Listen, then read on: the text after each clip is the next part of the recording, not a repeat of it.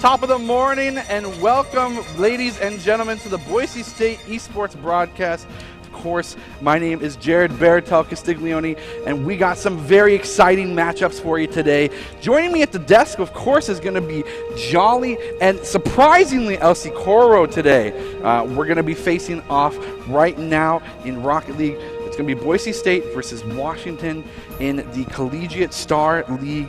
And if based off of what I'm reading right now, a little bit of the statistics, both of these teams are actually 6-1.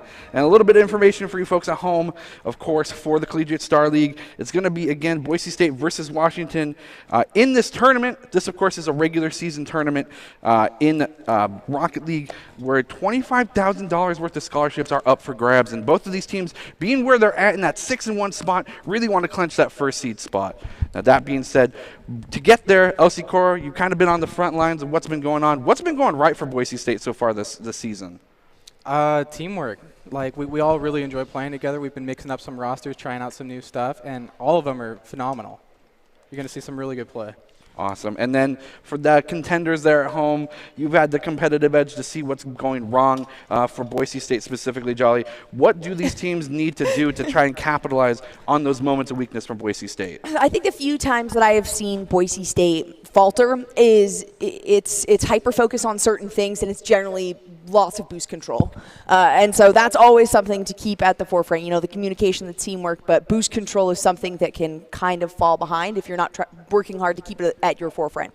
So the boost. Don't make me yell at you. No more yelling at the boost. And for the players that we have here on the Boise State side of things, it is going to be I do believe Cosmo Buster on the roster. There's going to be Wayton Peyton Wilkin, and then as well as Baynock. So a pretty strong roster. Of course, I love having Elsie Coro here on the desk, so he's going to be the MVP for the day for me, despite the performance there on the field. But that being said, as we do look at the graphic here, this is again going to be Boise State versus Washington. For those just joining, you got the notification that Twitch is starting the stream and everything. Washington, as well as Boise State, are 6-1 in this Collegiate Star League tournament, and this will be the determining factor for that first seed spot, as of course the crucial loadouts are going to be featured here from our side of the field. We're not going to see the bunny ears, unfortunately, because we don't have his ears. pocket up there. But I don't think anyone has something that they identify, like, because he even brings the bunny ears to wear on stage sometimes. Oh yeah, that's his thing. What do you guys? What are your individual favorites? What do you do to make it your own?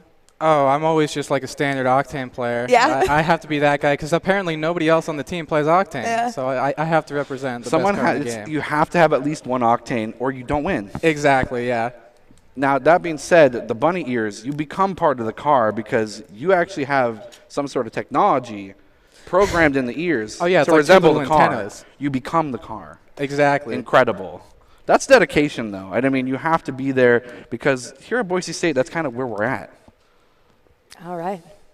Yes, we're getting into like game. We're getting into it's my game favorite. here. That's my favorite thing to hear in ears. Specific voices in our head that tell us what's been going on. Looks like we're shaping up here for the lobby, and the face-off will commence. All right, 5-minute standard, best of 7 standard. And C-Star League has been going very well for Boise State so far this year. We can see we're looking at a couple confusing names there, thank you, for Washington. It probably would have helped for me to have 2 contacts on it. We have one eye ready for the day.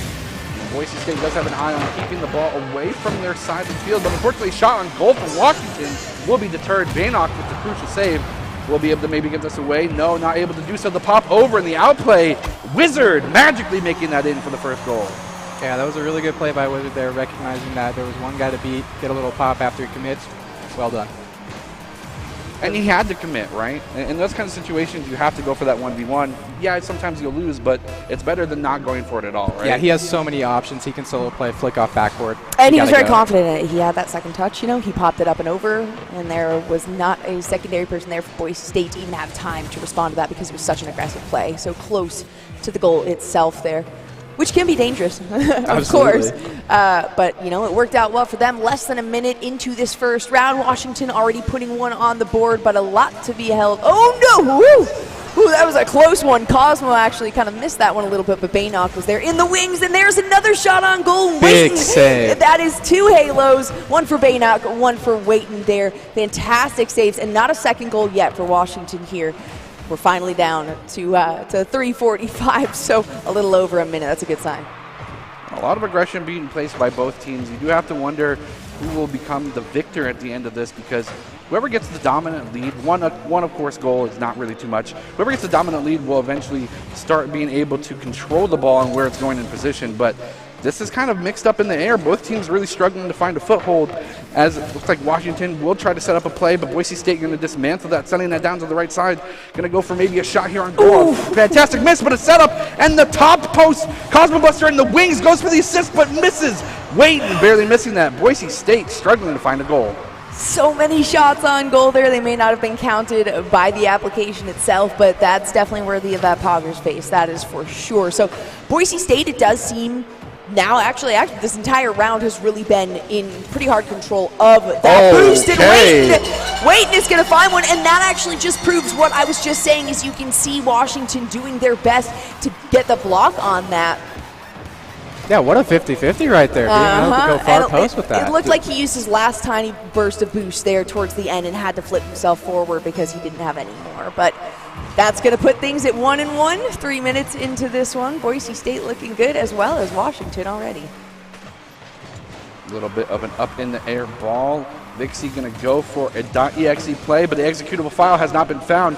404 is Waiton is going to go for the right corner, maybe mid-centering pass. Does not get to do so, as Rechnotech will dismantle that play as well. Wizard, again, going to be exactly where he needs to be, trying to make sure that he's not caught out of position again, as Boise State is seeing the ball on the orange side of the field, but not for long, as Waiton's going to go for it to set up, maybe to set up a pass here in the mid side of the field. No, it does get again stopped. And Washington doing a tremendous job of defending. Another shot on goal will be stopped by the side post, but they're not done. Boise State find this kill, and they go for the aggression, but miss it, and triple aggression and defense here from Washington will prove successful in their defense. That doesn't often work out. If you have three grouped up in the goal like that, and you've got aggressive play after aggressive play, rarely does the ball stay out of limits of that goal. And it looks like Washington managed to make that one work. So great communication across the board from everyone, all 6 members on the field right now. Nice tap to make sure it stays out of possession from the side of Washington. Boise State really wants to make sure that the ball is predominantly being touched by orange members, but those kind of long lobs here from Washington will give them enough time to set up a play downfield. Another attempt on shot, but Vixie was not in position, and Boise State has the chance to retaliate here. Does not seem that they are able to do so, as Washington is going to go forward. Rechnotech going for an assist or shot on goal, as Wizard is sent back into the defensive role. It looks like Vixie is as well going to be sent into the position to defend, but not able to defend well enough. Boise State unrelenting in their aggression here on the second half of the first round.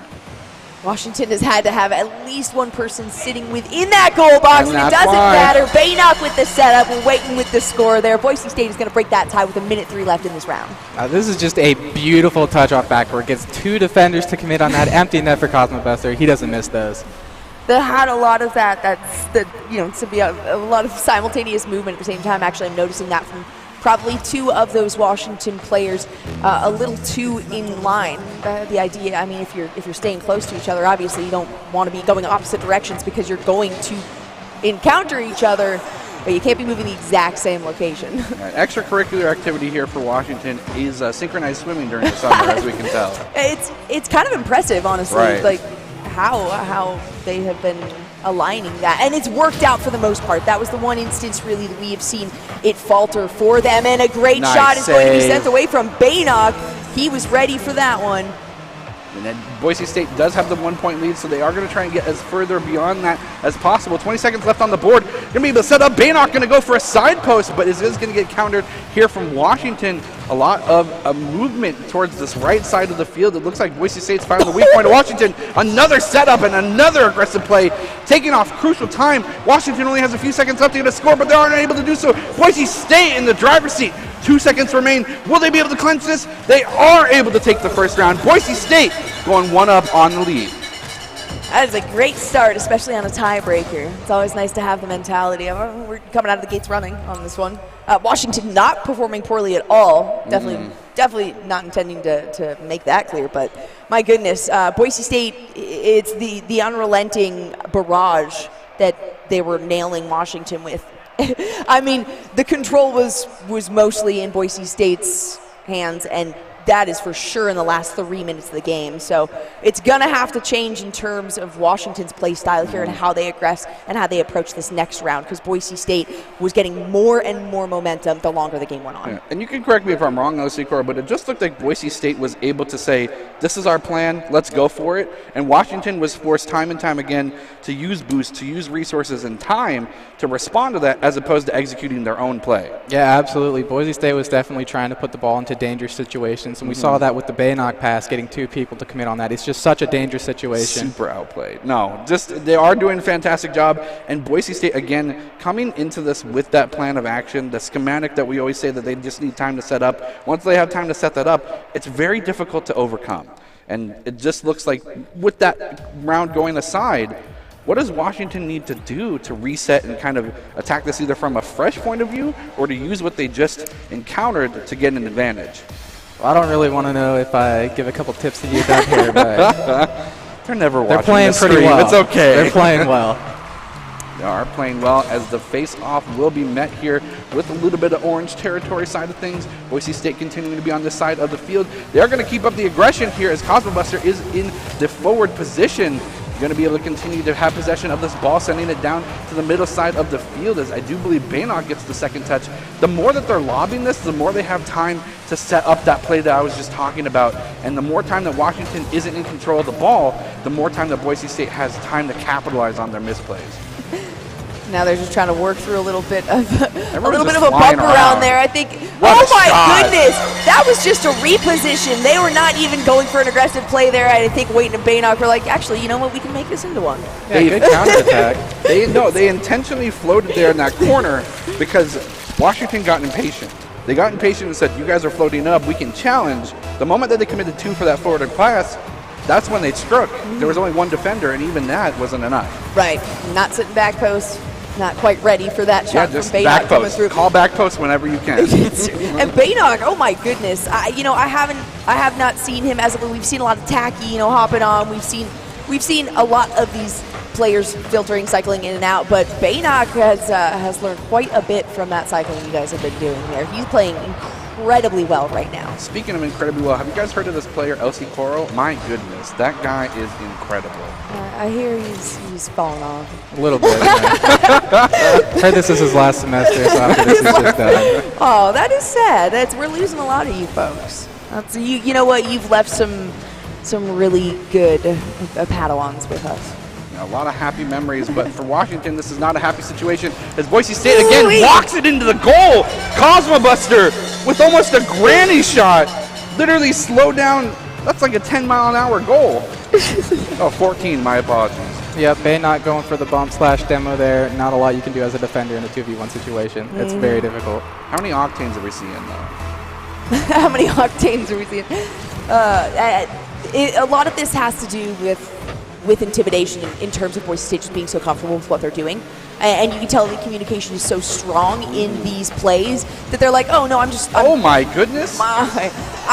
It's almost as though they know they're just distracting the other players. They're doing absolutely nothing beneficial for the team in terms of an actual play, but it ends up working very, very well for them. We're coming down now to 3 minutes about left in round number 2. Boise State up 2-0. Washington is really going to have to pick up their aggression here and find as much boost as possible. Ooh, that was a good little bump. Waiton not able to get that full boost there. He is in defensive position, though, and he doesn't need boost. He's waiting. Nice deny here from, I do believe Vixie to deny that corner boost. Boise State able to manage a lot of their opportunity in terms of resources, but them starting to get denied in those crucial corners might prove an opportunity for Washington to get some points on the board. But again, Boise State given the opportunity to be aggressive, goes for a shot and a little bit of an assist here. Baynock getting helped out from Washington. Yeah, great pressure into the corner. Cosmo's just there, off corner. Baynock there.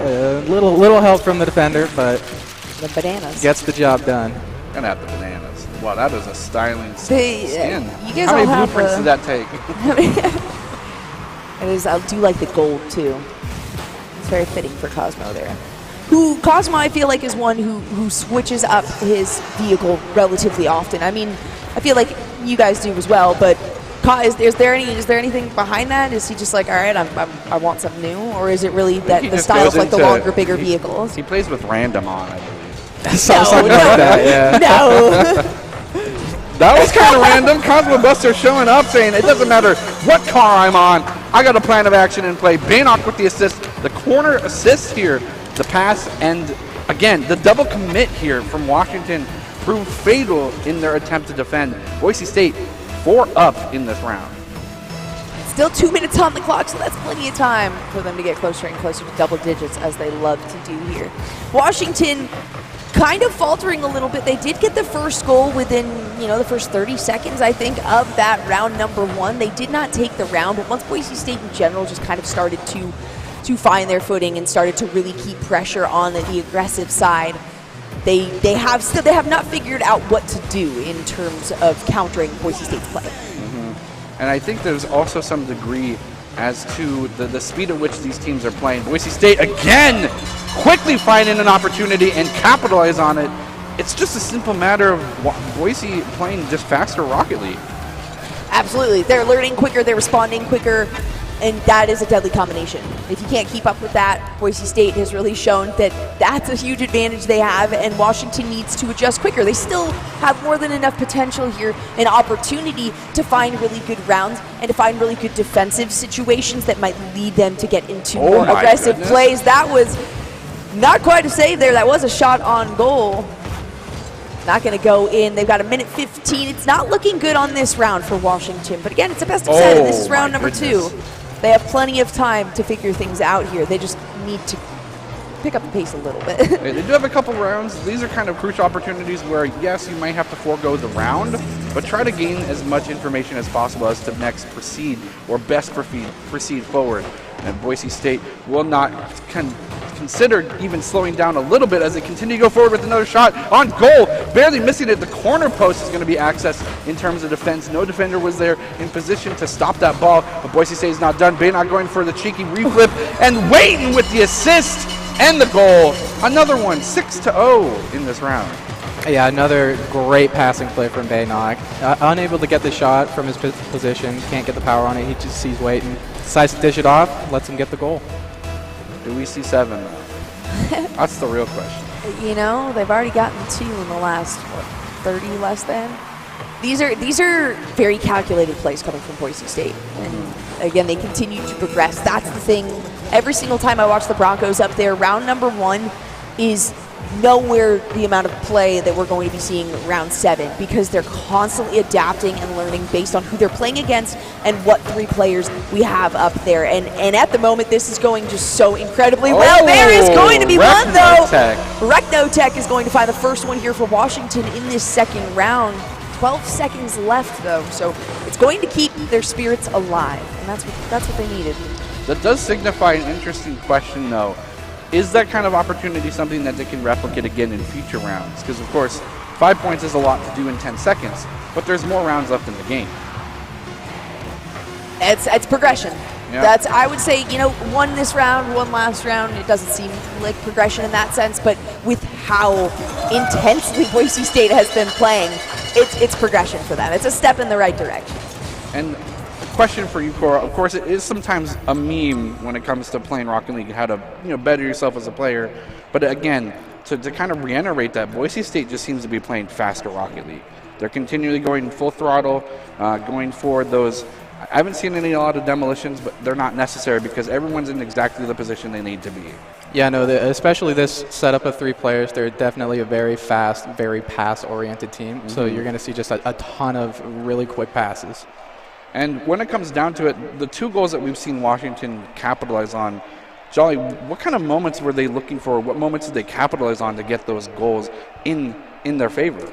I think, especially with the first one, it was one of those long shots or something. I think that first goal may have hurt them a little bit in that they've been overconfident in their play. I think they are finding those breakaway defensive plays where they can make an aggressive response to it, or they are in some sort of aggressive position. And the one in this last round, Boise State was just kind of it was like they were kind of lifting their foot off the pedal a little bit. And I don't want to discredit the goal that went over to Washington, but it's not as though it was the most amazing goal I've seen. Not something super methodical, right, kind of. But they're taking chance. advantage of those little instances and moments that they need to, and that's what's going to give them any victories here in the upcoming rounds if they can consistently look for those and make something out of them. And as we join this, for those joining us now at home, it is Boise State versus Washington in the Collegiate Star League for Rocket League. Boise State up 2-0 in this best of, I do believe, 7. We're going to continue to be a little bit aggressive. Best of 5, sorry, my apologies. I can't count. But as we can see here, it is 0-0. Oh, CSL, that's right. CSL is best of 5, so don't mind the little bars up there, because this could be the final round then for Boise State. And for Washington, obviously. Boise State leaving with a few more smiles. And this is just something to consider as well. As we talked about at the beginning of the broadcast, it's going to be something that determines the first seed place, as Baynock is going to get the first goal of the round. Again, fantastic play from Boise State to set up the pass. Cosmo Buster exactly where he needs to be, and Baynock with that backwards pass. The way that he manipulates the car, of course, just is phenomenal. That's not a wizard hat. It is not. It is It's a cowboy hat. Big old foamy looking cowboy hat. And that ball is sailing. There was a lot of boost put behind that hit. That was a good little touch there from Wizard. Nice aggressive play here from Vixie as there are pretty. Oh, there it goes for the shot, but Baynock is able to deny it. The top post will also stop the aggression here from the side of Washington, and that was a fleeting and glimpse into the next opportunity for them. But unfortunately, Boise State retaliates. A shot on goal will be deterred from Wizard himself. A magical save at that as well. It's a good sign for Washington, where 3:45 left in this round, and only 1 on board for Boise State. Don't jinx it. Cast your curse is a very real thing, as Boise State wants to make you eat your words. A shot on goal was barely defended from Wizard. The side post is going to be accessed, and the middle pass is going to be something that Rechnotech will look for in the future as well. Vixie not in position to capitalize on it, as Cosmo Buster looks to set up a play downfield. Does get denied. Here's Rechnotech again in the corner trying to center this pass. Does do so, but unfortunately the bump, the open goal, but where's Washington? There they are! Vixie tying up the series. An absolutely insane bump here. He gets the last defender, free net, good communication, good finish. Capitalizing on the one-man rotation and no one in the wings, just like you said, LC Coro. That bump being huge for Washington here. 3:15 left there. Didn't take much for Washington to follow through with one of those aggressive plays, so they just need to keep that up. That is clearly working very well for them. Boise State slightly faltering in terms of the cleanliness of these plays, these passes, but Washington is proving that their aggression can counter Boise State's. Is it enough, though? Oh my goodness. For them to make a dent in the series? Cosmo Buster, they are finding that top bar, and that is their best friend right now. It doesn't matter which team you're on. You're a fan of hitting that over the goal. 2:44 now. Boise State's really looking for something. They just want to break this tie. They don't want to have to go into overtime. They have not yet done overtime with Washington so far in this series. Tends to work out well for them, but some teams have overtime specialties, that's for sure. Some people talk about the golden opportunity, the underdog story, but you have to see maybe hopefully what team is able to get that overtime golden power. But unfortunately for both teams, there's a 2-minute delay here until we see that happening. Both teams struggling to find that 1-point lead to put them away from that opportunity, as Boise State struggling to find an aggressive foothold. Washington being the ones in the driver's seat this first time in the series. Oh! And as you say it, Waiton ensures that it will not last long. I hate to see it. Gonna knock that one in. A great bounce. Yeah, off the sidewall, defender. He was in a pretty decent spot to make the save. Unfortunately, it's just too fast of a shot through yet. Yep, exactly. That bounce play, and it did not go as high as I would have thought it would. And this is just the time where Washington in this round specifically has shown tremendous improvement over the course of the series. while they have possession and control of the ball. Boise State with the 1-point lead just need to deny the ball from being in the possession of blue members, and they will take this round themselves. And they do secure another point lead. Baynock with the assist here from Wayton Peyton Wilkin off the sidewall. I don't know how he does this. He does these consistent side or ceiling passes, and it's just huge. That was such a beautiful replay. I really hope that they did like a bro fist bump after that, because that was They bumped tires. And they are bumping tires here as an uncontested goal. Rechnotech capitalizing on the commitment from Boise State. It's a good breakaway there. Nice, and they do beat this. It does look like Cosmobuster had the intentions of getting the ball, does barely miss it here, and Rechnotech instantly capitalizes. A nice 1-point lead is what is left for Washington to tie up this for maybe an opportunity for overtime. Boise State struggling to find an aggressive foothold here at the second part of this round. Wizard and Rechnotech are being put in the defensive role as they are not able to get themselves in a good position. This might be it as Wizard goes for the centering pass. It does Wizard gets this goal off of, I do believe, So we skip this one. Let's just skip this one. Wizard with a fantastic play, great flip, and yeah. Right off of Baynock's But antenna. there wasn't, right off his bunny ears. And this is it, 1:22. Both teams again tied up, and this is a familiar situation for both teams, I'm sure. Both of them being a 6-1 contender in this Collegiate Star League means that they're no stranger to opposition, and they are able to fight to the nail if they are wanting to secure this first seed spot. Just about a minute is not a long time, but Washington has kept things even here. A lot of back and forth. Where was this? I don't want to be that guy, but where was this Washington team last round? They were so defensive. They were so afraid almost of making these aggressive, impressive plays that they've been making from the first second of this round right now. Yeah, this is definitely the 6-1 Washington that we wanted to be put up against, because when Boise State is their strongest is when they're put up against the fences, trying to press their metal and improve upon themselves in terms of players. And Boise State has 34 seconds to do so. Are they able to set something up? You can see they have a plan in action. That's why all players are in this weird position. They have something going on. Baynock going for a centering and long drive down the right side. He's going to go for a corner pass. He's not able to get it into the right hands as Cosmobuster is late to the rotation. Will Washington be able to capitalize? No, they will not, as Cosmobuster barely gets there in time. But this is not it. 10 seconds remain, and we may be able to see that golden goal opportunity, Jolly, that we were talking about. 5 seconds remaining left on the board, and Vixie wants nothing but Boise State to have no possession of this ball. It isn't up in the air. Baynock going for the tip. Will he be able to make it? No. He barely misses. Ran out of boost at the barely out of boost. Now this is a golden goal opportunity for those that are not familiar with Rocket League. Whoever gets this next goal will take the round, and if Boise State makes this, they will take the entire series, and they're looking to do so. But Vixie, a fantastic save from them, as Wizard is going to be Quidditch matching and flying through the air, trying to get themselves as safely away from Boise State's aggressive attacking front as possible. But they, again, are unrelenting. Both of these teams knowing that they have the driver's seat opportunity if they are the ones with the possession of the ball. Boise State going for a long con. Rechnotech going to be able to deny that. A shot on goal from Cosmobuster with the assist from Baynock, and Wayton Peyton Wilkin waiting for the perfect time to strike. Unfortunately waited possibly a little bit too long, as Washington now has possession of the ball, goes for a shot on goal, does miss so. And the boost and the dust has settled just a little bit for me to catch my breath, if you will. Almost a minute now into overtime, and I mean a lot of aggression on either side. And we were hoping for the consistency in this more positive Washington play, and that is what we're going to get now. Boise State's defense has not been as big of a focus because there have not been as many aggressive plays before this round from Washington there. And so now they're trying to have to readjust their own focus, not just going for, you know, sneaky, tricky plays all the time. Oh, no! Oh, my goodness, the save from Wayton, though. Boise State was able to pick up some boost off of that. And this is exactly what you need to see in terms of a team. The communication might be proving pivotal here as they continue to go forward with their plan. These side passes, these ones going intentionally to the wall, are ones of those that are supposed to be centering for the shots on goal to happen just like that. But Vixie was in the wings trying to deny it as Wizard, as well as it looks like Vixie putting up the forward front.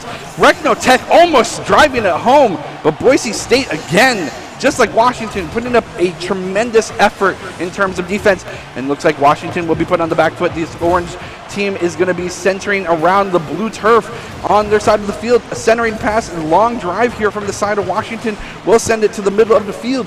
Both teams struggling to find this 2 minutes in, and both teams at the nerve's edge. Unfortunately, that centering pass was not one to find a person to back that up. A shot on goal, and Vixie! Right off the assist of Rechnotech. And it was a great defensive play there for Boise State. They knocked it back once. It was waiting there. Oh, I thought he actually had a double back. That was a great play, and Washington is going to take a round for themselves. They're not going to give it over to Boise State that easily. No, and again, this is why these two teams are both 6-1 so far in this Collegiate Star League tournament.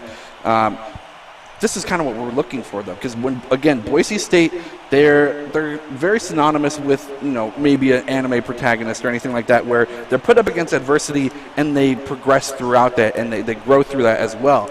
Now, that being said, this kind of does give a little bit of cautionary tale to Boise State's success. They took the 2-0, but are they able to close it out now that Washington has a plan of action put together?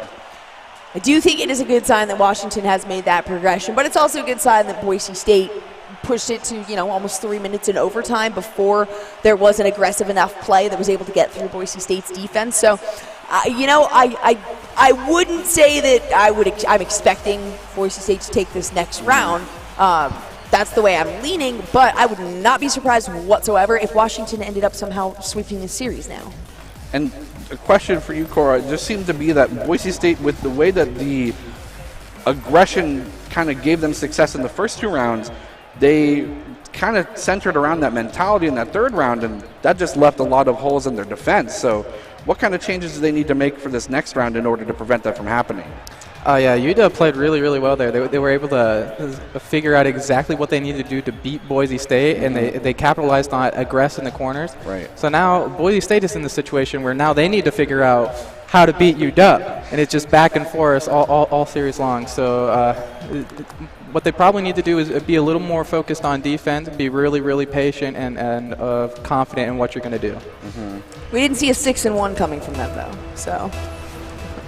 You know, we do, of course, have another game as we hear the timer going off. They are going to continue to fight for this next score. The face-off is going to be met in terms of Boise State's favor, and Wayton going for demolition might be able to offer an opportunity in terms of a man disadvantage for them to go forth and get a goal, but it is shortly sent back into Boise State territory as Wayton is going to take the ball. Baynock's going to go forth and get a pass back to Wayton. Going to go back down and send it back into Washington territory as they are maybe going to set up a centering pass here for Cosmobuster. He's waiting for the perfect opportunity. Does he get to do so? A nice tip here from him, and another assist from Baynock. Dismantled from Vixie. And Washington, again, doing a tremendous job defending against Boise State's aggressive front. Woo-wee, what a shot there. Vixie is going to find another halo for himself there, preventing Cosmobuster from locking in the first one, but Wayton did manage to find that follow-up assist going over to Cosmo. Yeah, nice powerful shot off the ground here. It's 47 miles per hour. Defender gets a little touch on there. Hard save. Hard save. That corner's, I mean, you can live or die by the corner essentially, and it's hard to do so, but when it comes down to it, Boise State realizing that these centering passes are not necessarily working out, or they're able to draw a defensive front here from Washington, immediately capitalize with a corner shot, a bank shot if you will, and give themselves a lead for what seems to be the first time in a long time. Last round going to be almost tied up the entire set, and Boise State comfortable with this lead, but not comfortable enough to take the foot off the gas pedal as Baynock was trying to challenge the attack, does not do so, but Cosmobuster is able to stop the lob here from happening from Washington. They are scrambling to get this ball off the blue side, and Wayton again from the side of the field. These corner shots dismantling Washington. Yeah, this looks exactly the same as the first goal. Weird. Another great placement, great power. Yep, it really Again, does. a very hard save. And two defenders there for Washington this time. Didn't work with one, didn't work with two. So you we'll should see be if able the to next like shot stand that. on each other's proverbial shoulders in this game as cars and be able to be like a big blocking force, but not an opportunity for Washington yet in this game. Unfortunately for them, losing 2-0 in this first 2 minutes of the game, they do need to keep up some sort of semblance of a plan as they did in the last round. It's hard for them to do so with Boise State being so aggressive and keeping the ball away from them entirely. We've seen what they can do in just over 3 minutes, though. Boise State feeling pretty good here, and they're continuing these aggressive plays, and I'm not sure exactly what may have changed for Washington because they've kind of fallen back again to the defensive plays. They had a moment of bravery in the last round, and of course it gave them the round win, but now it does seem like they are back in the cautionary way that they're hesitating. You know, in other games there's a quote, the hesitation is the seed of defeat. What would you think the mentality shift would be? Is it because there's a potential to lose this? Elsie Coro, you're the resident expert in this. What kind of thoughts are going through the players of Washington's heads?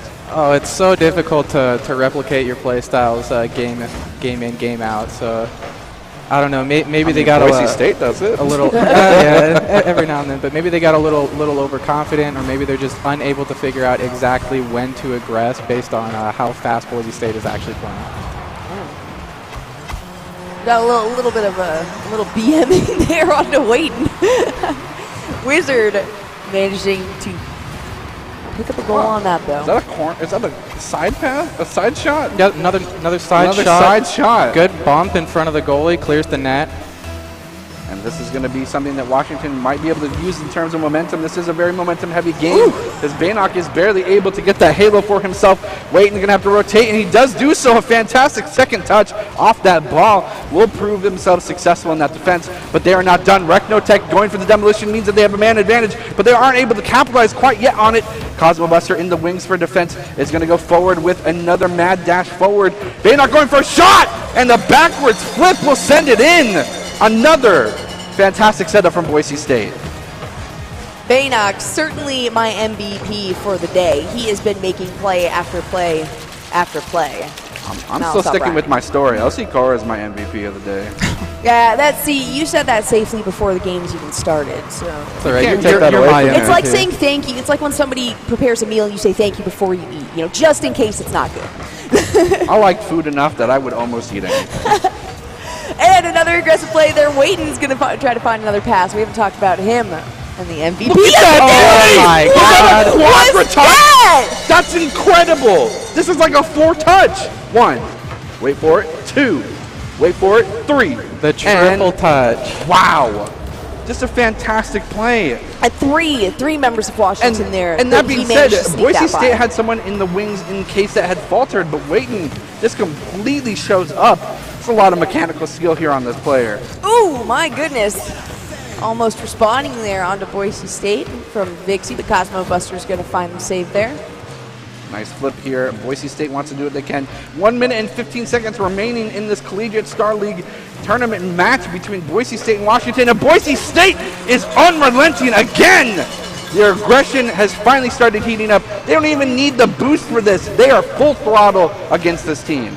Yeah, another double commit from UW. And the kind of getting in a little bit of a panic state, so all they need to do is reset, get back to what they need to do to win, get the demos, be really aggressive on the side and in the corners, and they have a chance. Not to inspire any sort of cast or curse, but from this point, a minute left, 4 goals to make. Elsie Coro, what does Washington need to do to change? They need to get back into what they were doing in Game 3. Being super, super aggressive, getting bumps and demos, and just keep going. And it looks like they want to keep the aggressive front. This is the first time in a long time this ball has seen orange side of the field. They are going to go forward as Wizard tries to go for a tap of Waiton, as well as Baynock are going to be able to defend.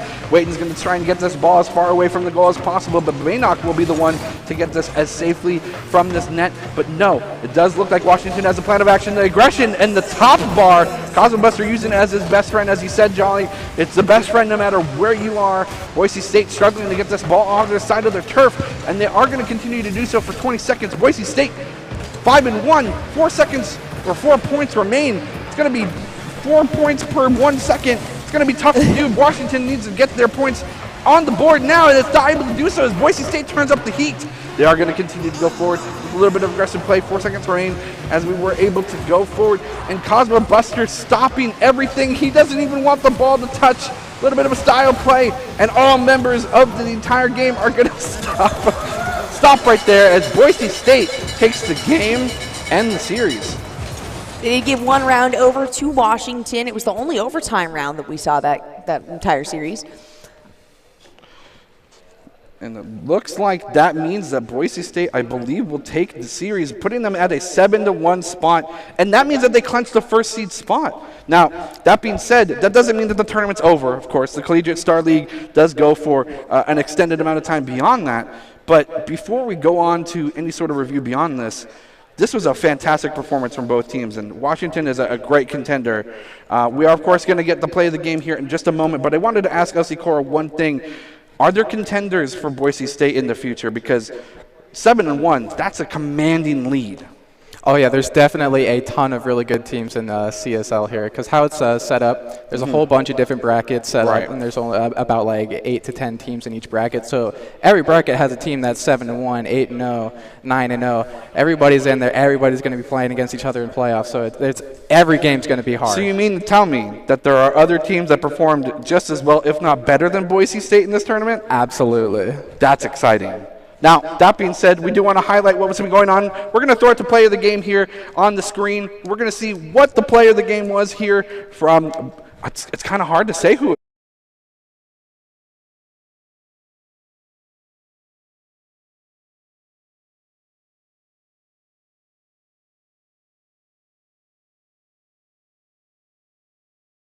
And the backwards flip will send it in. Another fantastic setup from Boise State. Baynock, certainly my MVP for the day. He has been making play after play after play. I'm still smiles. And this is just something to consider as well. As we talked about at the beginning of the broadcast, it's going to be something that determines the first seed place, as Baynock is going to get the first goal of the round.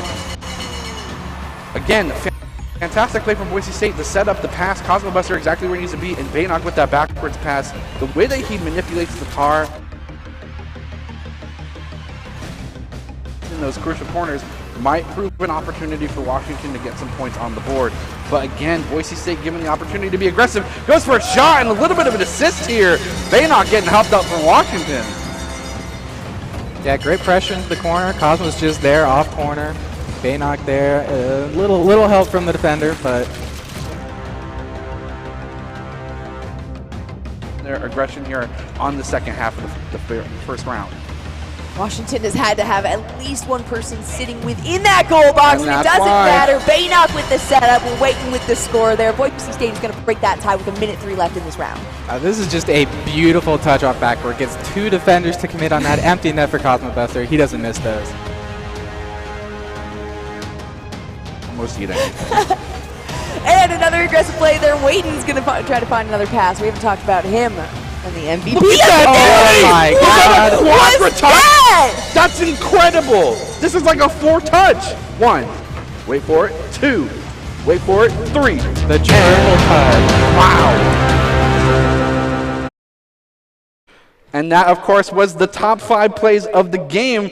Based off of those results, it's going to be hard to kind of determine a player of the game, but I think we've narrowed it down. It's going to be, of course, the Idaho Central Credit Union Player of the Game, awarded to none other than...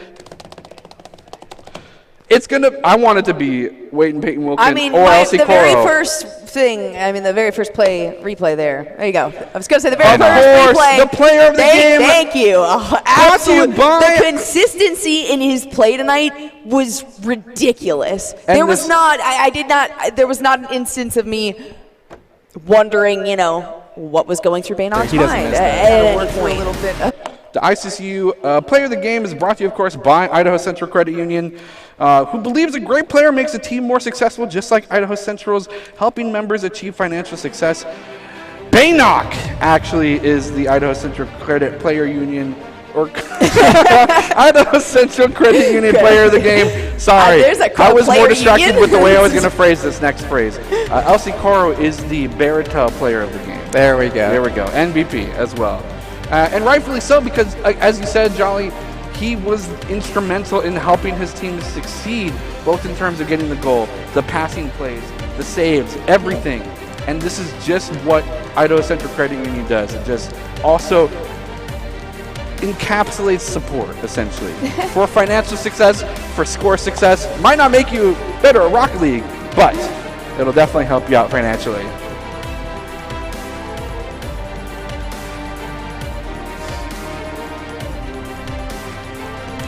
And he just, again, did a tremendous job in terms of setting everything up. Every team member doing what they can, and when it comes down to it, they just were able to get that plan of action put together. Elsie Coro, you can speak more of it. What does it mean to be such a important cog in the machine that is Boise State's success? Personally, it feels really good as an individual, absolutely. But yeah, being able to help your team succeed in every single way possible is just phenomenal. Being able to make saves, set up plays, score goals when you need to. It's just really good to have a really solid player like Baynock in the game. And I definitely agree. And there they are right there, the player of the game featured with the rest of his team members. Again, all contributing members in the successful Collegiate Star League series for Rocket League. But that's not it. We have some more Rocket League coming up here in a little bit. And that means more goals. That being said, we're going to be back in roughly 5 minutes. I'll be here. Will you?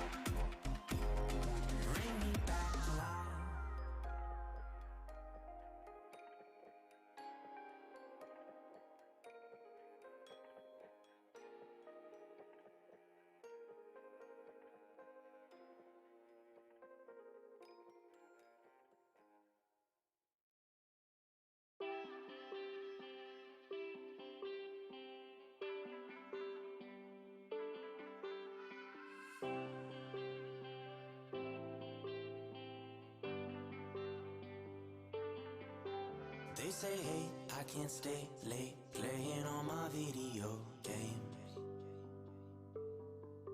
You got things to do. You need to wake up early and read the morning news.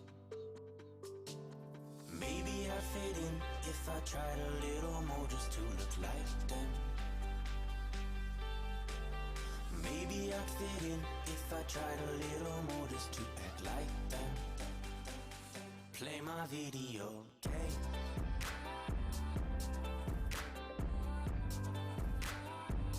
Play my video game. Play my video game. Play my video game.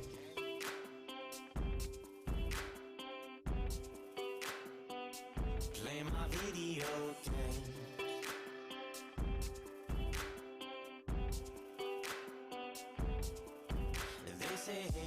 can't spend all my money on my deadbeat friends. They need things to do. They need to go out and look for jobs, and you do too. Maybe I'd fit in if I tried a little more just to look like them. Maybe I'd fit in if I tried a little more just to act like them. Play my video game.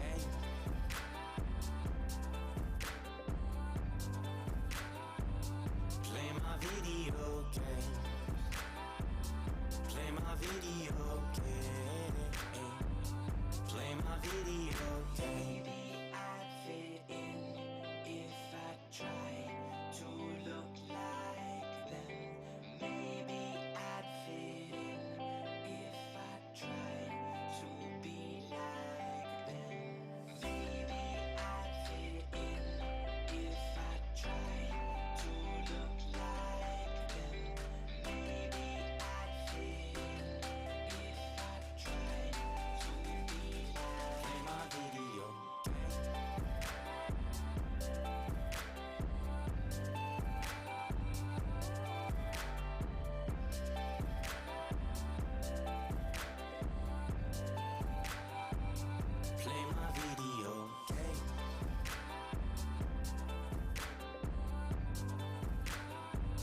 Play my video game. Play my video game. Play my video game.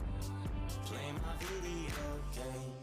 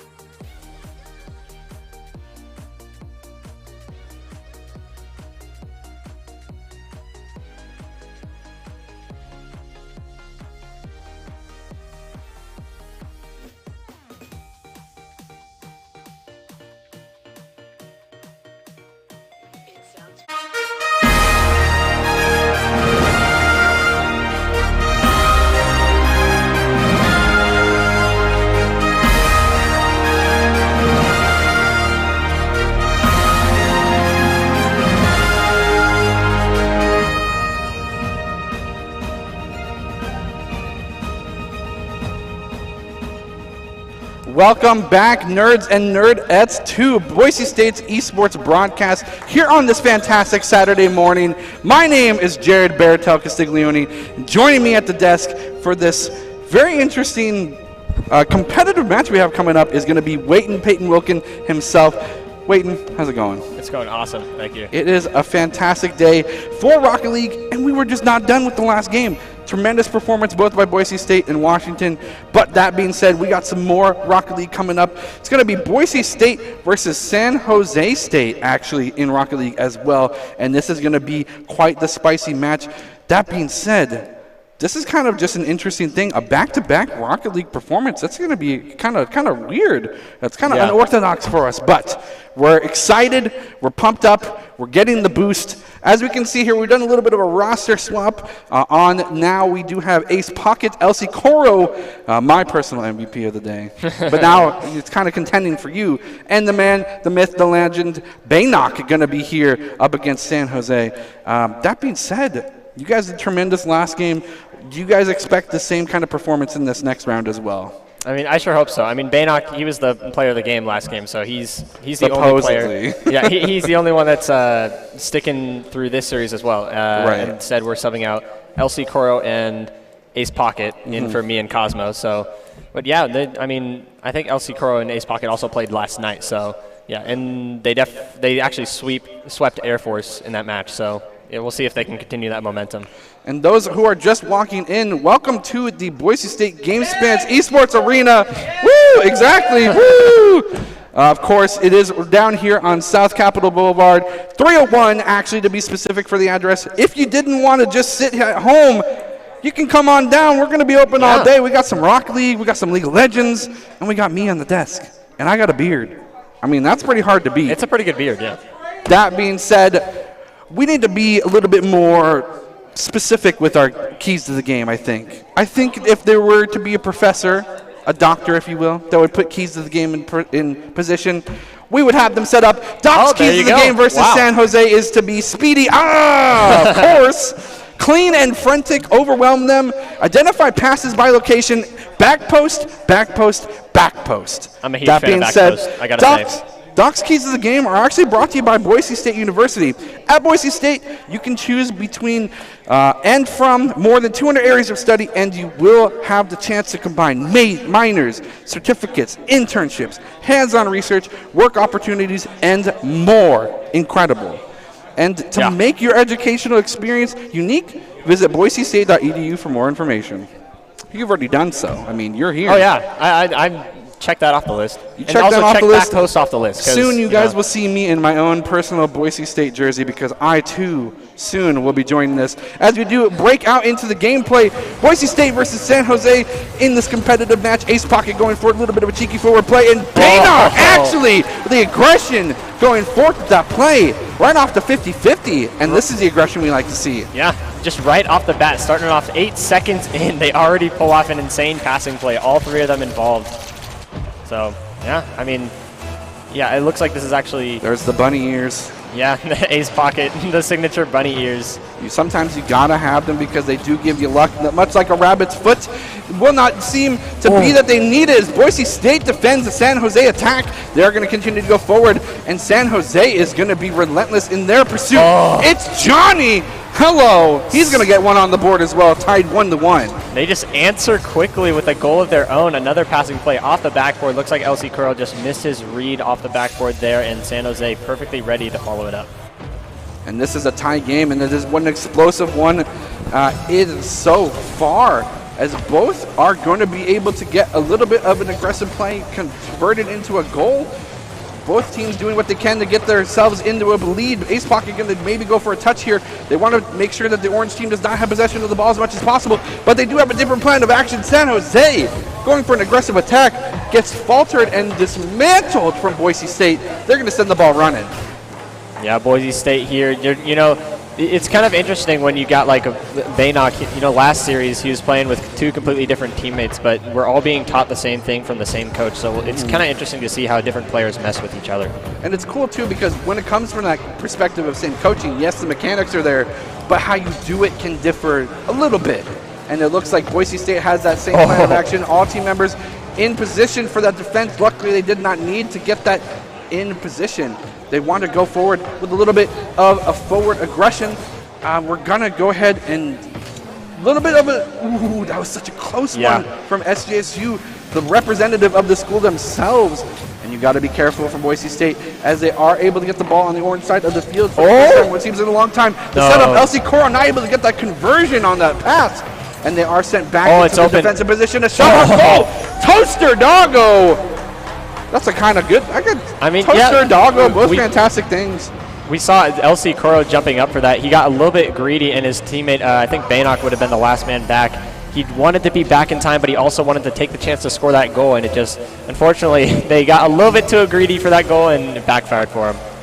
Boise State doing what they can to get themselves back in the lead. Ace Pocket going to go for a setup off this corner. A centering pass. Boise State not able to get in position for that. LC Core going to keep that, going to go right back off that side corner. We've seen this play so many times, but it does look like San Jose has seen this play before, and they know how to counter it exactly. They have a plan of action of their own, and they're going to send it back into blue turf.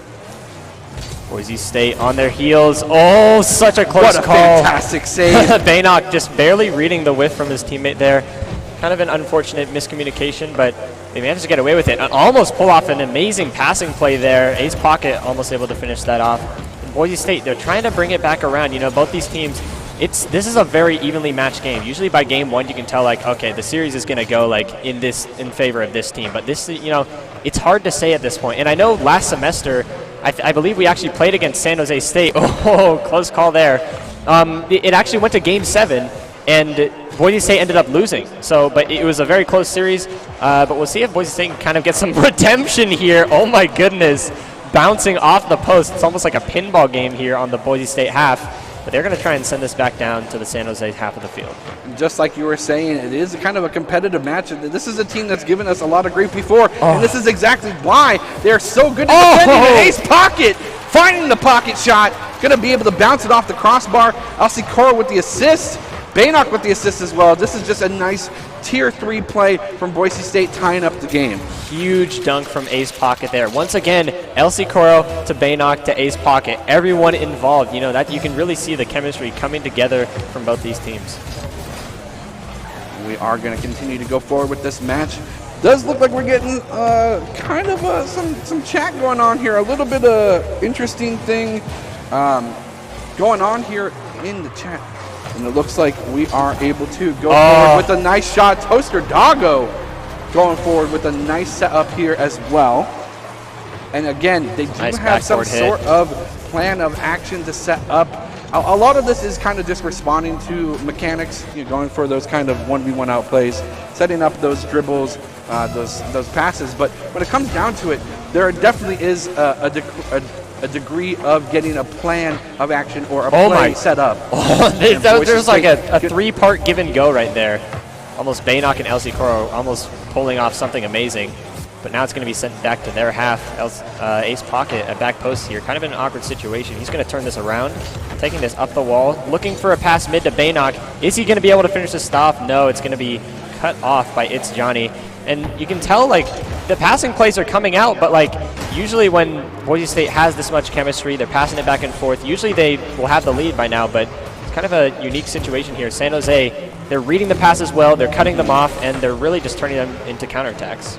Yeah, definitely want to make sure that they go forward with that communication, and they are doing so. But beyond that, like you were saying, it's hard for them to capitalize on these moments of these passing plays. Even a 2-3 man pass play isn't enough for them to kind of sneak it by the defense of San Jose. And they, of course, only have 40 seconds left to get this game tied up. Are they able to do so? Baynock's going to go forward with a little bit of defense. Elsie Cora going to help him out as much as he can. They are going to go forward with a little bit more of that defensive play, but they need to get this ball on the side of the orange field. They aren't able to do so, but they want to make sure that they get this side pass off the wall. Are they able to do so? The demolition does put a lot of smoke screen here. Again, off the wall. They're going to go for San Jose having possession of the ball, and this corner position is going to be dangerous for Boise State as they only have 5 seconds left to get this tied up. Yeah, you see, I actually was I was owing about that insane carry from It's Johnny. Oh my goodness. Almost an insane redirect. It's still up in the air. Oh, what a save. They might be able to turn this around. It's still on Boise State's half. As soon as it touches, and there it is. San Jose State. They just put it down. That was like such a close ending there, but it's 3-2 the entire match, and then it's on Boise State's half. That can be pretty panicky in that situation for both teams. Sometimes San Jose State, they might be thinking, okay, let's just let it drop, or maybe they want to get another one to put the momentum into the next game. So different teams have different strategies for ending of the games like that. But right, and when it comes down to it, again, this is a game kind of based around momentum. The fuel kind of being the incentive behind that. It does kind of center around this. We have this particular strategy that we do like to enact. And as you were saying, these pass plays that Boise State wants to go forward, they were not able to get those capitalized or converted into goals because San Jose does a tremendous job of blocking those. The 4 shots each, actually, which is insane. Yeah, that's a lot of pressure. It's a tremendous amount of pressure. You can really tell. I mean, a lot of the time it does come down to like who has the most shots, but like every so often, sometimes teams will get over aggressive with shots or like getting too many passes in there, and they'll get some counterattacks. And we did see some of that from San Jose State, but they also had a lot of shots, so they kind of had both ends of the stick here. So we'll see how Boise State adjusts in the next game. A famous athlete. I don't know if you ever heard Michael Jordan. I believe he said something along the lines of you miss 100% of the shots that you never take. Yeah. And if you never take any shots in Rocket League, of course you're not going to have any goals. And not being able to get those goals converted after getting those passes is something that if San Jose can continue to utilize to gain the lead in the remaining rounds, Boise State losing the 50-50 here as they do see the ball again on familiar territory, but they do not like to see this on the blue side of the field as they continue to go off this corner side. Going to go for a centering pass, and unfortunately for them, Toaster Dago is going to go for a nice carry. Again, preventing Boise State from even touching the ball. Oh, yeah, I mean, Boise State, it seems like they're trying to switch something up here, you know, maybe some miscommunication there. Looks like Baynock went for it at first, and then he backed off to leave it for Ace Pocket on that one defensive read, but Ace Pocket didn't even end up hitting it. You know, there's some sort of miscommunications going on here, and Boise State just already almost the entire first minute of the game completely on their heels. They've got to change something up. Now, in this kind of question, what do you do? Because, I mean, when it comes down to it, San Jose is being aggressive. How do you prevent that from happening, and how do you turn it into something favorable for your team? Sometimes, like, you want to have, like, one person cheat upfield, and then you can pass it up to him for a redirect, or sometimes you can just wait for some sort of offensive mistake from San Jose and then possibly turn it into some sort of counterattack. So it really depends. Some teams have different strategies, and you're trying to read, like, what sort of idea each team is going for. Are they going to try and take advantage of mistakes of the other team, or are they going to try and open up those opportunities on their own? And it does look like they are going to continue to go forward with that aggression. Ace Pocket, like you said, trying to be that sneaker on the other side of the field. They are trying to see the ball on the orange side, but it's just not something that they're able to get. And again, San Jose keeping up that aggressive front, almost stalwart in their aggression. And it's almost as if this map's cut in half. There's just a wall between the orange and blue side of the field, and Boise State just can't seem to break through that wall. Yeah, I mean, 2 minutes into the match here, and there's the first shot. Wow. Baynock with the San Jose pass, the 1-2 punch. San Jose with all the pressure, and then Baynock, basically the first shot of the game for Boise State, fits it right in there in that front post.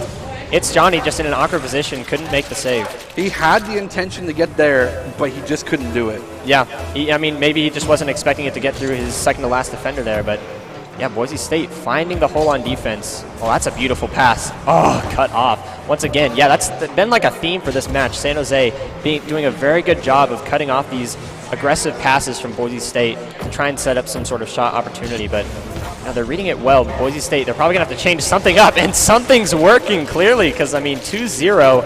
Very nice play from Baynock down mid off the backboard. Perfect for Ace Pocket. Top right corner. That was beautiful placement. Good read, good mechanics, and beyond that, good communication. And again, this is such a momentum-based game. Boise State, that first goal, were able to pick up quickly a second one as well. And with only 3 minutes left remaining in the game, you do often want to give roughly, 30 to 45 seconds for each goal to be contested. That's the sort of idea I go for. Yeah. Right. It's typically what you want to see, but this means that there is a tremendous amount of time for Boise State to either garner this lead a little bit further as they go for another shot, but the defense here from San Jose is just in the nick of time, and they are going to turn this into an aggressive play. It is going to get shot down as Boise State goes for it. Oh my goodness, no! SJSU, exactly where he needs to be, reads the defense rotation and capitalizes on it off of this top bar. Again, fantastic job. LC Coro intending to go for the block, just barely misses it. Yeah, Boise State actually had 2 defenders in net there. You want to have one person going and one person stay probably near back post, but in that case, you know, that'll just happen. 2 defenders in net, no one pushing, almost a free shot as long as you don't put it at the 2 defenders in net. So very nice job there. Good placement from San Jose. We're going to get a little bit of a different camera angle as we see what the intention of these players are. Going for just that kind of one perspective is hard to do when you're looking at the grand view of everything going on. Boise State struggling to find another foothold as they are again to being aggressed on from San Jose, and they are going to continue to try and defend this the best they can. Boise State with the 1-point lead, 2 minutes remaining in the game specifically. They want to make sure that they're getting this as far away from their goal as possible, but they're not given the opportunity. It's Johnny going for another shot off the ceiling. They are struggling to find that side control, and it's been very tricky for them to garner as San Jose is doing a tremendous job both in boost management. Oh my gosh, a fantastic shot on goal from Baynock, and that's the kind of pressure Boise State can use to swift the momentum. Are they able to do so as Baynock again is exactly where he needs to be to stop that progression. He wants to swing everything in favor of Boise State. LC Cork going for an assist. The bounce pass is not enough, but the third touch is it enough? No, right off the sidebar. Barely escaping the net here as Boise State turns up the heat. Not able to capitalize, but they are taking crucial seconds off the clock here. Yeah, they've got the lead. I mean, it'd be nice to get some sort of insurance goal here, but there's only a minute left. You know, sometimes you just want to run down the clock and play your, like, just cut your losses at least. But, you know, Boise State doing a pretty good job of playing pretty neutral here, keeping some pressure towards the end of the game despite being on their heels for the entire first half, basically. And they are maybe going to see an opportunity. Baynard going for a shot, but it does look like it's SJSU finds the read, knows he's going to go for a shot there. But again, 37 seconds remain in this particular game. Boise State with the 1-point lead. It is not enough for them to feel comfortable, but it is enough for them to take the round if they are able to deny any sort of progression from the side of San Jose. LC Cora going for a pass back to the side corner. Baynard going to go forward, trying to get the pass here. Another off the side, a centering pass, but is it enough? Boise State getting demolitioned, meaning that they do have a man disadvantage. And Baynard again doing what he can to try and be the catalyst. A nice pass. Is it enough? No, they do not convert it. That sidebar being a little bit too tricky. 3 seconds remain. They just want to keep it on the ground as Boise State will clench this if this touches the ground with the 1-point lead. They do take the second round. Wow. I mean, the entire first half, SJSU 100%, all the pressure. And then Boise State, they may have had like less shots or less pressure like as far as time in the match, but they made it count when they had it. So very good job from Boise State to remain collected on defense and make their shots count, have good placement on offense. Look who rolled into the building. We actually have a special guest, Mountain Home High School. How you guys doing? Yeah, that's what I like to hear. Welcome to the broadcast. You guys are welcome here almost anytime. Love to have you here. Love to have you for this Rocket League game and for the remainder of the day. It looks like a little bit of turmoil of defeat there as we're looking at the arcade block that we just got, the recent Fighters of the Storm. I almost want a cast from over there. Like, put a camera over there, put a mic and a light over there. I'll do it from there, no problem. It's super fun. It's a tremendous atmosphere here. And that being said, we don't want to look over the last round. Definitely drastically different. Boise State taking this one 7 shots. That's a tremendous amount. I mean, more than 4. Especially like compared to last game. Right. Like they definitely had less than that. Like probably about half or even less than that. So, I mean, they definitely changed something, switched something around, and it seems to be working out. Now, that being said, much like the last game versus Washington, you know, it's kind of a checks and balances system. This game is kind of similar to that of a chess match where a play will be made, you'll garner an advantage, and then it's up to your opponent to either recognize your intentions, come up with a counter plan, and then either capitalize on it, figure out moments of weakness, things like that. This game is so instrumental in that regard where they want to make sure that they're able to go forward with trying to get that kind of strategic advantage. And we are working through a little technical glitch. So that being said, we want to make sure we want to recover all our bases here. Boise State wants to do what in the future rounds to continue to garner success? What are they doing well, and what do they need to cover in terms of weaknesses? Yeah. So, all right, it looks like we're going to jump into this match here halfway through. A little bit of a technical glitch, but it looks like it's still 0-0 actually, So both teams doing a really good job in terms of keeping up the aggression, as it is 0-0, meaning the defense and the aggression is metered on both sides. Boise State doing what they can. The rabbit ears may not be enough as they are put up against the wall in terms of their aggressors. We would normally see some sort of point lead from Boise State, but they are struggling to find one. Ace Pocket is going to go for a nice defense. Baynard doing what he can to try and get this ball on the other side of the field. And they aren't able to do so. LC Coro barely in position. Nice rotation from him to be able to block that shot. And SJSU, again, doing a phenomenal job keeping up this forward momentum. Boise State doing a great job. There was a close call in front of net there. Ace Pocket getting a little bit of a mechanical mistake, but LC Coro, he's there to back up his team. They know each other so well, especially Ace Pocket and LC Coro. They've played together for so long, and they know what each other are capable of. So, how many games do you think they've played together? Hundreds, maybe thousands. Wow. I know they've played for years together, so they've got that chemistry down. They know what each other are capable of. So. Now, when it comes down to it, especially with new players joining, how long does it take to kind of garner that chemistry? It actually really depends, per player. Sometimes teams have really good natural chemistry together, they work really well. They have similar play styles, or maybe play styles that fit really well together. Oh, LC goodness, Coro. the long con, LC Coro Probably a finding good an example. edge. Continued aggression, and again, shots on goal will eventually give you the opportunity to get one.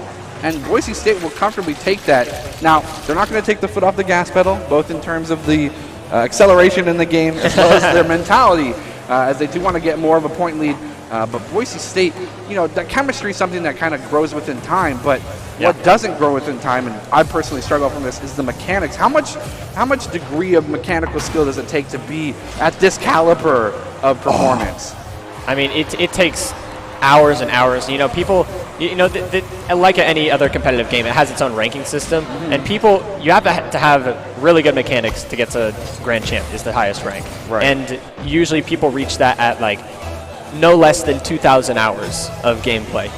That's usually around what it takes. How many? So, 2,000 hours. So everyone in this game has spent so much time. Rocket League's one of those unique games where it's like there's nothing like it. If you love it, then you love it, and that's gonna be one of the only games you're playing. So, all these guys so talented.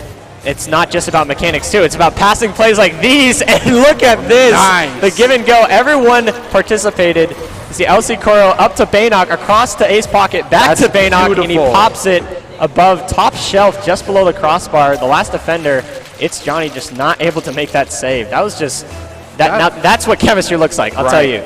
That was just, I think that was 4 passes in that one play, which even at Grand Champ, the highest rank, even that's impressive.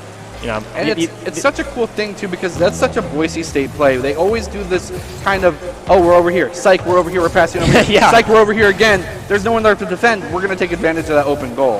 Yeah, especially when your camera's locked on that ball, sometimes when the ball's traveling back and forth, you can't tell what's going on because the play's moving so fast. Yeah. And that can be pretty disorienting at times. Usually you want to position yourself back post, but if the ball is positioned on the other side of the field, then back post depends on which side of the ball is on. So it may be changing. So you're constantly changing your position in net, and it can be so disorienting when you're trying to move back and forth and read the play.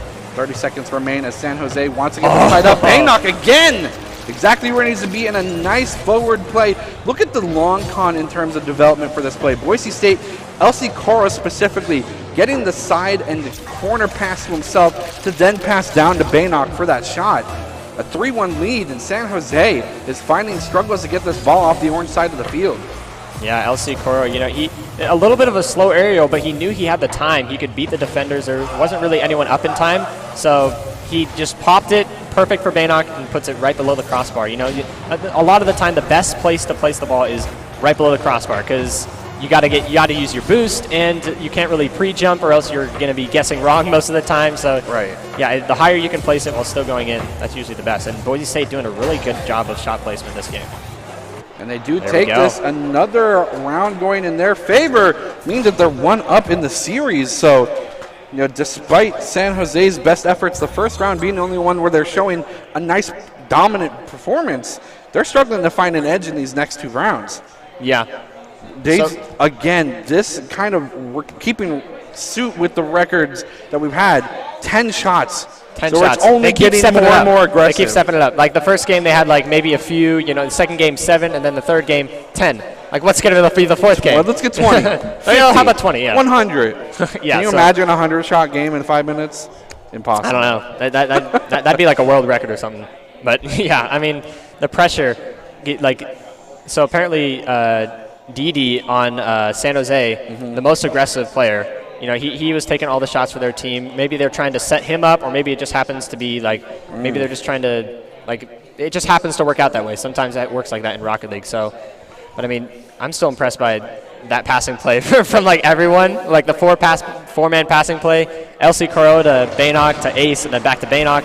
I hope we can see more of that in this next game here. Is there some degree of positions when it comes to soccer? Of course, you got the defenders, the forwards, the midfields. Is there any sort of similarities in this game to that? Sometimes. I mean, unlike in real soccer, there's more heavily. It's more heavily reliant on rotation. So you want to make sure each person's going for the ball when they should be. It's not really about position. You don't want to have a forward and a midfielder and defender. Sometimes players are better at those skills, so they might score more goals. But I mean, he's probably not a defender if he's making plays like that. Fair enough. LC Coro being put up against the wall in a 2v2 getting caught up here on Baynock. They do struggle as It's Johnny will drive it home for a point lead for San Jose here in this 4th round. And this is a fantastic sign if you are a San Jose fan, as they do continue to have that momentum garnered from that 1-point lead. Boise State doing what they can to take that away from them. They want to make sure that they are in possession of the ball, and they want this ball to be on the orange side of the field, but they aren't able to do so as Toaster Doggo finds an in themselves. They sniff it out. What is Smells going like on burnt. with Boise State here? You know, they just had, 1 man back, 2 man back, but Toaster Doggo outplaying them completely. Like to the right of one, to the left of one, and then finishing him off. Just completely broke his ankle. If there were ankles on these cars, they definitely would be broken. Oh, yeah. Baynock does not want to see the same thing follow suit again. Goes for a nice cheeky air dribble, trying to get the pass to a player in wings. Ace Pocket is that player, as he does go forward with a little bit of a nice corner assist. He wants to get a centering pass for his team, as we've seen so many times before. But San Jose is all over this ball, and Boise State is struggling to get even a touch on this. San Jose, they always, in that sequence there, they always had someone ready, and it's so hard to build pressure when someone's constantly on the other side of that 50-50. So Boise State, they're struggling to keep this pressure, but looks like they are maintaining it on the half of San Jose State for the most part. A nice open goal. Going to go for a shot. Baynock, nice shot on goal. And a nice block here from Didi. But is it enough? Boise State with the cheeky pass to the Insta shot. Baynock in the right position. They're going to take a point back in their favor, 1-2. Exactly what I was talking about earlier. When the ball is traveling across the field so fast, it can be so disorienting. And Baynock, he's there perfectly. Right, you could have blinked and missed the shot, He just honestly. translates the power perfectly, redirects it right in the middle of the goal. There's no way the defense could possibly react to that. They would have had to challenge him and go for some sort of 50. And since there was no one there, I was just well done for Boise State. Scored it pretty easily. San Jose does not want to see that happen again, as they are going to kick up the heat. Turn it up a few degrees as It's Johnny goes for a shot. Elsie Coro with the halo save. And they are not done yet, as San Jose wants to keep this heat rising. Boise State, will they be able to handle it, or do they need to get out of the kitchen? Are they able to defend? They are able to do so, but when is the aggression going to stop? It's not. It's actually Johnny picking up the 2nd goal of the game. 3-1 for San Jose. Again, miscommunication. LC Curl looks like he wanted Baynock to go for that, but since he was close to the ball, Baynock probably just got faked out by his movements or something. You know, might have thought he could have gone for it, but you know, sometimes you just got to get that communication up. It's hard not to panic on defense, but you know, that's one of the things that makes great teams great. It's Johnny wants to find another in here, and he might be able to do so here off the sidewall, but Boise State does not want anything to do with that, as they're trying to set up a nice plan of action of their own. Again, Didi is going to be in the wings to take that and just destroy any opportunity Boise State has. It's Johnny going for another shot on goal. Ace Pocket with the save, but they're not done yet. Another member from San Jose, again, is always in rotation to try and stop this momentum for Boise State's getting it, but they're going to continue forward. Boise State doing what they can to get this ball off the blue side of the field. 2 minutes remain, but 2 points to get. And the way that they're struggling to get these points on the board, I don't know if it's enough time. Yeah, San Jose doing a really good job with so much pressure. We saw Didi actually with a beautiful flick on that one point. Unfortunately, they weren't able to finish off the play, but I mean, what a beautiful sequence that would have been. San Jose, you know, they're really evolving throughout this series, playing together, starting to pass more. And we're getting a little bit of a... They're playing so fast, they're breaking the physics of the game. I mean, yeah. Well, there's been some server issues in Rocket League recently, so I don't know. But maybe it's SJSU. Maybe they're causing it with just their complete dominance of Boise State. I don't know. But, speaking of dominance, Baynock finding another angle. And this is actually crucial that he gets this at this point in time, because a minute 33 left in the clock means that they do have just enough time to get the tying goal, if not the one to garner the lead. Yeah, definitely enough time to come back here. We saw Baynock. It's actually his 2nd redirect of the game. He scored both goals here, both the redirects. He seems to be, he's like the redirect man in this series. You know, he's every time LC Coro or Ace Pocket, they hit him up with a pass, he's going to be the guy to score it. Oh, and wow. Nice capitalization. Doggo. Toaster Doggo finding an in. That's not what you want to see. In Boise State getting the nice challenge, but Baynock missing the 50-50 defense means that there's no one in rotation for that defense at all, and it's a free goal. Toaster Dog, he actually got a little bit of a flippery set at the end there to make it, just add some extra finesse to it. But yeah, very nice play. A little bit of a like a cut at the end there. Now Ace Pocket going for one of his own, ends up 50ing it in the air. Baynock dropping it mid. LC Coral, challenged by It's Johnny. Can't quite finish off that play, and San Jose is going to try to start a counter of their own. 1 minute roughly remaining, meaning 30 seconds per goal. Boise State cannot see this as Didi putting possibly the final nail in the coffin for this round. Boise State losing up 5-2 San Jose. And a fantastic play and read here from San Jose. They do a wonderful job realizing that Boise State is not in position to defend and then immediately driving the goal home. Very nice fast aerial from Didi to finish off that one. Another passing play again. At such a high level, solo plays don't really work out very often. They do sometimes, but like you can't really break down a defense without passing it back and forth or just winning a sequence of 50-50. So it really comes down to this team environment at this level of play. Yeah, and it's kind of hard to do so because it takes time to develop those plays. The passing in nature, the act of it itself takes time off the clock. And when you have 30 seconds left and 3 goals to score, you don't have that time to waste. Yeah, and at this point, I'd be just trying to get my mentality back to normal. 3 goals, 20 seconds. It's probably not going to happen. You never know, but like try and fix your mentality, get the momentum for next game, and hopefully turn something around. There we go, Didi trying to ruin all hope for momentum for Boise State, finishing that off. That was a nice pass from It's Johnny off the ceiling. Didi getting that angle beneath Ace Pocket, places it top corner behind LC Coro. Such a hard shot to defend, to be honest. Yeah, it's especially when it's bouncing like that. Usually you want to just put some power on, but sometimes it can put you in an awkward situation when you're on defense, when it's just some weird slow bouncer like that when you're expecting some sort of power shot. And what is this? They almost let it go in, almost a little bit of a lax play here from San Jose. The first time we've seen them take their foot off the gas pedal, but they shortly say, what, wait, we actually want one more on the board. They're going to go forward, but it does touch the ground. San Jose taking the second round, a tied 2-2 series right now.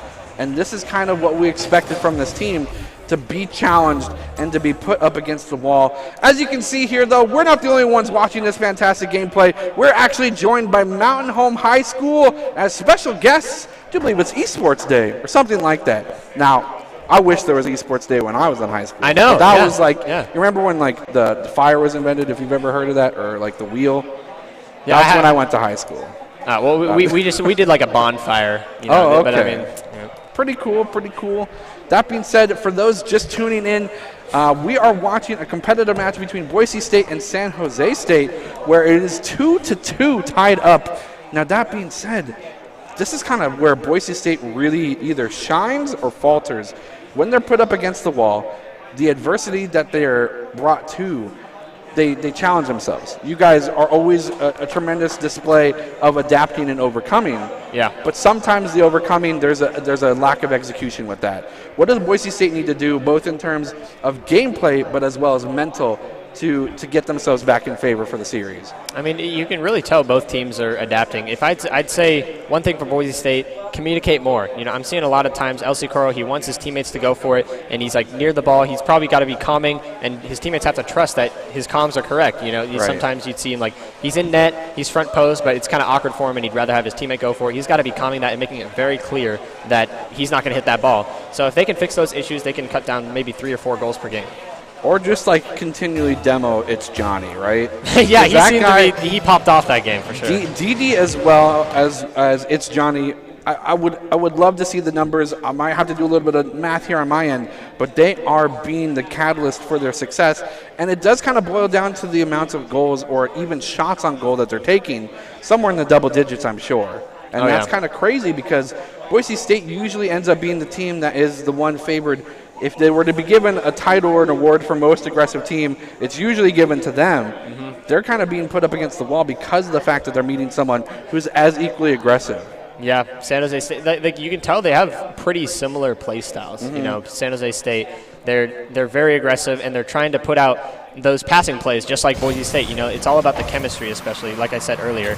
So, I mean, they're both trying to build it up. It's just a matter of whose strategy can work more for themselves, who can execute it better. And just like that, right off the bat, 9 seconds in, a win of the kickoff for Boise State, but it's Johnny bouncing it right back, solo playing it from the corner, gets the angle. Does get the angle, definitely, because it does look like it was something that, there was no one in position to defend. LC Yeah. Coro was the closest one, but he was down there by that second round of boost here in the middle of the field as Boise State tries to get the ball, trying to get a play of action on their favor, but it's something that they're struggling to do. Such a close call. You know, it's hard to say like one team is dominating here because it's really back and forth. Boise State will have an opportunity, and San Jose State will have an opportunity. It's really coming down at this point to who's taking advantage of those opportunities better, who's getting that extra pass in, who's putting their shot more precise with more power and stuff like that. So I guess both teams, they know how the other team is going to play. They can usually expect what they're going to do, just who's going to execute it better. And this does kind of prove who's going to end up with the competitive edge here for the remainder of the series, as it does look like a nice play from Boise State might be developing, but they did kind of remove it from the red room too soon. The development was canceled as Boise State struggles to find a point here to tie up this game. Looks like a low slow play here from Didi, and a nice outplay at that. He does go with a forward momentum. And it's so hard to be in this position for LC Coro because there's so many points of attack that DD could have went for. Yeah. You just kind of roll the dice and say, I'm going to defend here. If you shoot here, awesome. If not, well, I'm sorry. Yeah, DD, he just started a perfect bounce dribble. When you're doing a bounce dribble like that where it's like popping up and you hit it with the corner of your car just as it touches the ground, you know, you can do so much with that. You can place it with power basically anywhere you want. So if no one's going to be challenging him early, if he does everything correct, that's basically just a goal, and he did everything correct there. Yep, and 2-0 lead is something San Jose is very comfortable with, but Boise State seeing the orange side of the field, but not for long. This is kind of just something that they're struggling with, is keeping possession of the ball. San Jose doing a wonderful job keeping it in their favor, and just like the last game against Washington, Boise State, once they found that they had the predominant possession percentage, they were able to run away with the game. But as we can clearly see, whoever can touch the ball more will end up in the lead. Yeah, it really seems like San Jose has all the pressure here. Shot. Up by 2. Wow. Complete pre-jump from LC Coro. Unfortunately, no one there to follow up his touch. But, I mean, looks like he went for the original bounce read and then ends up getting the pre-jump read right there. Unfortunately, right to Toaster Doggo. Finishes it off perfectly just below the crossbar. Toaster Doggo getting a fantastic shot. And it almost looked like Ace Pocket was actually bumped in net to stop that from being another defense. And Boise State struggling to find an edge in this round as San Jose takes the lead, and a commanding one at that, 3-0. Boise State seeing signs of life as they are going for a nice play here in the forward possession. A nice pass here, trying to get one off the top bar, but not able to do so. Boise State, nice pass, the centering one, but not able to get capitalized as It's Johnny is there again to defend.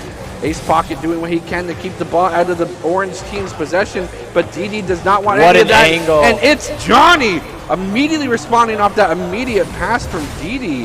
Fantastic play from SJSU.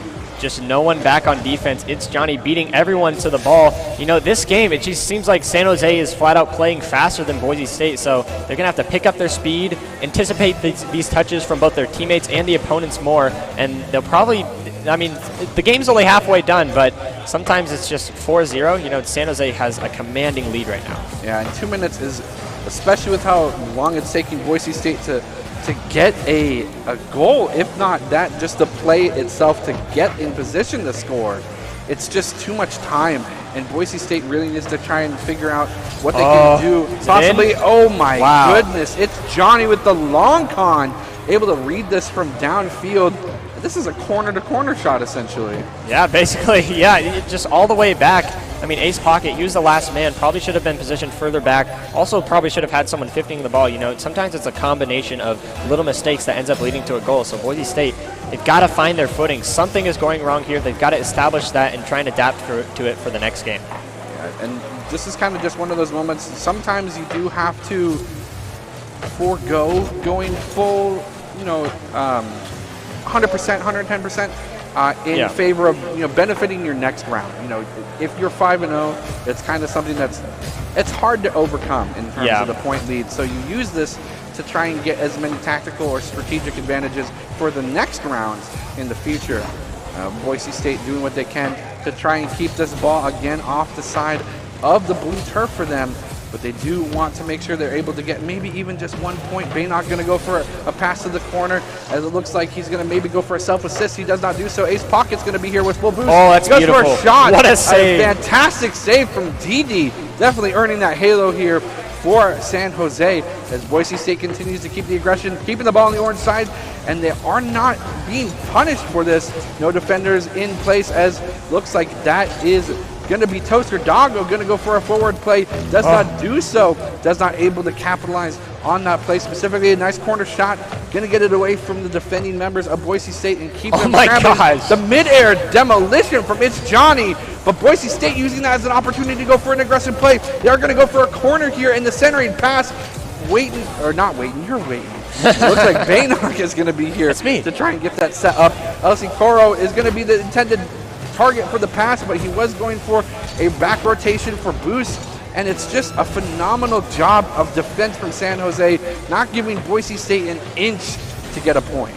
Boise State, I'm noticing, like, especially this game, a lot of just, like, there again, a double commit, and now everyone's pushed up and a possible counterattack for San Jose, but yeah, like I said, I'm noticing a lot of just minor mistakes, but the fact that they're usually minor mistakes aren't that big of a deal, but they're making so many of them that they're just stacking upon each other, putting themselves in bad positions, cutting rotations just in awkward situations, and that's mainly the reason why that game ended 5-0 in favor of San Jose. Yeah, commanding lead. Oh, would you look at that? Look at this. Who's this on the screen? Is this your resident man? For those who want to hear more expert analysis, tips, gameplay advice, he's sure helped me get from the depths of bronze to all the way to gold. Yeah. And that's a tremendous feat because I'm awful at this game. Give him a little bit of, give him a shout out. Give yourself a shout out. Oh, yeah, so basically, like, I don't know. This is just a channel that I made for fun. I don't know. I'm just super popular or anything. Well, yeah. I basically just, I played Rocket League for so long, and then I reached the highest rank, and I'm like, you know what? I'm pretty good at this. You know, I feel like I'm good now. So I decided to make a channel where I'm just making, like, cool, like, interesting concepts, sort of ideas about Rocket League, you know, discussion sort of things, just like video essays, maybe sometimes tutorials and everything. And it was kind of slow, like maybe just like a couple hundred people watching it at first, which is still decent. And then all of a sudden one day, can you even count to a couple hundred? I mean, let's be honest. Well, it was still good, like, and that's why I kept going. You know, the motivation was still there. So I kept going, and then like all of a sudden in November, it started just going crazy. And now all of a sudden, like 6 of my videos are at like 100,000 views plus. That's so incredible. It's just, yeah, it's just crazy. So rightfully so, though. One of the most humble players, as well as the most skilled, the most consistent triple touch person. People, I guess. I mean, you didn't call triple though. I called the double touch. You called double touch, which the means third that touch was point an doesn't accident. count. Yeah. Accidental. Sometimes you're just accidentally good at a game, I guess. I guess, yeah, it happens. Yeah. But if you guys do want to improve your game, feel free to give Mr. Wayton Peyton Wilkin a little bit of a follow, a subscribe, ring the bells, comment, whatever those things are. But if you want to continue to support Boise State and Mountain Home High School for these fantastic events, feel free to type !free sub in the chat, as actually you might have an opportunity for a free subscription. Of course, we do hope that every Boise State fan does become a subscriber, as your subscriptions fund scholarships, and Boise State is being sent to school right now with the 3-2 lead going over to San Jose. A nice long con shot on the ground. San Jose maybe wanted that to go in for the nice 30-second 1-point lead, but not able to do so. They are able to go forward with, again, a fantastic series of aggressive movements, and Boise State is struggling to find the ball outside of their side of the turf.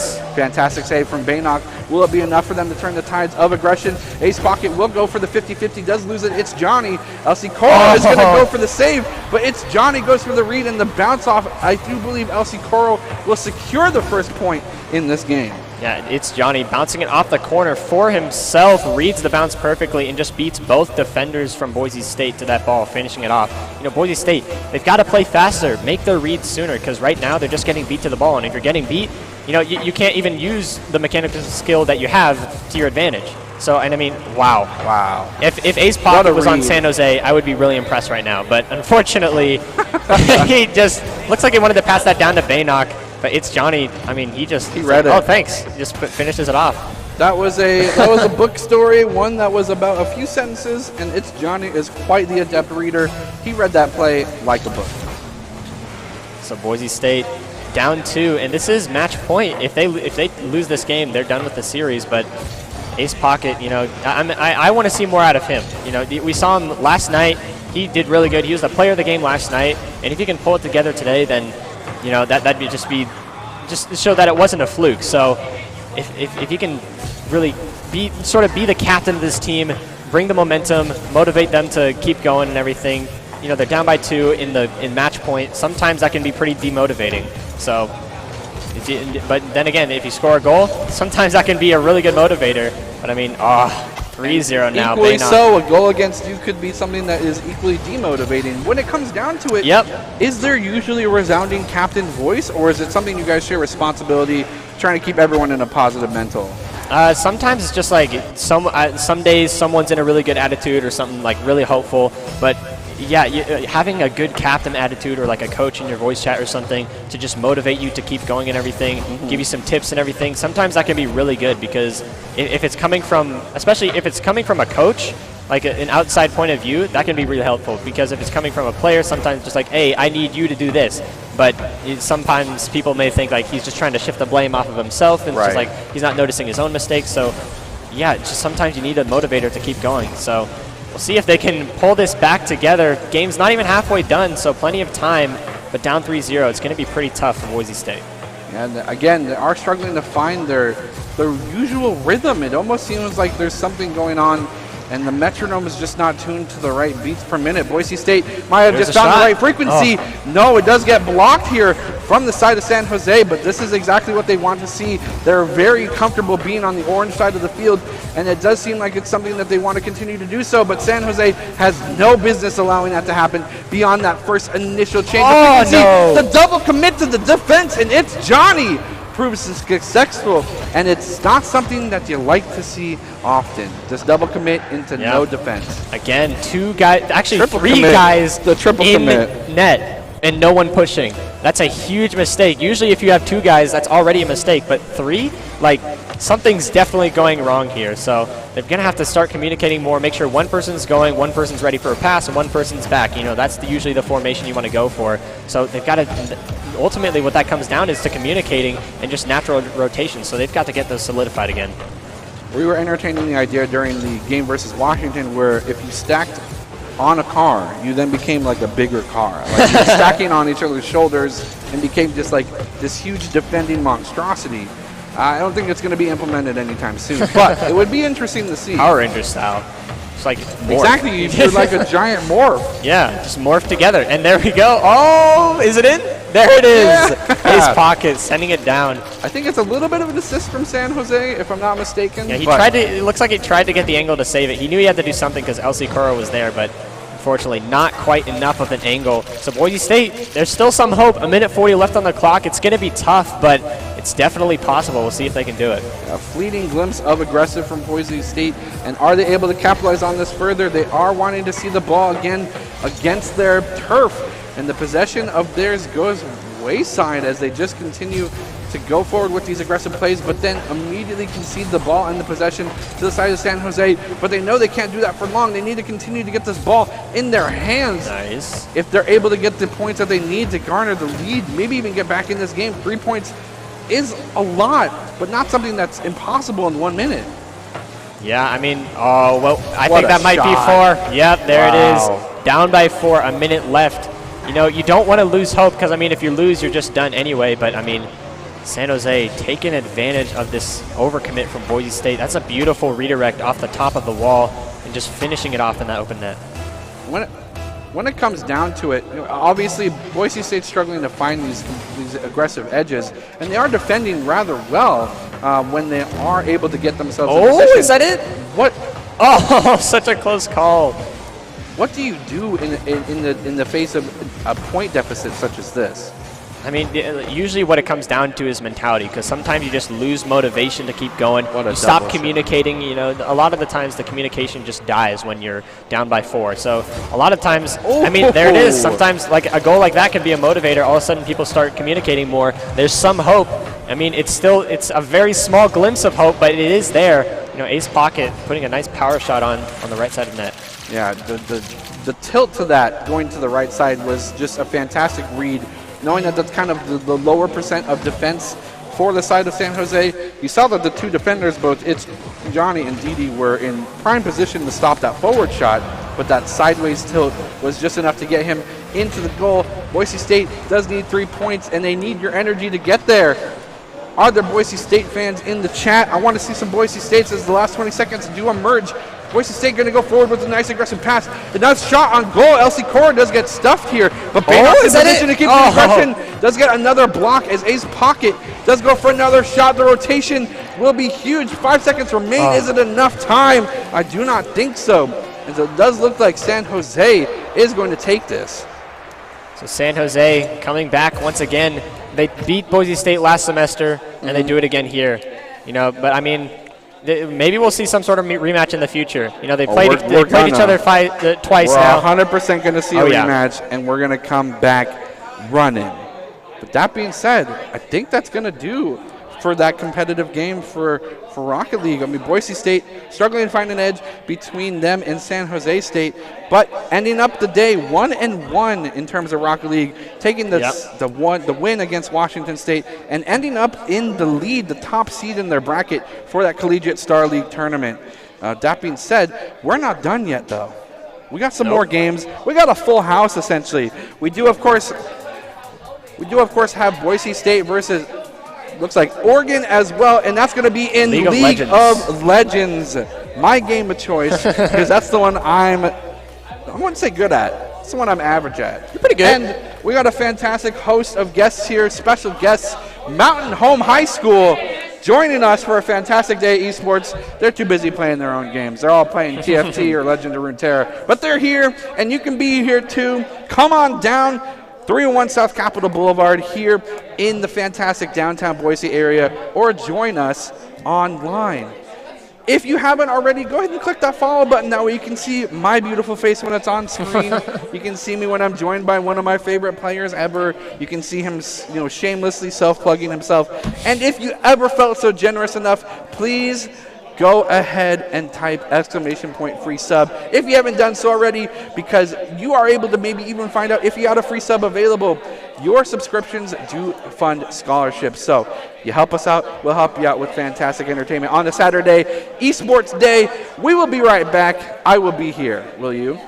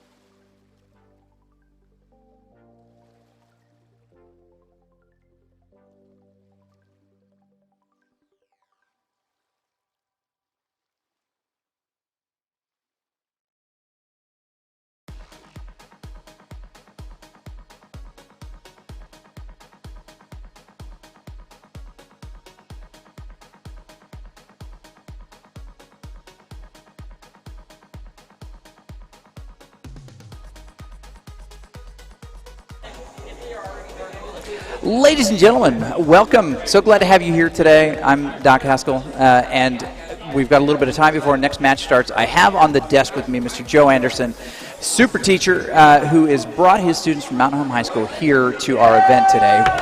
We love it! So glad you guys are here. It's wicked awesome. And here's what's interesting, Joe. You guys have been here before. You guys have been our special guests before. You've been our fans before. But something changes today. Yeah. You are going to play another high school while we're playing our game as well. Exactly.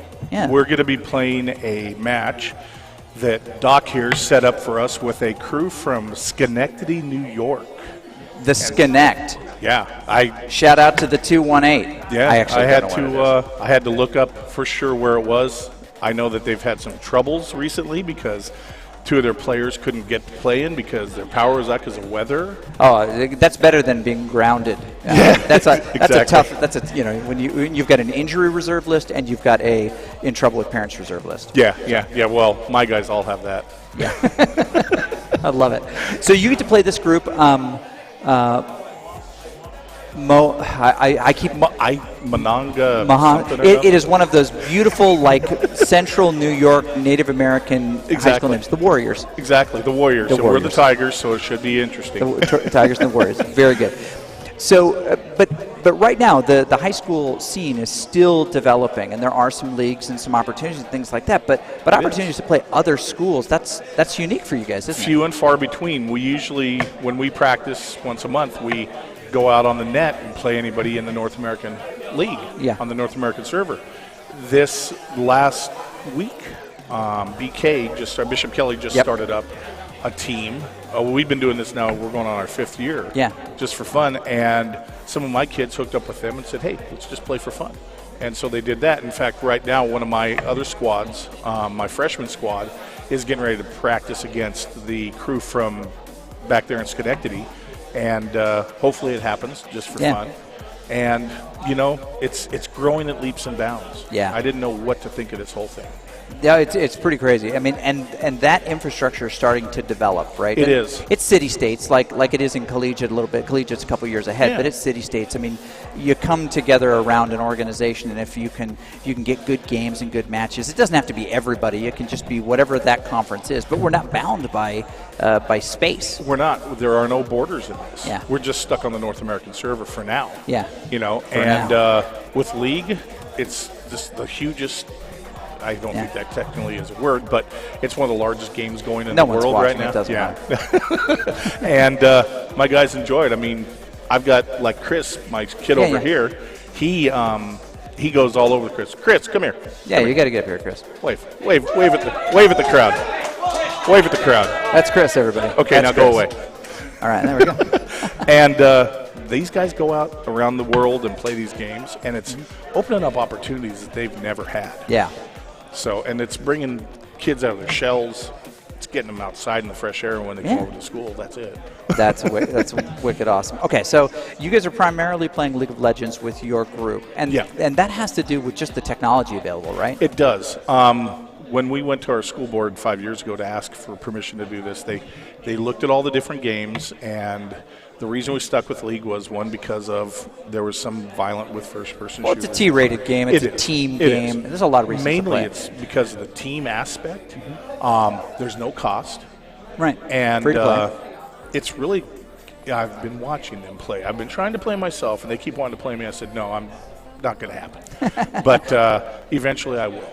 Eventually I will. Okay, and we need to talk about the elephant in the room, which is the arcade game, which is currently set to Strider. The folks at home may or may not know this, but we have a multicade. It's a Game Elf 750 engine in it, and it's got 750 games and all the ones that you and I know really well. Well, we set one game during each event, each broadcast, and the high score wins a prize. I usually set the high score, but we picked your game, Strider. When did you first fall in love with that game?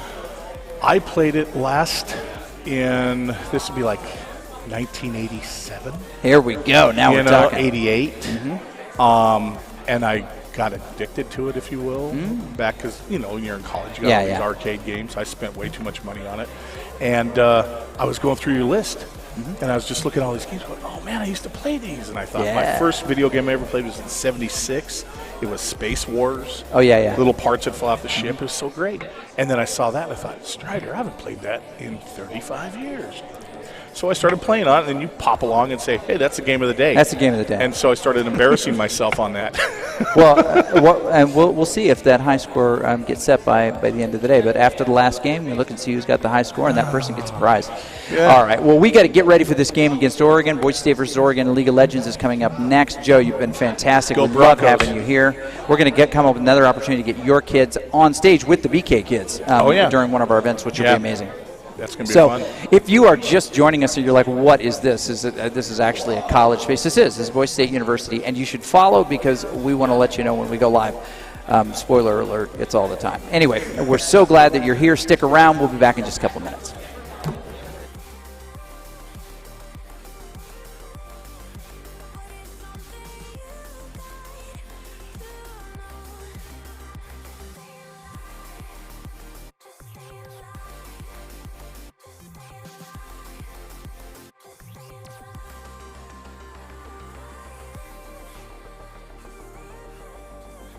It's just something you got to know. Just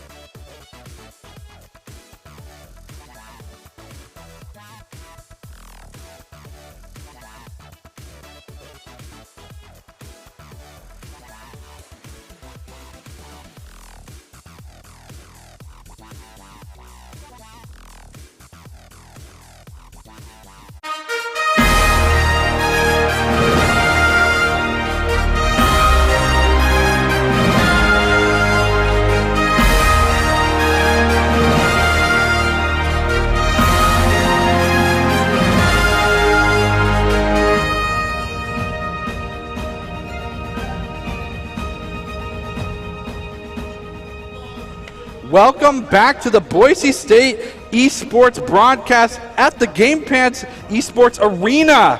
We're here today for our matchup against Boise State and Oregon, actually in the Collegiate Star League tournament. Again, this is the League of Legends portion. We just got done with Rocket League, which is a fast-paced and action-heavy game, but we're not done with that action-heavy momentum. We're going to be seeing these two teams face off. Me being Jared Castiglione, joined by a couple of little experts here at the desk.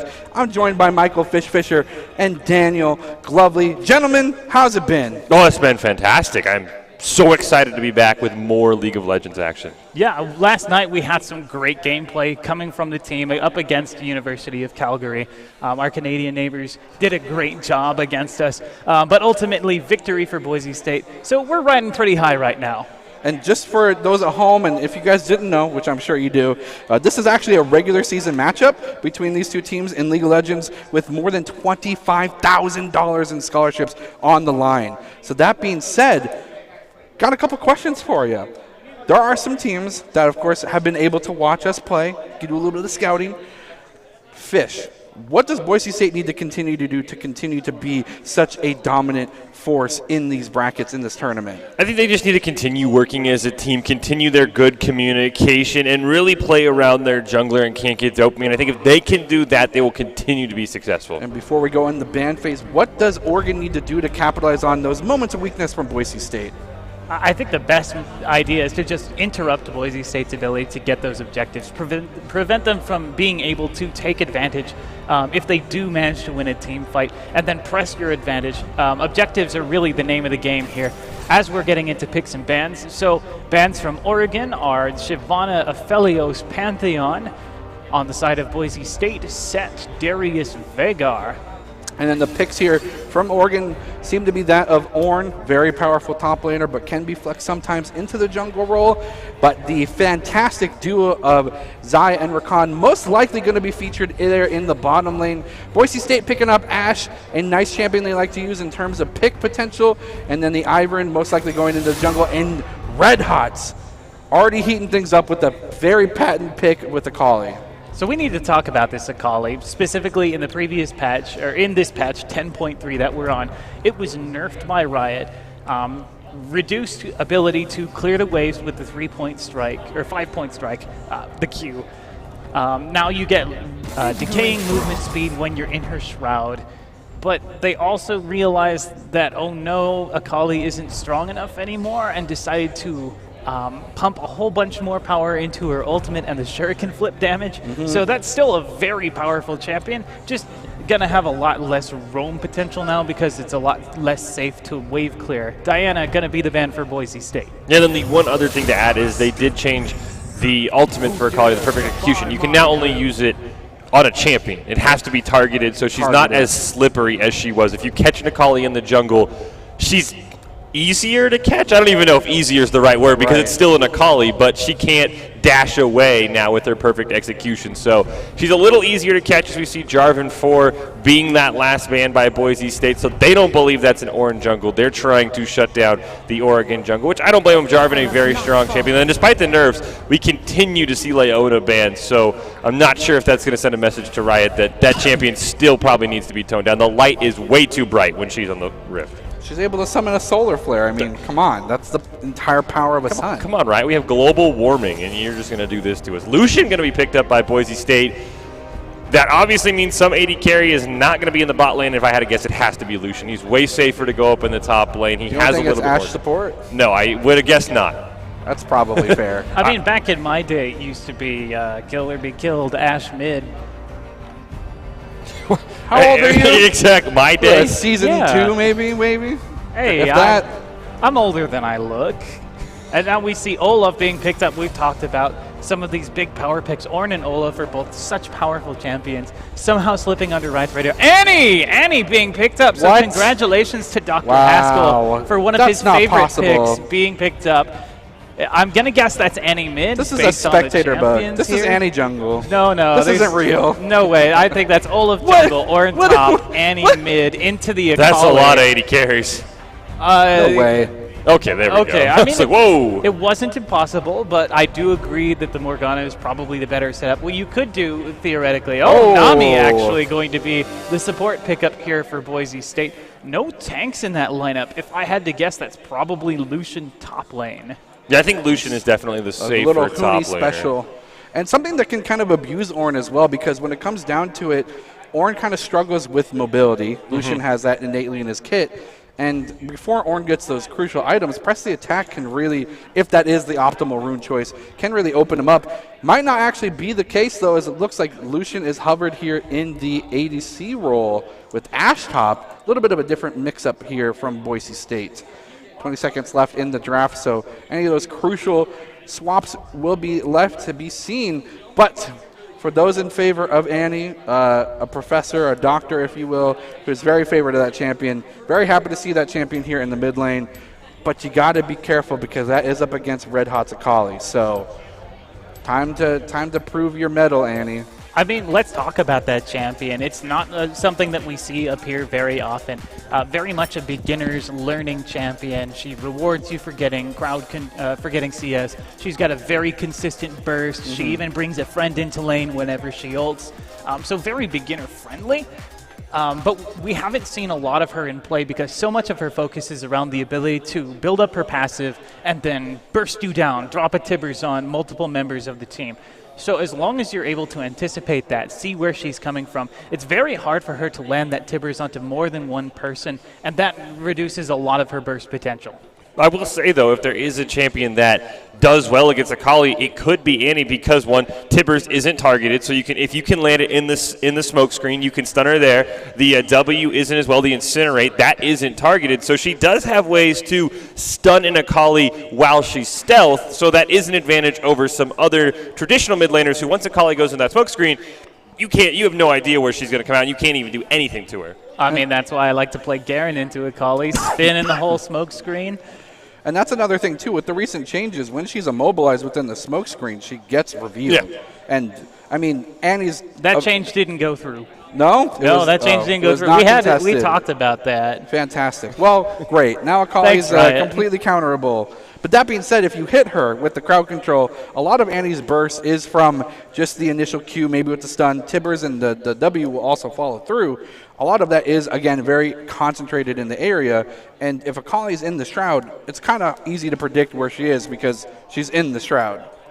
And you do sometimes when she does damage, you get the outline of her. So you are going to know. Yeah, you are going to know where she is. So I do think Annie does have the potential to hold that lane, protect herself from getting kills, and be able to transition into the late game where you look at that team for Oregon, they have the tanks and the Olaf that can dive on that Boise State back line, and there's no one from Boise State that's going to be able to stop Olaf. And when it comes down to it, of course, there's always a plan of action. Boise State likes to come to these games prepared, if you will, even on a special and momentous occasion such as this. These are going to be our special guests here watching, taking notes possibly.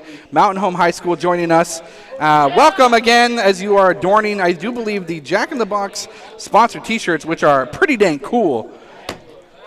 Those are not necessarily what we're here to talk about. We're talking about what does Boise State need to do to capitalize their win. And Doc's keys to the game versus Oregon are early vision control. You got to take care of that jungle and mid coordination. First tower usually equals first dragon, and elims equal vision or objectives. Capitalize on these eliminations. These Doc's keys to the game, of course, are brought to you by Boise State University. At Boise State, you can choose from more than 200 areas of study, and you will have the chance to combine minors, certificates, internships, hands-on research, work opportunities, and more. To make your educational experience unique, feel free to visit boisestate.edu for more information. And if you don't, I will. And you should also do it as well, though. Are you going to do it for me? Are you going to force me? I'll do it for you. And I'm looking into this Twitch chat real quick just to make sure we're keeping an eye on everything. It looks like the draft was kind of due in part. This is the Annie statue. Tibbers not on fire, but probably for good reason, because otherwise we would have lost our head of Mike Sherman from Riot joining Dr. Haskell here in front of the Tibbers statue. I don't know how you could take that picture without kind of being a little afraid, but, you know, that's Doc's. Yeah, you just don't look at him, I guess. Dr. Haskell. Don't look him in the eyes. You don't know he's there. His one eye. That being said, the draft seems to be something that was kind of concocted from Twitch chat almost. Really? Yeah, so they were suggesting that Wu Jin play Lucian top, but he switched to Ashe. I think he was trying to troll the Twitch chat. So the trolls get trolled a little bit. You don't want to ever make Twitch chat right. That's true. Then you give them a lot of power. That's too much power. Too it's much like, power, It's yes. like enacting the caster curse. Yes. Yeah. You don't want to do that. No, not at all. And we are soon going to get into the game. Glubbly, do you have any just advice for both teams as we proceed forward onto the Rift? I think the Broncos really need to find their advantages early, especially with the fact that they don't have any tanks on their team. Olaf is going to roll over you if he gets ahead, so they need to have a serious damage advantage over him before the game gets transitioning too late. And we do actually find a little catch-out in the jungle. Great root caller puts some damage onto that top lane Ornn, so he's going to be forced to back away. No, actually going to sit here for a little while. Maybe he's going to back. Heal himself off. He's got the time to walk back to lane, so not much of a big punish there. I mean, shout out but to the Magic Spider for the confidence, by the way. Dark Seal into an Akali. I know you get the extra healing from a healing potion, but I would have preferred a Doran's Ring unless he truly thinks he's going to lock down some early kills. It's not necessary a lot of the time with the Q, as you were saying, Glovely, it refunding the mana cost if you kill a minion. If he's on point with that for getting the CS knocked down, he doesn't necessarily need that. And he also seems to be one of the aggressive starting builds, the Dark Harvest with the Ignite. I mean, that just seems that he wants to be trading and trading consistently. As the game does meet in the middle in terms of minions, Glovely, do you see anything that stands out in terms of builds? Like you said, I think the Dark Harvest is kind of the craziest thing that we see here. And he's not really the kind of champion that's necessarily able to harass you constantly in lane. She does have a long auto attack range, something that Riot has kept in the game, mostly to allow her to continue in her support role. But she does have some harassment ability with that, with her Q. I do think that the Dark Harvest, maybe not the most popular choice. I might have gone with Domination myself, but I would have gone with Electrocute, because then you get additional damage on your burst, or maybe even summon Airy, just so you can get additional procs of damage every time you hit a target. Right. I do think, the more and more I think about this, I do like this matchup because Magic Spider does have the ability to outrange Red Hots until he hits level 6. Your Fireball is just slightly longer than the 5-point strike for Akali. So if you can stay at max range, as we saw right there, that's how you can win trades, by continuously stunning Akali and continuously putting a lot of damage on her. And the bottom lane goes just as you would anticipate it. Lucian, as well as the Nami, kind of being the supportive role. A little bit of a swap in terms of role. Dean playing the ADC and Gimmick going to be on the support champion. But they are so synonymous with each other that it almost seems like they can interchange at any time anyway. How do you know it's not a support Lucian? Support, so Nami's going to take all the kills? Yes. So far the CS would dictate otherwise, but... Yeah, and we did get someone in Twitch chat to point out there, a lot easier for Annie to lock down kills since her E gives her crazy movement speed. That's true, and you're talking about crazy movement speed. You should see Tibbers when you pop E. That man is an Olympic track star, as the knockup barely dodged there by Dean. A great job dashing away. Would have been a dangerous move for him since they are so close to that tower. You know, the Molten Shield on Annie is actually really great into an assassin, now that I think about it, because of the ability to deny some of that damage. Dean actually going to take a lot of damage in response. Did get caught by the root. There's the flash, the knockup, the engagement. The Ignite has been burning. They're ticking down onto Dean. Does he have the health to get away? This ebb and flow keeps him alive, and it's Nami. Lands a bubble on 2. First blood goes over to the side of Boise State. Meanwhile, there's an engagement in the mid lane. Poppy going to try and do something about that. Akali not able to follow up, but now Exodus is being caught out. Gimmick is going to get the last hit. That was a crazy turnaround there in the mid lane. Poppy sticking there, can't get Dopamine taking some poke. Magic Spider is though, so that's going to limit their burst potential. But that was a great turnaround there by Boise State. That was a clutch heal by the Nami. It wasn't Ignite, but that 42 HP that you're going to see right here, that was the difference between Dean being dead and not. Yeah, what a reversal, as you know, given to us by Denver Yeti. A very specific move, and it's almost Gimmick wants to show Dean how to support here in this play. Yeah, that double bubble was fantastic, and I really think Poppy should have tried to throw that Q again. He shouldn't have tried to delay. You know where Akali's going in that Shroud. I think that was a kill Oregon could pick up, because that Undertow is going to hit you in the Shroud no matter if you can be seen or not, and you knew that Red Hots was trying to retreat to his tower. So lots of flashes burned in the bot lane. None of them held on to their flashes. Meanwhile, I do want to point out, we were watching that replay. Red Hots did actually die. Oh, You look down at the score, I just saw Annie him picked up the respawning. So Annie elimination. did pick up a kill Got while two we were stacks, watching too. that too. So that, I think what I'm guessing is Thick Poppy stayed around, helped her out, and then eventually she was able to kill him. So that is going to help out that Annie just a little bit, because now she's going to hit 6 before Red Hots does, and that gives her the advantage with Tibbers when he can't get away. I mean, that Tibbers is so much of Annie's power with the ability to drop it on an area of effect, extra damage, an extra helping hand, who also gets benefited by the Molten Shield when you pop it. So even more incentive to use that ability in lane. And we do see a little bit of the first bases coming out. Lovely, as we do take a moment to look at the items, anything stand out as odd to you?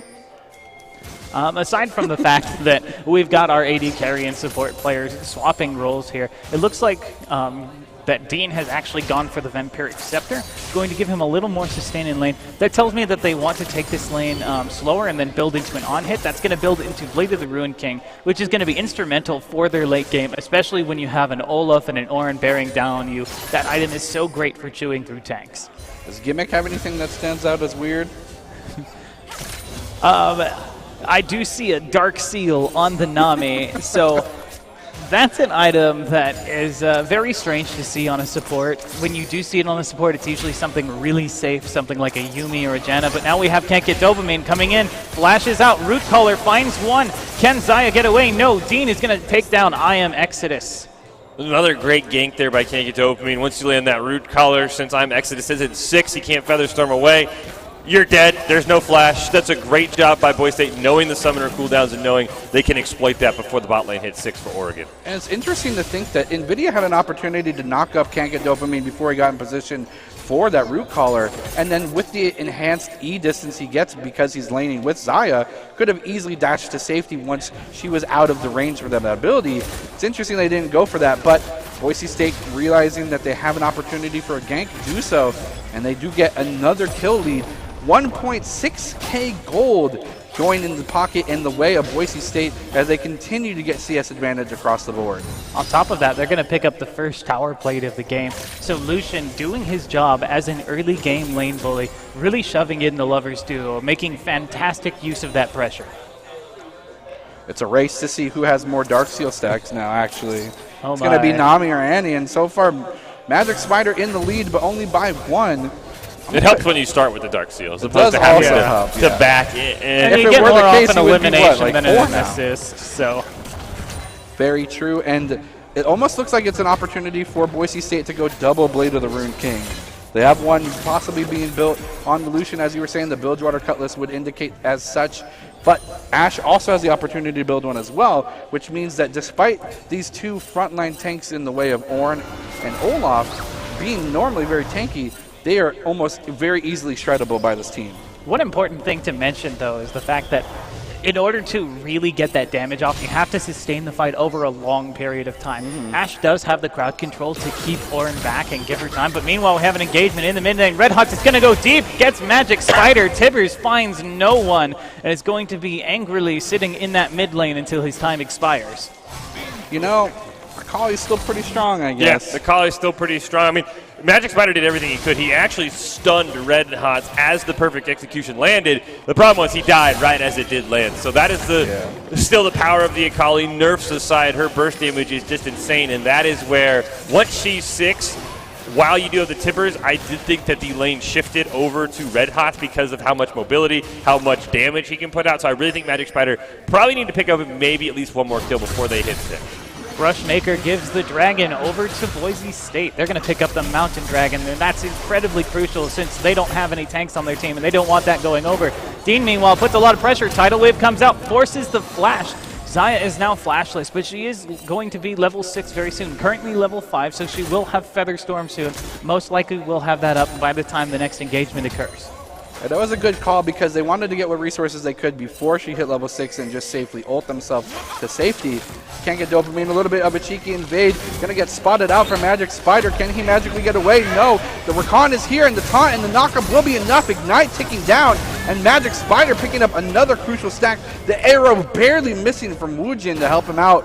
but a fantastic read from the side of Oregon and punishing Boise State's over-aggressive play. That was a great rotation by NVIDIA. I don't think Magic Spider kills Kankid's opening by himself, especially without Tibbers, but a great rotation by that Recon and the Zaya, both picking up assists there, means that is a very valuable kill, not just a pick in the jungle. That means 3 members now get gold. Tibbers going to jump on the Red Hots. He is going to get stunned. The smoke screen going to come down. He'll shuriken away to safety, so Magic Spider now, without that Tibbers, means he is very open to a kill from Red Hots once Tibber has to leave this plane of existence. Gimmick by himself here down in this bot lane is doing a great job of just slowing down the minion push, creating a threat with those bubbles, with the Aqua Prison. Can't get dopamine now. Finding out the Olaf junglers have seen each other. Just going to tap that ward, but not really able to fight an Olaf. Yeah, Olaf would win this trade in a 1v1 100 times out of 100. And he's going to do just that. Thick Poppy is going to try and land Reckless Strike. Is going to hit him first. Meanwhile, on the bot lane, we'll go down there. A nice root is going to stop anything. One bubble onto NVIDIA. Not going to be enough damage there. It does look like while we were watching that, Thick Poppy did disengage. I saw Red Hots rotating over on the map. So trying to chase down. The Colling's going to come out as well onto IMX's. A great block by NVIDIA means that he'll be alive, but not by a lot. We often talk about how things kind of play out when it comes to League of Legends. It's kind of a chess match of meeting aggression or covering weaknesses, enhancing strengths, things like that.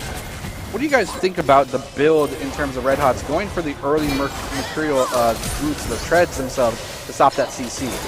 Well, before we get to that, it was a great flash by Dean to dodge the Featherstorm recall, so he didn't get rooted. Red Hots going to come in as well. Ragnarok popped, and it's a tower dive for Boise State. Red Hots maybe bit off a little more than he could chew. He's going to pick one up, but he'll go down to the tower as well.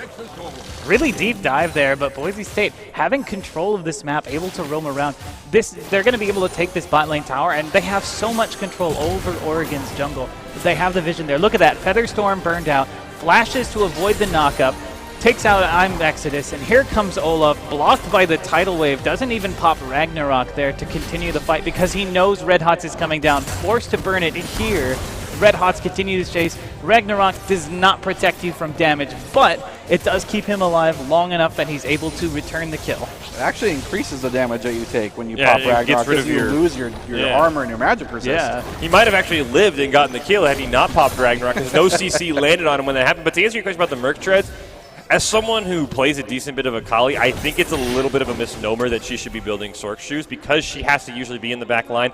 I think Merc treads are usually the better option on any lane where you're not just incredibly snowballing. And he's 2-2 right now. Right. This Annie has done a lot, especially against Annie. I think Merc treads are actually a better boot build on Red Hots. We see Tippers come out, Thick Poppy as well. He's able to escape. I think they're better than Sork shoes in almost any case. Sure, it could flip. Actually saved him from that Tibbers there. It's surprising how much utility you can get out of that backwards dash. And it's something, too, as well, because the interaction between the smoke screen and the E still exists. So it does give you the opportunity. We've seen Red Hots use it already to give himself the distance, to close that distance, to get in position for an R1. Perfect execution going forward. And the R2, of course, can be used for disengage once you secure that kill. But Red Hots is doing anything but that. He is going full damage, using every ability he can for that maximum damage as possible. The last time we saw Annie, she was a top lane tank. Looks like Luden's Echo has been picked up for that Annie. 2 stacks on the Dark Seal, not able to stack it any further quite yet. You know who's in the lead for Dark Seal stacks? Nami. Gimmick is. Gimmick's Nami with 3 stacks right now. And an Athene's Unholy Grail. That bottom lane feels great right now. What a cheap item, too, when it comes down to it. Athene's Unholy Grail, if you're in the aggressive play style, rewards you by giving you extra healing when you do throw out a benefiting ability. And unfortunately for Woojin, he's not going to benefit from this gank. Magic Spider is going to show up in the top lane, does not even need to drop Tibbers. And a fantastic setup from Oregon. But in the bottom side of the map, they lose first tower. I mean, you just saw the power of Call of the Forge God on that play there. There's nothing that Woojin can do. He gets knocked up, immediately stunned there by Magic Spider as well. Call of the Forge God is one of the more powerful ultimates in the game right now. And the cooldown, especially when you get to max level, you have 20-30% CDR, is so short. You can use it. I've even seen twice a fight sometimes. It is ridiculous how much momentum that ultimate can shift the fight. Second Dragon goes over to Boise State. It was the Infernal, and now the Oceans will bring life, bringing additional brush and plants across the rift. Also ruins your FPS because it's raining the entire time. but that's for people with weaker computers such as myself, and that's okay. That being said, that gank offered an opportunity for Magic Spider to take the Dark Seal lead, and that's the important thing going on. Enchanted Just kidding. Crystal Arrow used for the zone, not able to do anything else there. That tower just has a little bit of health, so if Boise State wants to stick around, they can probably tap it down without too much effort. Looks like Dean and Gimmick are going to hang around here, put some more pressure.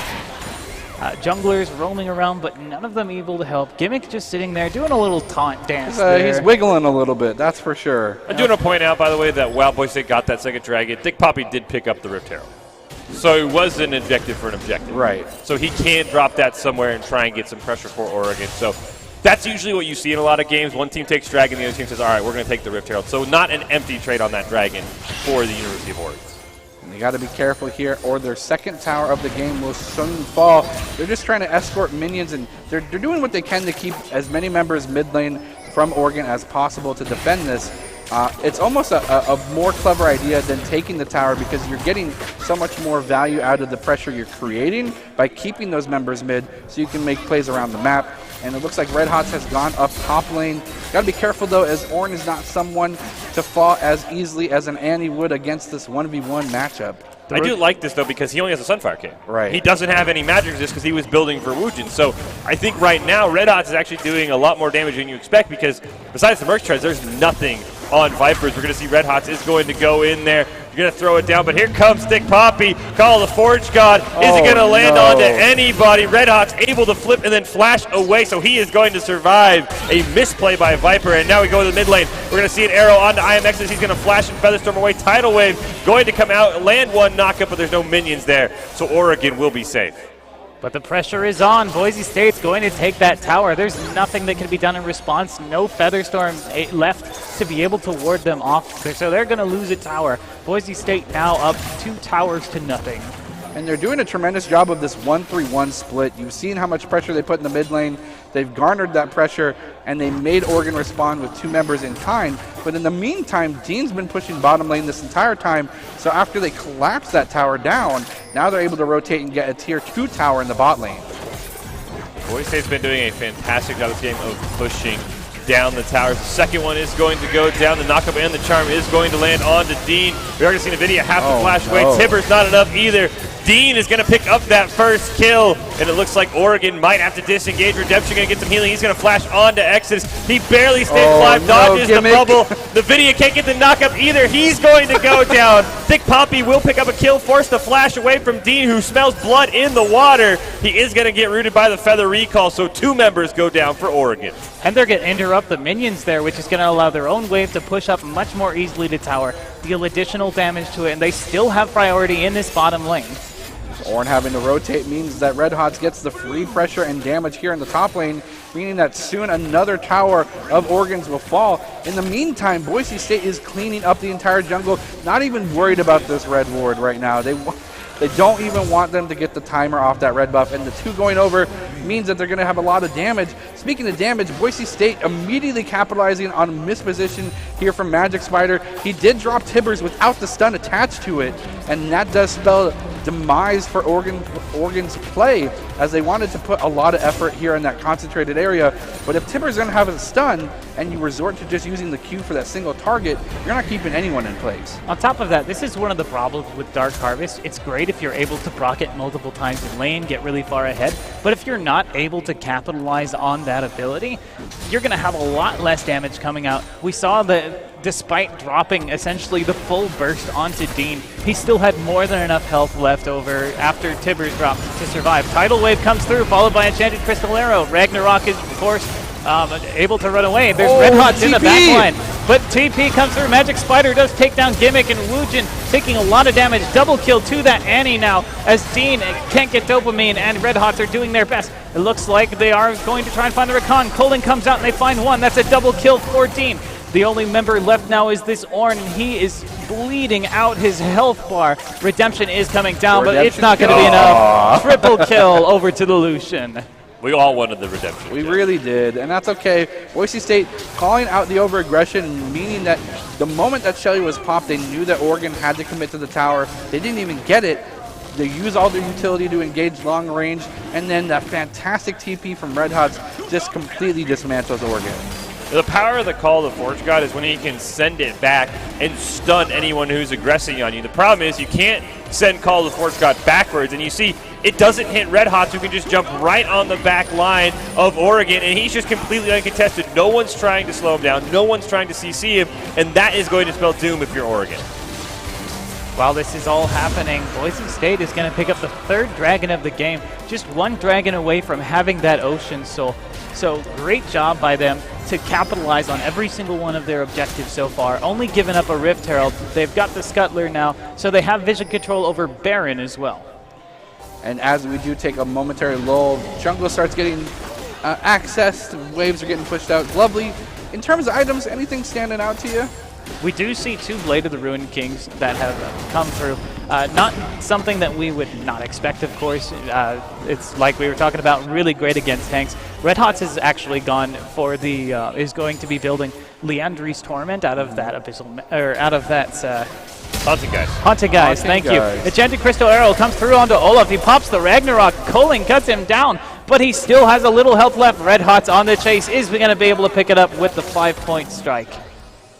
And that is just a tough way to beat Olaf. Yes, you had to stop the CC from the Ash ult, but the moment that you lose those statistics in terms of armor and magic resist, that Culling just shredded you up. And with that build specifically, it's not going to be long before he has another one up and ready, as Dean shows that he's very comfortable in whatever bottom lane role. Magic Spider finds someone you don't want to see. Red Hots is going to be emerged in between 3 members of Oregon and gets out cleanly again, showing why he's very comfortable playing this champion despite whatever nerfs may come.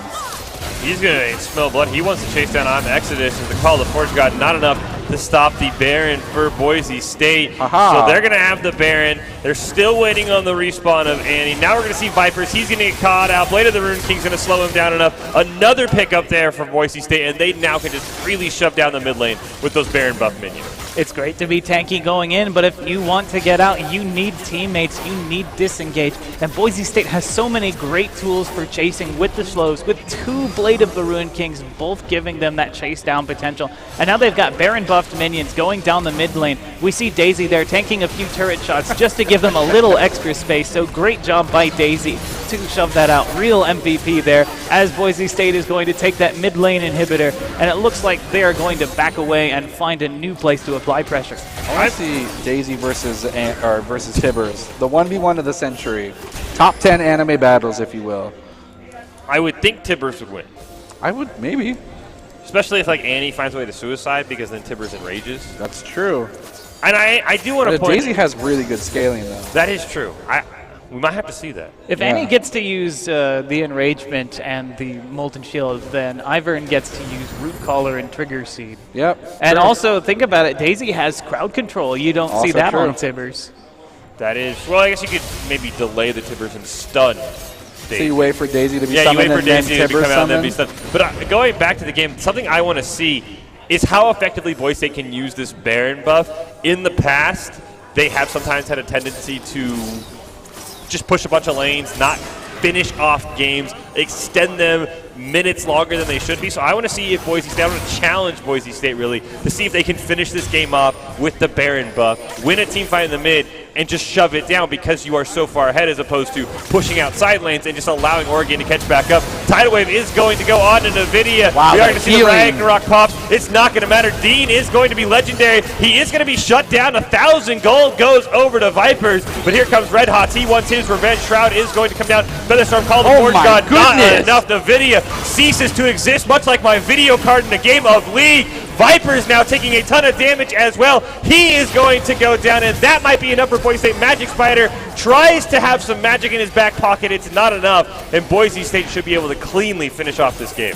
A fantastic pick here from Oregon turns disastrous as Boise State just puts all their members at the recent graveyard of their ADC, but they do have another one in the top lane, and they're more than happy with these Baron-empowered minions. The bubble coming out to stop this Olaf from getting in. Is it enough? Boise State struggling to find their edge. A lot of damage going after the Nexus. Red Hot's getting stunned and knocked up in that Shroud, though, protecting himself as Woojin's going for the end. These super minions, they are Baron-empowered. Woojin with the flash. Is he able to end it? He is, and the dab to top it off.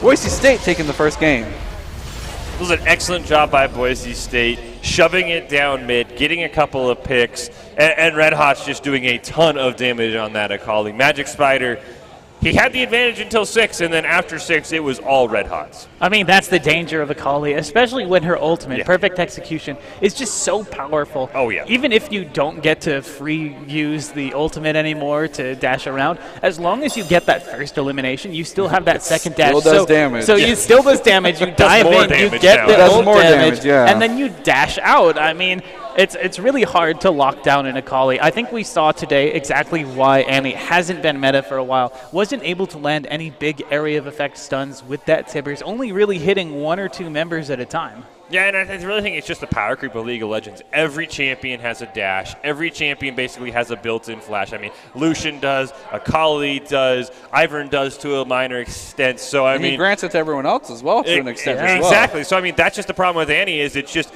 she isn't updated to the current meta. If she had some sort of ability to have a second flash built into her kit, I think she'd be so much more powerful. Well, I mean, that's why you I take the think- Hex Tech Flash mastery, right? Hextech Flash or beyond that, maybe I do agree the domination's strong on Annie. That's fine. But maybe consider going for Phase Rush in the Sorcery Tree. Or beyond that, taking Predator on Annie means that the global pressure that Magic Spider was trying to exert would have been way more accessible because that movement speed in tandem with the Molten Shield movement speed, it's almost incredibly difficult to respond to. Yeah, but just a giant psychopathic pyromaniac child running at you charging down as fast as Usain Bolt. I mean, that's scary. Yeah, I mean, I definitely think that the mastery choice on Magic Spider could have been better. I understand Dark Harvest. It has its points. If you can get a ton of damage, if you can get a ton of stacks early in the game, you can pop off. If you don't, Electrocute's going to be better. Predator's going to be better. Lethal Temple might even be better. I don't know how many Dark Harvest stacks he had at the end of the game. I would not suspect it's higher than maybe 7 or 8. He didn't win the Dark Seal race either, so it's kind of unfortunate. But that being said, for those of you joining just now at home, or for those that just arrived here at the location, this is going to be Game 2 of the CSL League of Legends competition between Boise State and Oregon. Switching sides as it appears here. Boise State immediately banning Set and Darius. Woojin does not want to lane against either of those big, beefy men. No, and then you see the Akali ban from Oregon. Rightfully so. Rightfully so. I mean, I think there was a lot of hope by teams and by players that you could sort of not worry about Akali in the patch. Riot said, not so fast, my friend, and now I think Akali goes back too, especially if you're playing Boise State and Red Hots. Probably a T1 ban. And we do see a Aphelios ban. Again, rightfully so. That champion, very strong. When you're able to connect the dots, that champion will do crazy things. Just requires about 6 years of schooling and a PhD in 80 carry. Yes and no. I find it interesting that people think that there requires such a high IQ for Aphelios. I disagree. I think that because of all of his guns synergizing with each other, he's remarkably easy to play.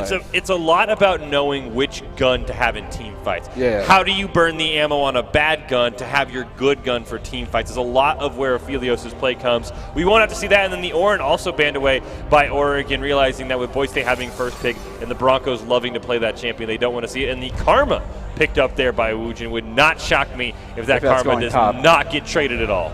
Honestly, that Karma is something that we saw several times a lot earlier in the year, actually in the previous year, 2019. But we haven't seen much of it this year, instead favoring a lot more tank champions up in that top lane. Yuumi being hovered on the other side. We've seen how powerful that champion is. It is getting locked in. Yuumi recently buffed as well, really one of the target buffs of 10-3. A lot of damage onto her Q. They wanted to make her more of those damage supports as opposed to just a healing cat. So be curious to see if NVIDIA can get to the point late game where he can start doing a decent chunk of your HP with that Yuumi damage. It's interesting because the champion itself lies specifically on the positioning of your ADC or whoever you had an idea to attach to. But as we saw last game, the Rakan was very non-confrontational in situations where they could have very easily gotten in the way to interrupt Boise State's engage, prevent dives, prevent engages, prevent CC. The Rakan themselves were either uncomfortable on the champion, and we might see a difference in play here, but you got to be careful because Yuumi being reliant on your ADC's position is kind of scary. Poppy locked in for Oregon. Also, Boise State picking up Nunu and Jinx. So Nunu, great jungle champion for Can't Get Dopamine. We've seen him favor those utility champions. Ezreal going to be picked up on the other side. Smart. Double poke lane in the bottom lane, super strong. I'm going to be very mad if that Poppy trades, by the way. I mean, it could be a support but the name is Poppy. Stick Poppy. I mean, You have to if your main name's it, right? Stick Poppy, you Yeah. have to play Poppy no matter what role you are. I mean, that's just required. Poppy top, Poppy jungle, Poppy bot lane. You could play Poppy mid. I wouldn't recommend it because there's not as many walls. Old Poppy. Old Old Poppy. Poppy was perfect So in people mid lane. people specifically get caught up on the entrances to the river. Those walls specifically, those that jettison out, Yeah. those are prime targets for Poppy stun. Well, it doesn't look like we're likely to see Poppy in that mid lane. First ban away, Cassidon. Not something that we've seen out of Boise State. Maybe He's just a something- strong champion. He just is a point-blank strong champion. There's very limited weaknesses in Cassidon's kit. It is true. He hits level so 6 and Annie he just is going to wins be the banned game. away. Yes. The Annie ban actually surprises me, Oh, considering come on. I didn't think Wow. it really did very much in Rude. that previous game. So really, they're just banning that out to make Dr. Haskell angry.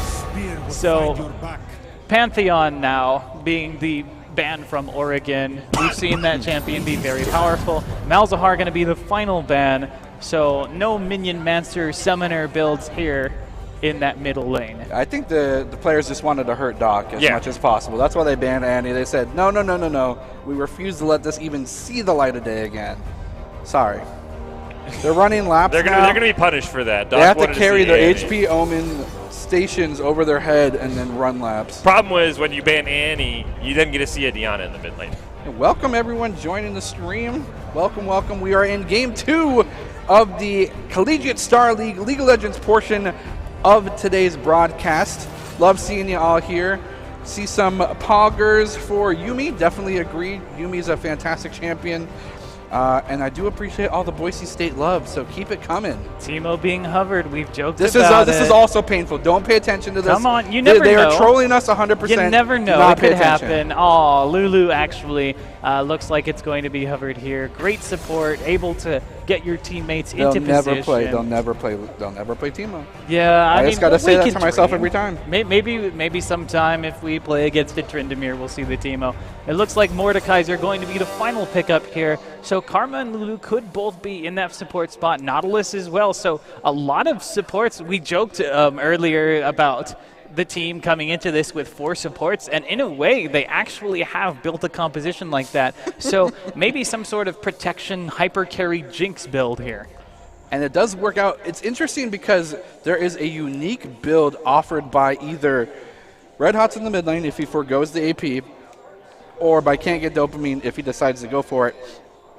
If Gimmick on Lulu focuses on Enchanter specific items, Athenes, the Ardent Sensor, things of that nature, Redemption, then that means that Can't Get Dopamine can not only pick up the Knight's Vow, but he can also get the Zeke's Herald. It put all emphasis on Dean specifically. It's something that's kind of taken rampant in some competitive play in LCK because they have kind of like the death ball orientation, and this could be something that could work. I mean, Jinx can be a death ball for sure. I mean, Jinx is a hyper carry. Yes. She's one of the few true 80 carry hyper carries. So you can get there. There's just a lot of threats on the side of Oregon that are going to prevent you from doing that. I mean, Mordekaiser, Diana. He's just got ulted out. Mordekaiser's like, hi, Jinx, you're mine now. You were saying something, Lovely? Yeah, I mean, Boise State, it does have all of these extra layers of protection around the Jinx, but I think it's going to be very vital for them to early on pick up that Quicksilver Sash, because otherwise 100%. Mordekaiser's going to walk up and immediately your entire strategy is out the window, because all of your other champions, the Nautilus, the Karma, the Lulu, they just don't have damage in response unless we're going to see an AP build out of the Karma, maybe something like Rod of Ages Nautilus. It's unlikely because you want those for their tank stats, for their supportive items instead. So we are going to go to the midterm progress report Speaking and talk of about statistics, going into the midterm progress report, draft for Boise State. Right now, I'm going to give them an A+. They have a plan of action, and they're more than willing to commit to it. Yeah, I'll give them an A as well. They know exactly how they're going to win. They know exactly their win condition. And in game 1, they executed it perfectly. I'll admit I was a little concerned about the lack of tank, but they pulled it off. A+ from me as well. Now moving into vision control, Boise State just dominated Oregon's jungle. A+ from me there. Yeah, A+ from me as well. I mean, Boise State knew every single movement that Oregon made, and the Ducks had no idea. I hate to be favoritism, but yeah, A+. The Ash arrows were pointing it because they had the vision to do so, and that turned into objective control. They got early towers, they got the dragons, they got the barons. That's another A for me. Yeah, I'll give it an A- as well. Anytime I don't see both Rift Heralds taken, I think that both teams kind of dropped the ball. So losing a Rift Herald, not picking up a 7-1, A-. They lost a tower, they lost a Rift Herald, but they got everything else. A from me. Well done. Now going on to time management, every time we saw them get an elimination, they moved and they took an objective. That's what we want to see. A. Yeah, I'll give them an A+. I challenged them when they got Baron to find a way to finish the game with Baron. I don't quite know if they did, but it was really close. They stopped pushing side lanes and they just shoved down mid. Yeah, they ended the game when they had the advantages, and A equals or A+ from me. And then team fights, they broke it down. A lot of team fights didn't happen orthodoxly. They were spread across the map, but they were able to converge. I'm going to give them a solid A- for that. Yeah, I'll give them an A- as well. Probably need some more evidence. I think there was only one, but that fantastic teleport by Red Hots really won them the only one we had. Agreed. Red Hots getting into the back line was so important for some of those fights. I'm going to give them the A- as well, just a touch up on improvement needed there. We can't just give them completely full, flying colors score. So there's some stuff that we need to look at in terms of progression. But these are the midterm progress report grades from us here at the desk as we do get the game loaded up here for the second game between Boise and Oregon in this CSL or Collegiate Star League tournament. For those that are unfamiliar, we do have Mountain Home High School in the stadium. Yay! Exactly. Woohoo! And are you guys like sponsored by Jack in the Box or something? Because those are tremendously cool T-shirts, and I want some of that. Yeah, I like those mini tacos. You can just pay me in mini tacos, and I'll be good. I mean, you can pay in anything on the Jack in the Box menu. That's true. And they're open all day. That's also true. I mean, there's nothing wrong with a good Jack in the Box. Yes, they have. When it comes down to it, though, how does Boise State corner the second victory out of the series? Well, like we talked about, this is definitely a hyper carry setup. They want to get that Jinx ahead, and once that Jinx gets snowballing, it just plows through pretty much everything. They have so many tools to keep Jinx alive through these fights. So many shields, so many speed ups, so much crowd control, so much tank line. Just keep that Jinx alive, and Boise State can pretty much run over any team fight. I mean, I completely agree. It would not surprise me if like a Mercurial Scimitar is a second item for Dean there, because the only way this plan goes to fault is if Vipers just walks in, ults Dean, and he loses all of that support, and then he can win that 1v1. So I think a Quicksilver Sash needs to be a very quick item being bought for Boise State, if that is their plan. Or they could go with maybe a tanky AP Nautilus, a tanky AP Nunu, and sort of shock Oregon into thinking it's all on Jinx, and then just sort of burst them down with these supporty champions. Have Jinx have like spooky ghosties. Yeah, exactly. All the support and GLP items. just to give everyone else the opportunity to engage. Put a Rada Ages on everybody else. It would be interesting to see. Wow, I didn't anticipate that to be so funny. I almost choked on my own spit. But that being said, both of these teams not choking here in this first initial meeting of the minds. Nice point guard setup from both teams, as we do thankfully see Thick Poppy on Poppy. I mean, it would have been almost sacrilegious to think otherwise. We would have been outrage on the desk if he didn't. And Glovely, if you're looking at the items, specifically the 80 carry for Oregon, does something stand out to you? Yeah, there are two things that stand out to me. First of all, of course, on that Ezreal has picked up the Cull. That item suggests to me that you want to farm and you want to sit back and you don't want to fight, which is not a great position to be in when your opposition definitely wants to fight. Jinx wants to get ahead. Red Hots is putting out a lot of damage onto a Magic Spider there in the mid lane. Very tanky champion, that Nautilus. Very great for aggressing on these melee types of champions. Actually now zoning out the Diana, so a lot of priority on the wave there. Also looking down in the bot lane, I want to point out that Yuumi has picked up the Relic Shield. So that's a great item in terms of giving you health and allowing you to heal up your laner, but it doesn't give you a lot of aggression and poke, which signals to me that they want a much more safer bot lane, and they're prioritizing that over the additional damage that you would get out of the Shard of True Ice. I don't think Spoils of War heal anymore. They've they've made it so executes are available on range, but they do not heal anymore.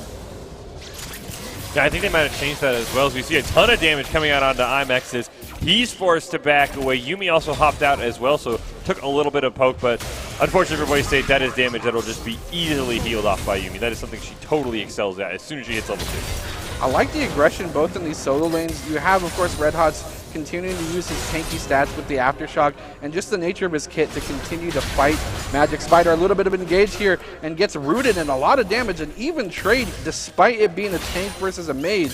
And then in addition to that, a little bit of a gank. Thick Poppy's going to be here in the mid lane. Is enough damage going to be ascertained from Red Hot's? No, the flash is going to be given from Magic Spider and first blood given over. Fantastic gank from Oregon. Summoner spells burned by both sides, so that's 2 flashes, one from Red Hots and one from Magic Spider. But remember that Nautilus scales very well into the late game, doesn't really need the kills or the damage in order to be an effective champion. Has actually picked up the Dark Seal now as Thick Poppy, able to deny that engagement, so great job there protecting that lane. And as we look into other lanes, specifically the other solo lane, Wujin versus Viper, the build itself is going to prove to be aggressive. Wujin got the grasp of the Undying, means he wants to trade as much as possible to continue to be aggressive as they do look at this red buff. Thick Poppy going to be invaded upon. He's going to get stolen. The stun's going to be given from him. The pull from the Mordekaiser is going to be huge. Flash over the wall. 2 flashes going to commit as well as the fantastic range auto attack. A punish here from the side of Oregon for Boise State's invade. Yeah, Boise State thought since they knew that Thick Poppy had ganked, that he hadn't had red buff when he ganked, that they could sneak on him. Nunu, of course, excels at taking buffs, probably the best counter jungler in the game. Great rotation, though, down by Viper in Mordekaiser versus Karma early game.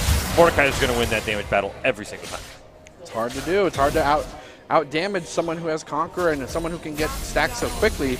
But again, back to this Wujin, he is completely running the show in terms of aggression, and it's almost humorous to see how many stacks he's going to get off of this Grasp of the Undying.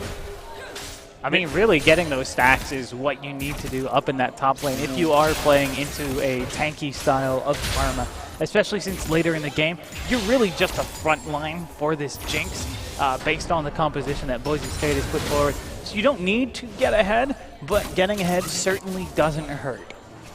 Yeah, it is something that we pointed out earlier, but by bringing the Relic Shield in the bot lane, it means that NVIDIA's not going to be attached to Ezreal as often. As we see a trade up in the top lane, the root comes out, but Viper disengages because he has to come out to CS those minions to give that Relic Shield stacks over. So Exodus isn't always going to be full health as you're used to seeing with a laner who has a Yumi attached, and it also means that Boise State wasn't going to be as poked down, as we are going to see an attempted gank. Kakedomi will smite for the heal. Thick Poppy trying to blow him down. The blast cone is going to blow him to safety. Thick Poppy, though, probably not that upset because he would have been blown right into 3 members of Boise State. And despite the aggression and the catch that they had, they used an Ignite, and luckily for Boise State, Can't Get Dopamine gets out with the Ignite ticking on him, and the flash is going to be expended here from Exodus as well, as Boise State does a nice little sneaky little bushwookie, if you would.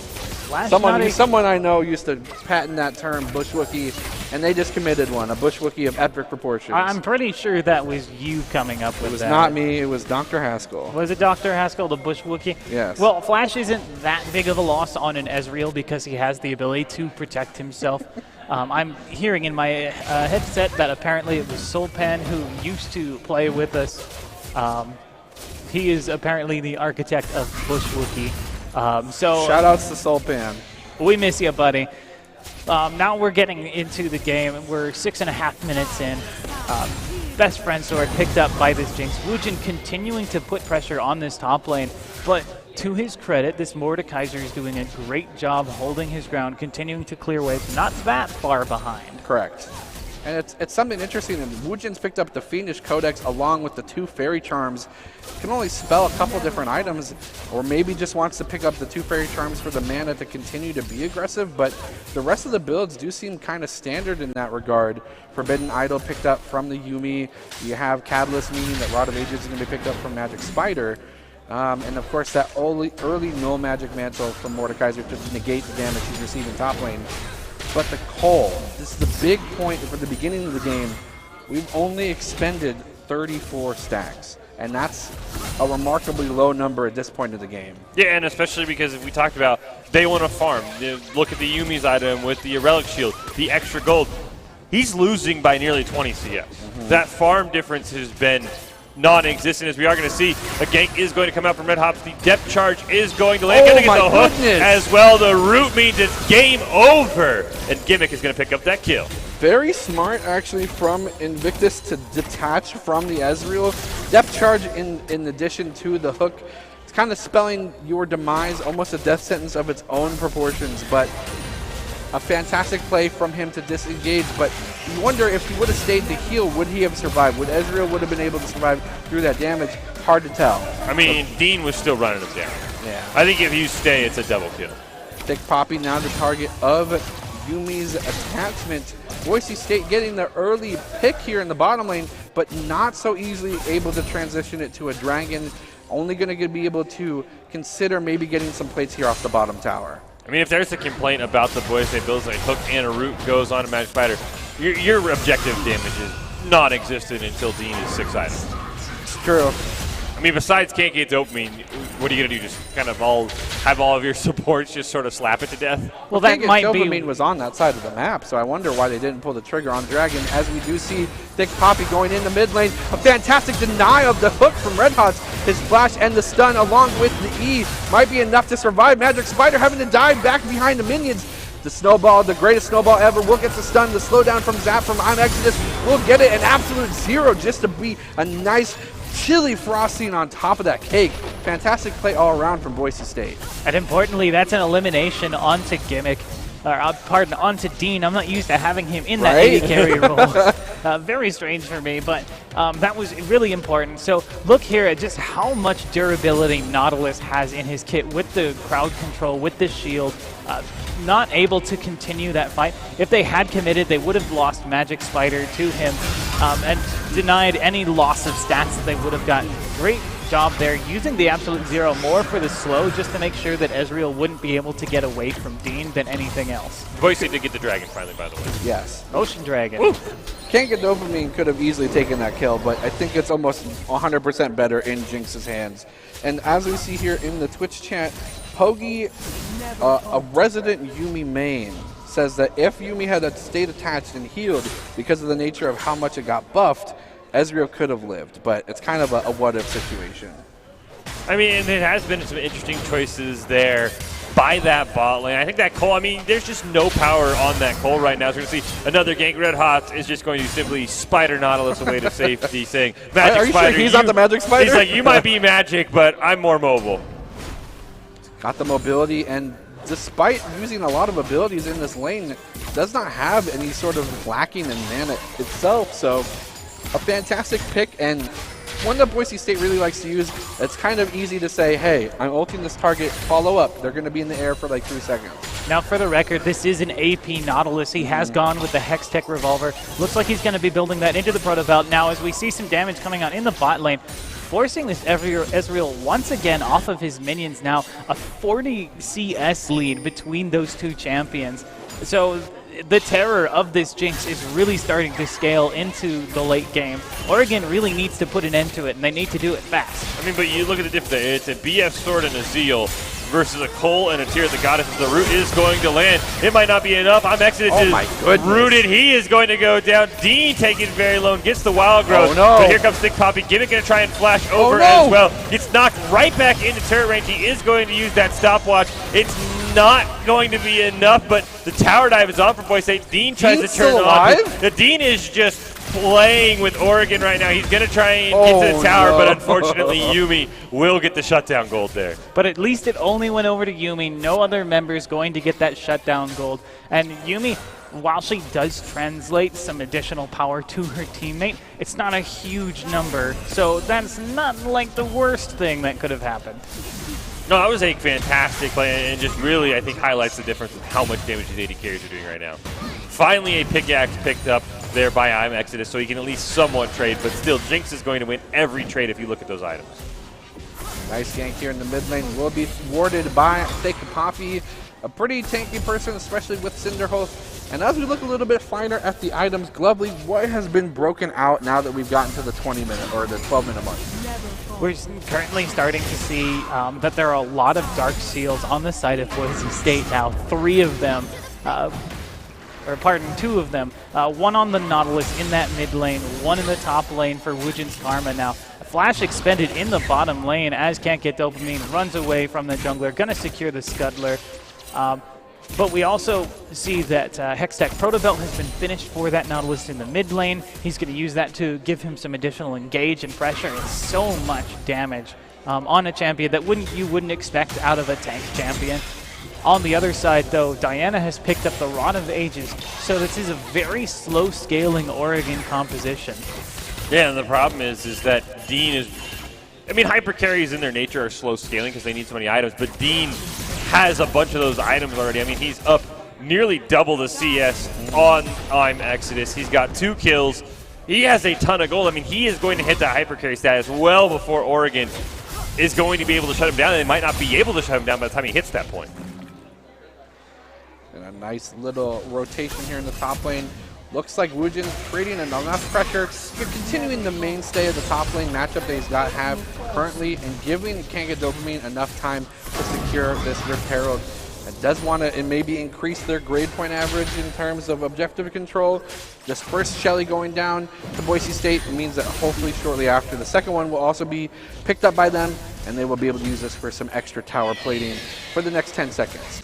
Turret plating, it looks like nobody's going to be able to get any more additional one, but Boise State did take an entire tower in that bottom lane for their Jinx. Engagement now coming from Can't Get Dopamine. Biggest snowball ever, crashes into the tower, but doesn't find any target. So here's Shelly being summoned there in that mid lane. Diana tries to go in. There's the last chapter, finds 1 target. Using ultimates to hold themselves up. True Shot Barrage comes through, doesn't find anyone. Dean now picks up Magic Spider. Red turret is destroyed. They continue to have pressure. Shelly finally goes down, but Boise State picked up eliminations in the middle of all that. Vipers unfortunately teleported in. Can't stop that anymore. He is in Hold Red Hots death in the Shadow realm Realm with Red Hots. He's going to pick up that kill, though, and that might be enough for Oregon to turn this fight around. Dean is going to go down. Viper and the rest of the members have their eyes set on Can't Get Dopamine. Unfortunately for them, he is too fast, and what looked like a disaster for Oregon quickly shifts in their favor.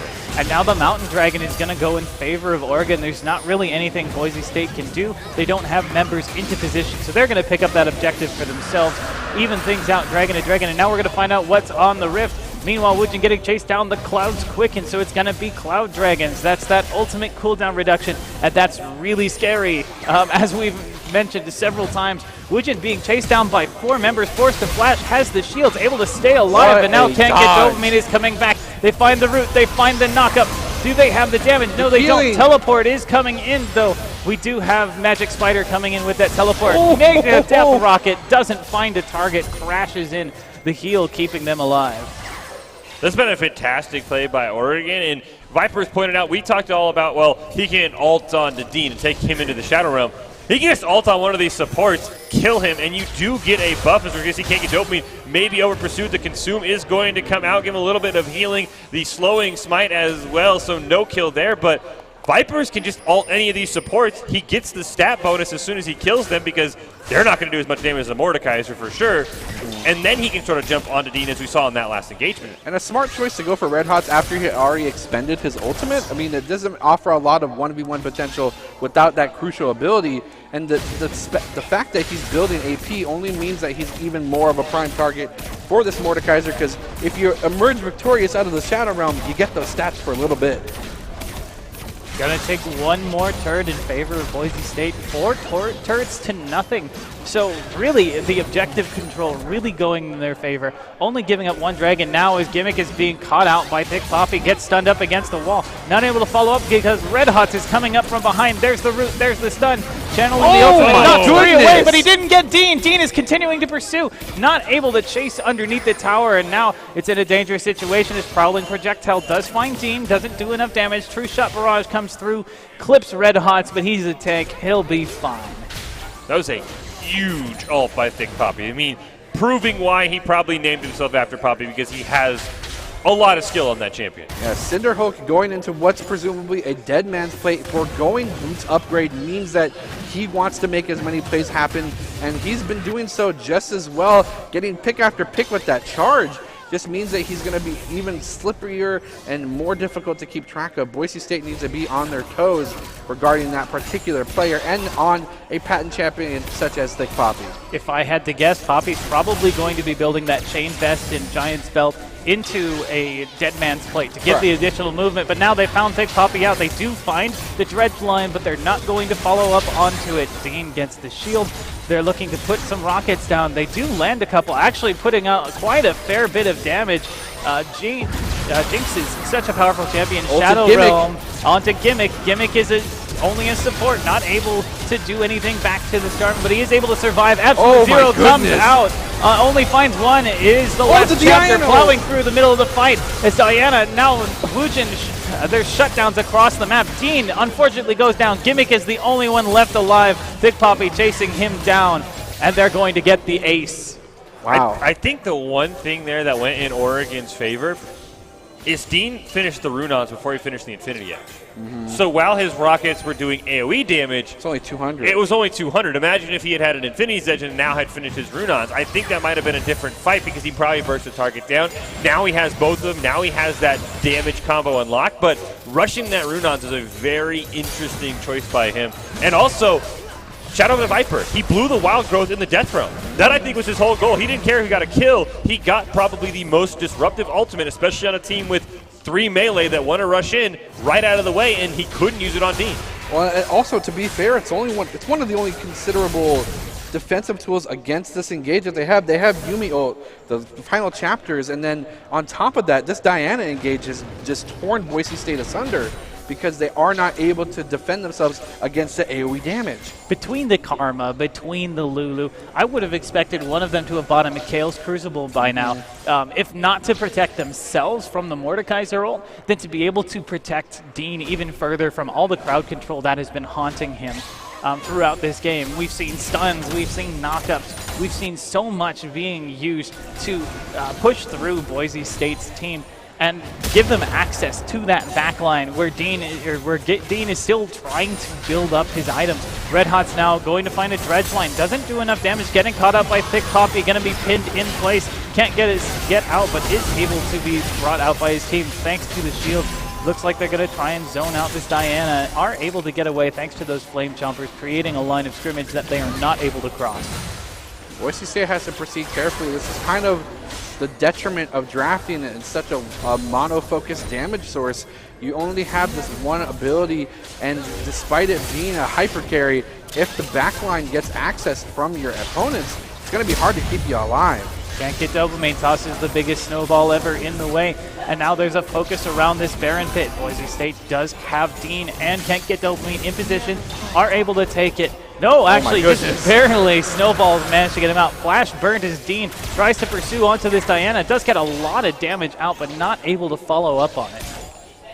You can just see the shift in how much more damage Dean does now that he has the Infinity Edge. And it's only going to go up from here, especially with all these utensils being offered by his team. We do have the Ardent Sensor being offered from the Lulu specifically. You have the Fiend's Unholy Grail from the Karma, and I do believe what's soon to be a Knight's Vow here from the Nunu. But I wonder, is there any sort of reason to believe that a Locket would be purchased from Boise State? Locket is a great item for providing additional shielding for your team, especially when you're getting into a situation where you have these champions like Mordekaiser. You need to have extra layers of protection. I still think the Chaos Crucible would be better, but we see the depth charge come out. Last chapter drops onto Dean. who is using the Wild Growth to keep himself alive. Magic Spider is coming through, but Dean picks up the first blasted him elimination. before There's the the ult. second one. Shutdown onto Thick Poppy, continuing through. You're getting the additional movement speed from Get Excited, but not able to pursue. Ezreal and Yumi do both get out, but Boise State picks up 2 eliminations, and now they have priority over the Baron. And it looks like they've already started it with Can't Get Dopamine. I mean, you see the power of exactly what Boise State drafted for right there. Dean untouched, gets the Wild Growth, not even Thick Poppy charging him into a wall, really even dented that health bar. Dean is to the point where if Mordekaiser cannot land an ultimate on him, Oregon stands no chance. He's going to sit in the back line. He's got a couple tanks and 2 supports that are just going to say, good luck getting to him. What was so close, too, is Boise State almost faltered again in that team fight, allowing Magic Spider to get the full ultimate off. This time, though, they bursted him before the completion of that ultimate, and none of the damage was given to the backline such as Dean. And, of course, as we saw, he was able to run rampant all over Oregon's front, backline, whatever the case may be. I mean, you have to shut down Dean. I mean, that's Yes. Oregon's game plan. If they can't get to Dean, or if they can't get the Wild Growth faded out by Gimmick, I don't see how they win, because that Wild Growth is such a disruption tool. It stops Viper, it stops Thick Poppy, it stops Magic Spider, and it gives them a ton of health. Zeal picked up by Dean, going to give him And additional attack Executioners as speed. well, And yeah. Executioner's calling is going to be huge for that additional healing reduction. It's going to be great against Mordekaiser. It's going to be great against Yumi. It's going to be great against anyone who wants to heal and sustain. As now Boise State has this Baron buff, and they're just going to run it up mid. They have the ability. As they roam as a team, it's very difficult to win against them in a team fight.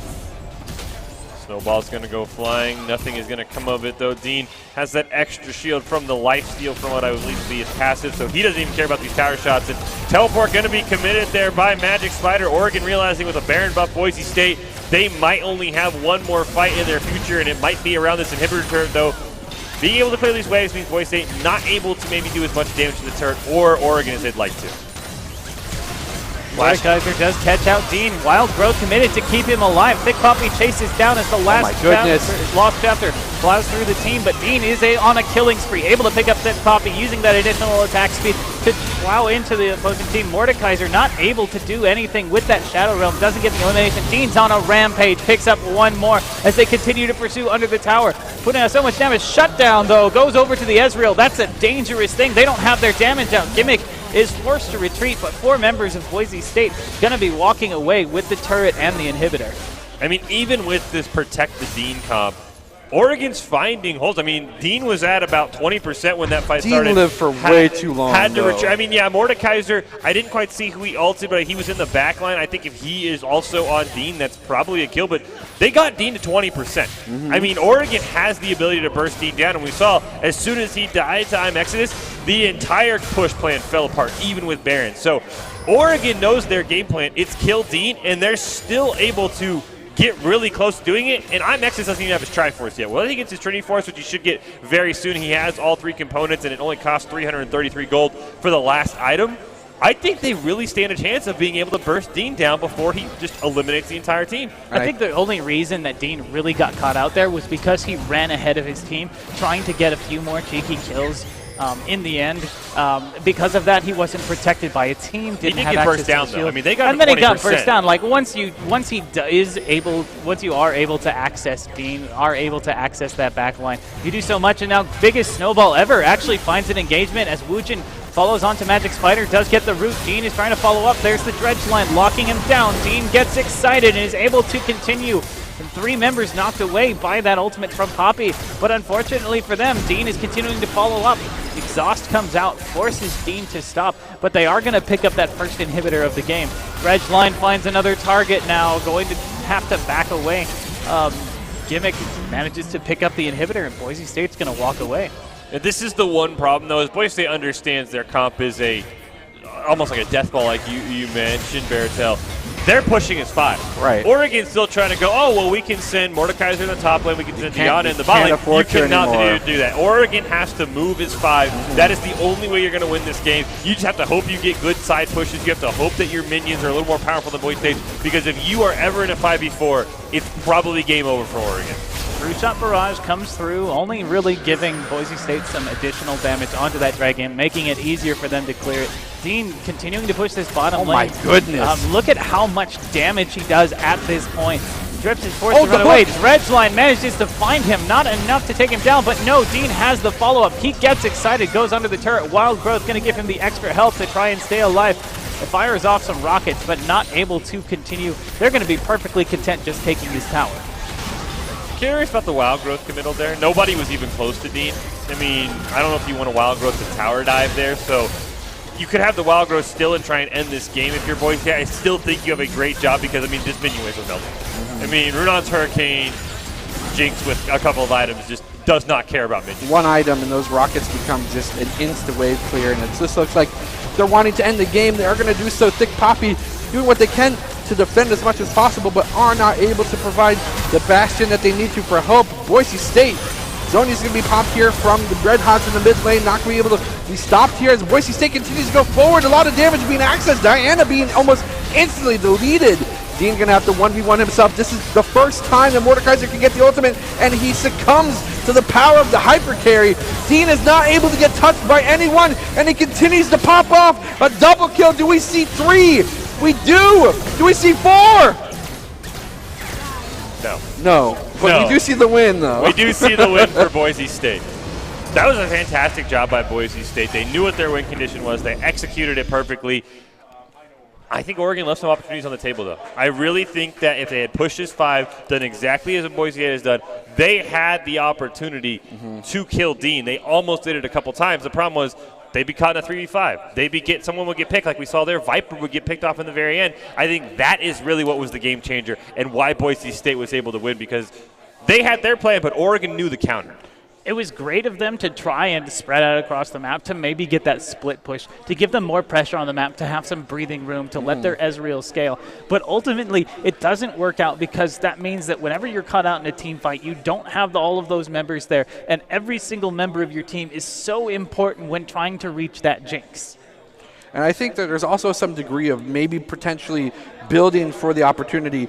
Mordekaiser went with, I do believe, the Leandri's first item, but right into a Spirit Visage, which doesn't really make a lot of sense because Boise State didn't offer a tremendous amount of magic damage that he needed to defend against. If instead he used that money to get a Rylai's Crystal Scepter, would have created more of a threat. And then beyond that, the Rod of Ages in tandem with Nasher's Tooth on Diana, how many auto attacks was Diana getting out? Not many. If instead they went for Azonia's, they could have been more aggressive to go forth with a little bit of a cheeky engage to go with the ultimate, and while the ultimate's channeling Zonia's to protect themselves.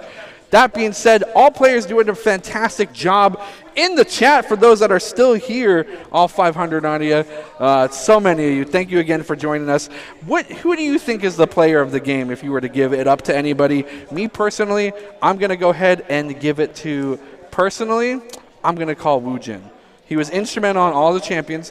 Despite going up against Mordekaiser, was not able to succumb to that power, was able to keep him maintained and offer a tremendous amount of shielding, and I love Karma, so I'm biased. I'm going to have to go with Red Hots. I really think he was the dominating force in Game 1 on that Akali. He did a fantastic job. Didn't get as many kills, of course, on a Nautilus because it's a Nautilus, but I would have to go with Red Hots. We've also seen that Dean, playing actually in an off-roll position, did so much damage. They built their entire strategy around the Jinx in the second game, and he was still dominant on the Lucian in the first one. I don't know if this is going to be a permanent position change, but I do think that it shows that Boise State has the ability to flex, and that's a big deal. We did see, I did see there in the chat one person predicting Woojin as well. There's a lot of people putting out the Woojin, to be honest. Beartail has logged on all of his alternate accounts saying, look, chat agrees with I'm me. just typing Woojin repetitively just to give myself the credence of being the most accurate predictor of the cast. And it is coming out here. The Idaho Central Credit Union player of the game is none other than Gimmick. They caught us off guard. We were all wrong. Well, to be fair, the player of the game is brought to you, of course, by Idaho Central Credit Union, who believes a great player makes a team more successful, just like Idaho Central's helping members achieve financial success. Gimmick is going to be your Idaho Central Credit Union player of the game. And let's give him the credit where credit is due. His Nami play was absolutely phenomenal. It was this play here early in this game that allowed the bottom lane to get ahead, that enabled Dean to become this monster of illusion as early as he did in the game, setting up so many crucial tidal waves and bubbles here. Just being able to follow up on his team, provide the healing. In the second game, we saw him play the Lulu and the Wild Growth, the Shields, just giving all of those additional stats to the Jinx. He was really the core of that buff on the hyper carry. And we will be coming back to the final report card, but again, Gimmick, tremendous job. Fantastic play by both teams specifically, but again, Gimmick holding the Idaho Central Credit Union Player of the Game. And look at this. Look at him just go. I mean, the healing Look he at him does with wave. that tidal wave. Probably could have used Ragnarok a little earlier. To Then deny the baits wave. out the Ragnarok with the bubble. That's not play of the game right there. Diving under tower and dying. No, no, no. I mean, hey, you got the elimination, you got the pressure on I mean, look him. at that Wild Growth. Look how low Dean drops. He's dead if he doesn't get Wild Growth. Gimmick is literally sitting there and using everything possible to keep Dean alive because that's the nature of the comp and he needs to do so. And that being said, look at that shielding. That was for more than double his whole entire remaining health. I think shields should probably be looked at. You know, Rayleigh used to do damage to shields, but that's been long Personally, I think since Ignite forgotten. might need to start affecting shields. The shield men is a little strong. That being said, we are not done. We do have some more fantastic games coming up, of course, because this is esports. We have report card time. Any major changes from you guys? I think I'm going to bump my team fights up to an A+ because they had the team fight to win that game. I'll bump up my objective control to an A. They really dominated the objectives in that second game. I'm actually going to drop my team fight score to a B. I think there were a lot of situations, especially early on in the game, where they were heavily punished. Wow. But they did pull things out in the end, so I'm going to at least give them the benefit of the doubt there. Wow. Harsh grader. Yeah, remind me not to take your class. I mean, hey, that's still a Dean's List report card. I would say plays well with others, especially that last game where they all had to play well together. They all had to realize that it was Dean who was going to be doing the damage. To be fair, because they played against another university, disrupts other students. That's true. They The did. other students being Oregon them specific, so I'd mark that one as well. I do want to give an A+ to production as well. I love these progress reports, to be honest. These are phenomenal.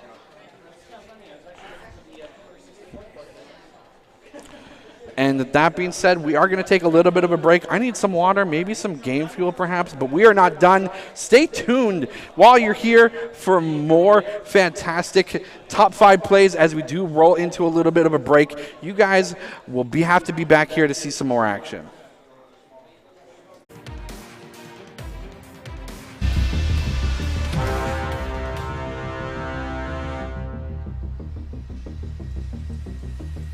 Or out of that Haunted guys. Haunted Guys, thank you. Guys. Agenda Crystal Arrow comes through onto Olaf. He pops the Ragnarok. Culling cuts him down, but he still has a little health left. Red Hot's on the chase. Is going to be able to pick it up with the 5-point strike. I still think the Chaos Crucible would be better, but we see the depth charge come out. Last chapter drops onto Dean, who is using the Wild Growth to keep himself alive. Magic Spider is coming through, but Dean picks up the first blasted him elimination. before There's the the ult. second one. Shutdown onto Thick Poppy, continuing through. You're getting the additional movement speed from Get Excited, but not able to pursue. Ezreal and Yumi do both get out, but Boise State picks up 2 eliminations, and now they have priority over the Baron. And it looks like they've already started it with Can't Get... Magic Spider does take down Gimmick, and Woojin taking a lot of damage. Double kill to that Annie now, as Dean can't get Dopamine, and Red Hots are doing their best. It looks like they are going to try and find the Recon. Cullen comes out and they find one. That's a double kill for Dean. The only member left now is this Ornn, and he is bleeding out his health bar. Redemption is coming down, but it's not going to be enough. Triple kill over to the Lucian. Non-existent, as we are going to see a gank is going to come out from Red Hops. The depth charge is going to land. Going to get the hook as well. The root means it's game over, and Gimmick is going to pick up that kill.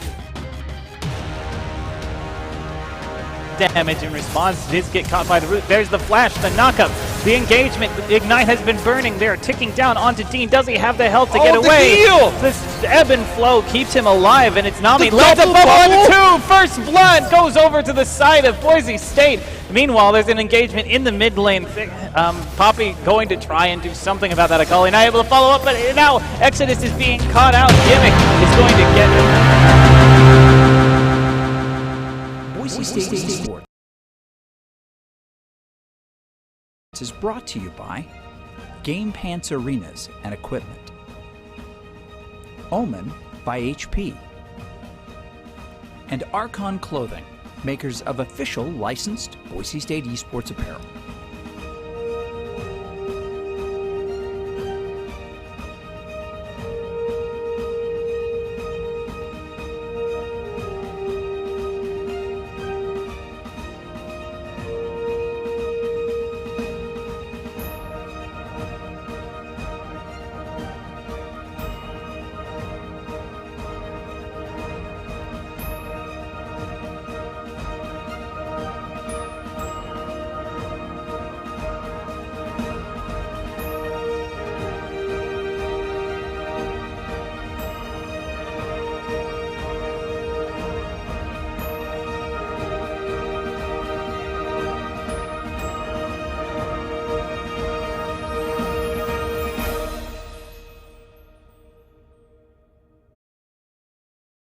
Back to the Boise State Game Pants Esports Arena. You can see in the background here.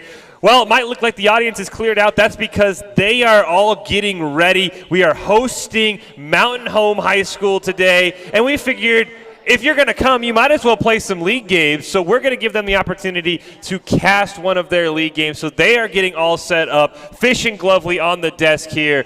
This should be a lot of fun. Extra league games are always a fantastic thing, both for us, the people in the audience, and the viewers at home. The game is actually in progress right now. They've been playing in the background. So we're going to jump right into game and see how they're doing on the Rift. Should be a lot of fun. Hopefully some home boosting there. As we see, it is actually Mountain Home up 5-1 right now with... Okay, I was like, some of these, I was like, wait, we have a mid-lane Rek'Sai, but that's because the scoreboard a little funky there, but great job here. I mean, you can see Rek'Sai has been all over the place. 4-0 right now. We're not even 13 minutes into the game. A root going to come out from Zyra. It is going to push that away. It is Mountain Home versus Mohana's right now. Azir not a champion that we've seen for quite a while, so I'm quite excited to see it. Kiana trying to come down and do something, but running headfirst into a Leona. Locked down. The Ellipse comes out. Solar Flare, and there it goes. Azir is going to pick that up. Jesus of top lane, more than happy as he continues to do the auto attacks, but Vayne is going to pick up an elimination on the Leona in return. Double kill on that Azir. Flash forced over the wall, but now he's trapped himself with two members. Caitlyn tries to find him out. Azir closing in. There is the Blast Cone. Is going to be able to use it to hop away. Doesn't use it to hop over the wall. Emperor's Divide finds him out. Ace in the hole. Goodbye. X-Ray picks up receipts. I think Receipt definitely need to use that Blast Cone to go back into the Dragon Pit. I understand in the heat of the moment, that's one of the hardest things. I would have launched myself back into Azir, don't get me wrong. But that's one of those where using those Blast Cones that were just added, very, very, very key. As we are going to get a little of a realignment there on the scoreboard there so we can fully understand what's going on. I am confused how Jesus of the top lane, as we see Guegabon is unstoppable 5-0. Jesus of the top lane in the mid lane. Come on. A little confused. Rek'Sai, very aggressive champion there. They are going to pick up one more tower in their favor. 2 towers to nothing against Mohansen.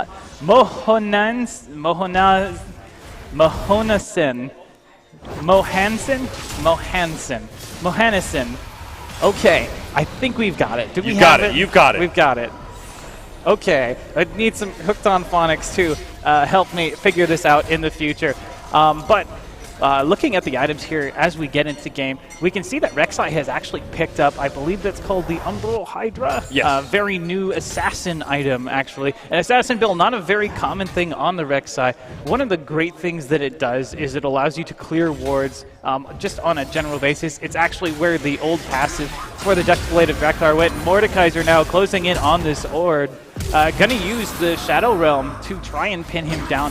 Not able to chase him underneath the tower. Going to be safe there. Dark Heavenly Wolf now gonna get stunned up against the wall. Does have the Eclipse to try and protect himself. Solar Flare burn, but is Codless done. Kiana and Vayne more than enough to take down this Leona. There's no Blast Cone left here. Actually gets a flash out of the opposition. And now Rek'Sai comes around on the backside, putting down a lot of damage. Gwen Onabon is going to pick up, is now dominating, picks up the elimination, double kill now. Mordekaiser continuing to pressure in this top lane. Ornn is a powerful champion, but he is not invincible. I mean, this is why we see Leona just so permanently banned for Boise. That is such a tanky champion. No support should be able to survive 20 seconds while being chased down by a Kiana and a Vayne. That's just not something that should happen. But the amount of armor that Dark Heavenly Wolf gets, especially when he pops his shield, is just ridiculous. Lets his teammates rotate over there. This is just why Leona is just not seen very often. And I have to give some credit to this Rek'Sai, doing such a great job of controlling the game. Every time a fight breaks out, this Rek'Sai is there to meet it. And this is after the long period of time we've had where Rek'Sai doesn't have a global ultimate anymore. And now we see Jesus' top lane continuing to shove up the mid, doing a great job with that Azir, forcing them under the tower. And now it looks like we're going to see a dive of Rek'Sai trying to go in over the wall. Actually, Olsen, legendary now, 8-0-0, feeling great as the bot lane. They're going to take some tower damage. Dark Heavenly Wolf gonna tank up a few shots there for X-Ray as they back off and reset the wave. Did have to use the heal there to get out of the ramping tower damage, so not gonna have that anymore on the Caitlyn. And Caitlyn is one of those champions. If you can lock her down, she is very susceptible. Only has the 50 caliber net. We are gonna see the Zenith Blade missed by Dark Heavenly Wolf, trying to hunt down that Xayah. Those extra movement speed from the boots, enough to get the stun. Unfortunately, X-Ray there not able to follow it up, so they will continue to push down that wave, but those extra movement speed from those boots, that was huge. I have not seen the difference of those boots ever really demonstrated on the Rift like I just saw there. He ran him down, and it was just the extra 15 movement speed. There's a reason why mobility boots are considered one of the best boots for supports, because of their ability to allow you to roam from lane to lane. Kiana now almost caught out by the Zenith Blade, forced to back away, but here's the Emperor's Divide. Azir is going to catch out Vayne. Does get stunned up against the wall. Zyra is going to pick up the elimination, but traded back. X-Ray now being caught out. No, is able to get out safely. No, actually brought down. Blue team takes the Dragon. Mountain Home happy to have that shutdown, though. But this Rek'Sai is here, and Rek'Sai is wrecking. Double kill for Zyra, but now Rek'Sai is going to pick up the last double kill and have the pressure on the map. I mean, this Rek'Sai can really just do whatever he wants at this point. He is 10-0-1, 113 CS, just absolutely dominating his jungle matchup here. As we saw, it was a little bit of a scattered fight. JOT thought he could get a pick, not quite enough damage there. X-Ray gets knocked into the wall as well, but Guegabana Banawan, or whatever you want to call him, just absolutely dominating, can go wherever he wants. And Lil Chicky Nug there, the Ornn in the top lane, didn't take teleport, so he doesn't have the ability to roam across the map and join his teammates in these fights, unlike lagging boss fight. So that Mordekaiser has the ability to be there, does have the teleport advantage even now, and it looks like there's going to be the flank from the backside. Rek'Sai putting down so much damage, just trying to get the team ahead. Now legendary, 11-0-1. Probably could have given that over to the Mordekaiser, but you got to pad that kill score. Oh, you always got to pad that kill score.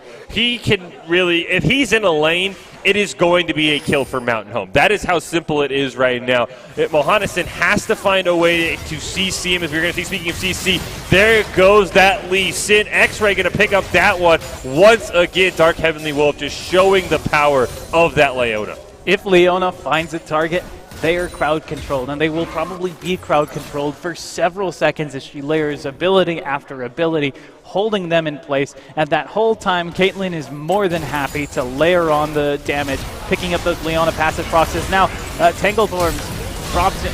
Solar Flare is going to be dropped as well, so Ultimate's traded. One elimination for another. Ace in the hole coming through, picks up the Vayne, but they do lose Azir in turn, so Caitlyn gets the double kill. But they do still have champions here to pressure this lane, but not enough to continue on. Lee Sin now back. Not a safe situation for a lone Caitlyn. I mean, Zyra is one of those sneaky supports that if she can land a root and she can get the Tanglethorns out, she's going to do a lot of damage. She is basically a pseudo AP carry. I play with a guy who plays a lot of Zyra continuously. Every game he is the top damage in the game across every champion. So that's a lot of sneaky damage on that Zyra support that Mountain Home has to be aware of. It's not something like a Leona where you can't CC, but Leona's not going to 1v1 anyone. Zyra, especially that 3-in-1, has the ability to 1v1 almost anyone on that team that is not Rek'Sai. And hey, Vaca, thanks for subbing. Welcome to Boise State. We're happy to have you watching our esports tournament, and that sub is going to get you access to all of our VODs, so if you want to watch any games we played, you can. But meanwhile, Rek'Sai is going to chase down this Lee Sin. You can't get away from that Chilling Smite used just to ensure that there's not going to be any nasty hopping about here. Mordekaiser in the way, so it currently is looking like a 3 versus 1. Call of the Forge God does come through, but there's a Rek'Sai on the back line.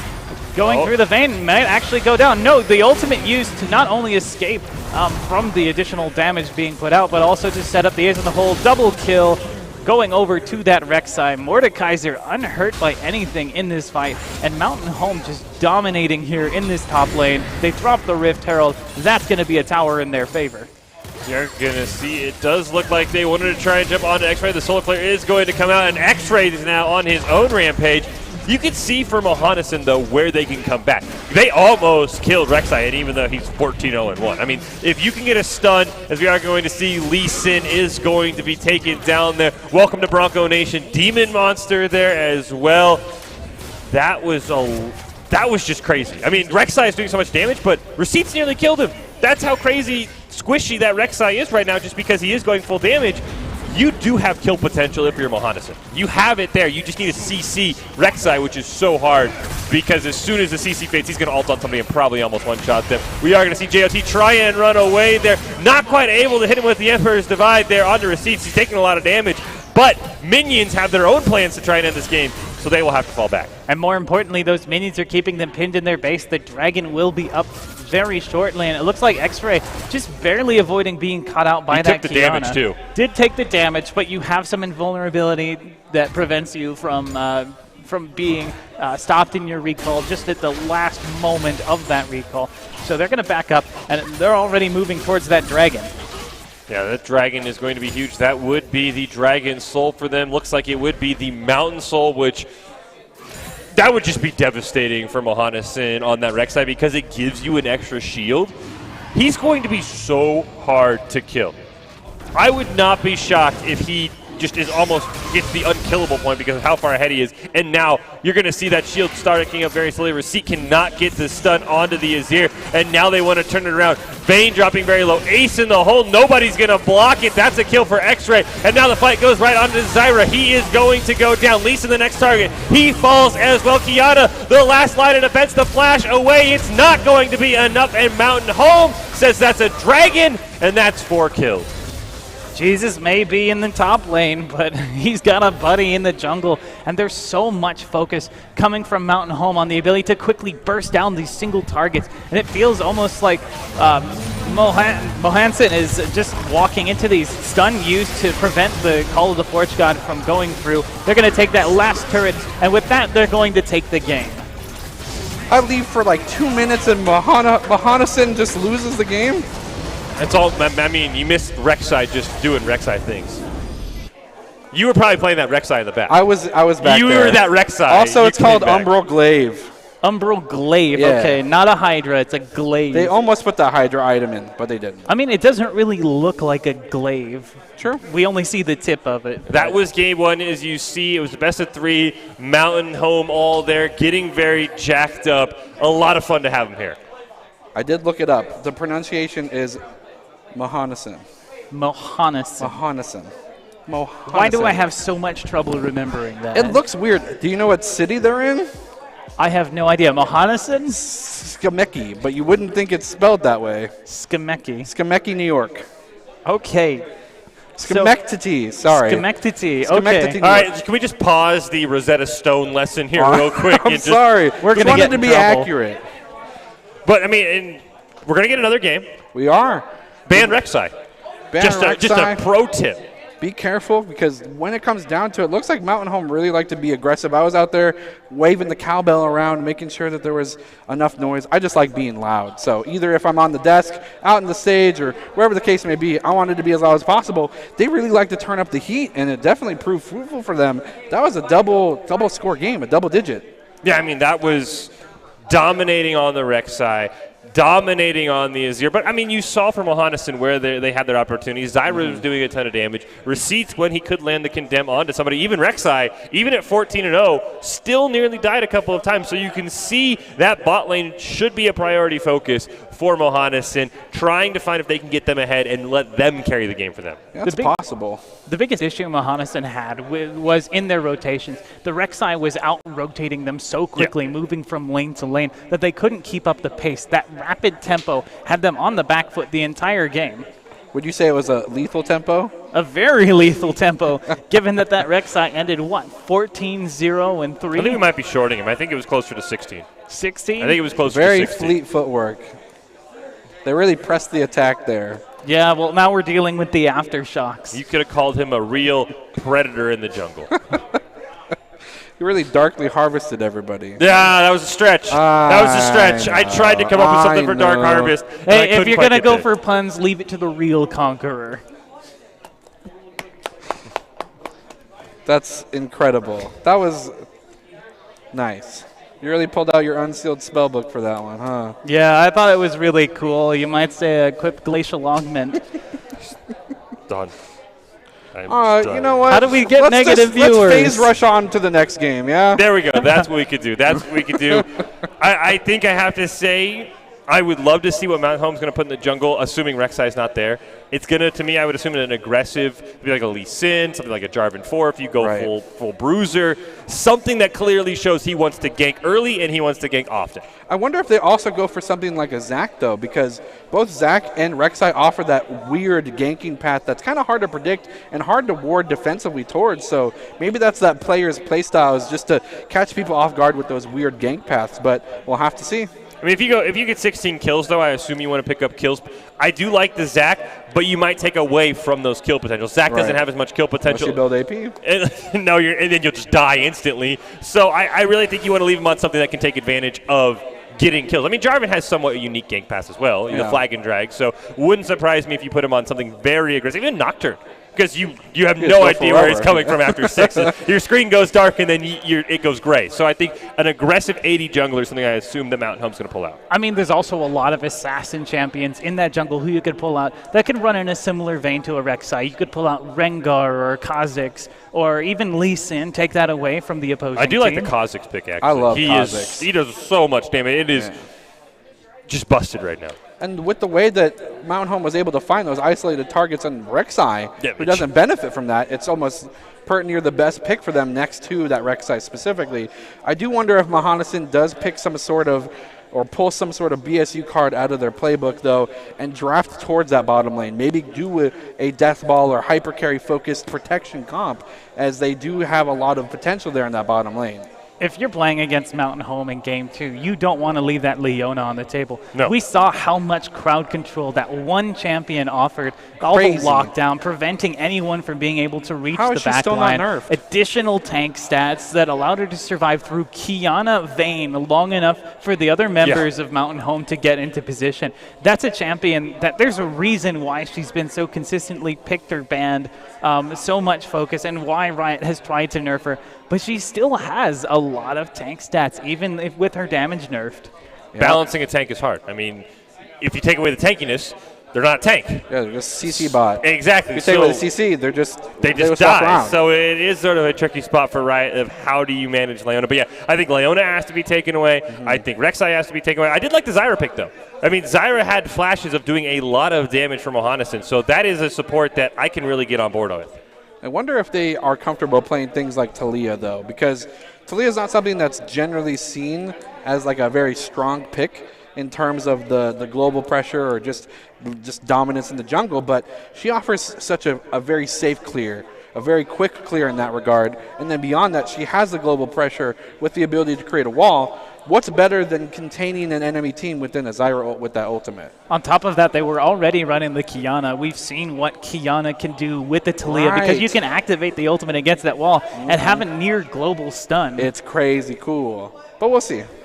We'll have to see. You know what we're not going to see? Rek'Sai? And I'm trying to enact Caster Curse. We're not going to see Teemo.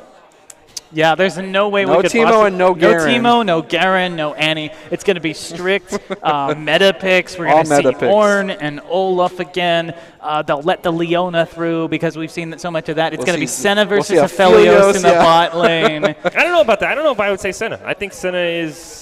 Senna's strong. That recent patch I think made her borderline unplayable I as an think 80 carry. Your soul generation is so gimped now unless you're picking it off in lane. It's 0.6%. Yeah, I mean, Riot said, all right, it went from 100 to 1.6. And I'm like, that is the craziest number nerf I've ever seen. So I do think Senna might be something that slowly transitions back into her intended role of Give me support. Teemo. There we go. That is the first ban. That is the correct first ban. Yes, you from cannot that be side. mad about that. Rek'Sai They're pretty was happy about it. They're laughing over here. I think they were a little mad. I would be mad. I would be mad if I was Gohan Hanaban. It feels really cool, though, to perform on so well on a champion to warrant a ban in the second stage No, of the game. that is It's a style pick. that is a style thing. You Big love are the going to be field. banned away. Leona also banned away.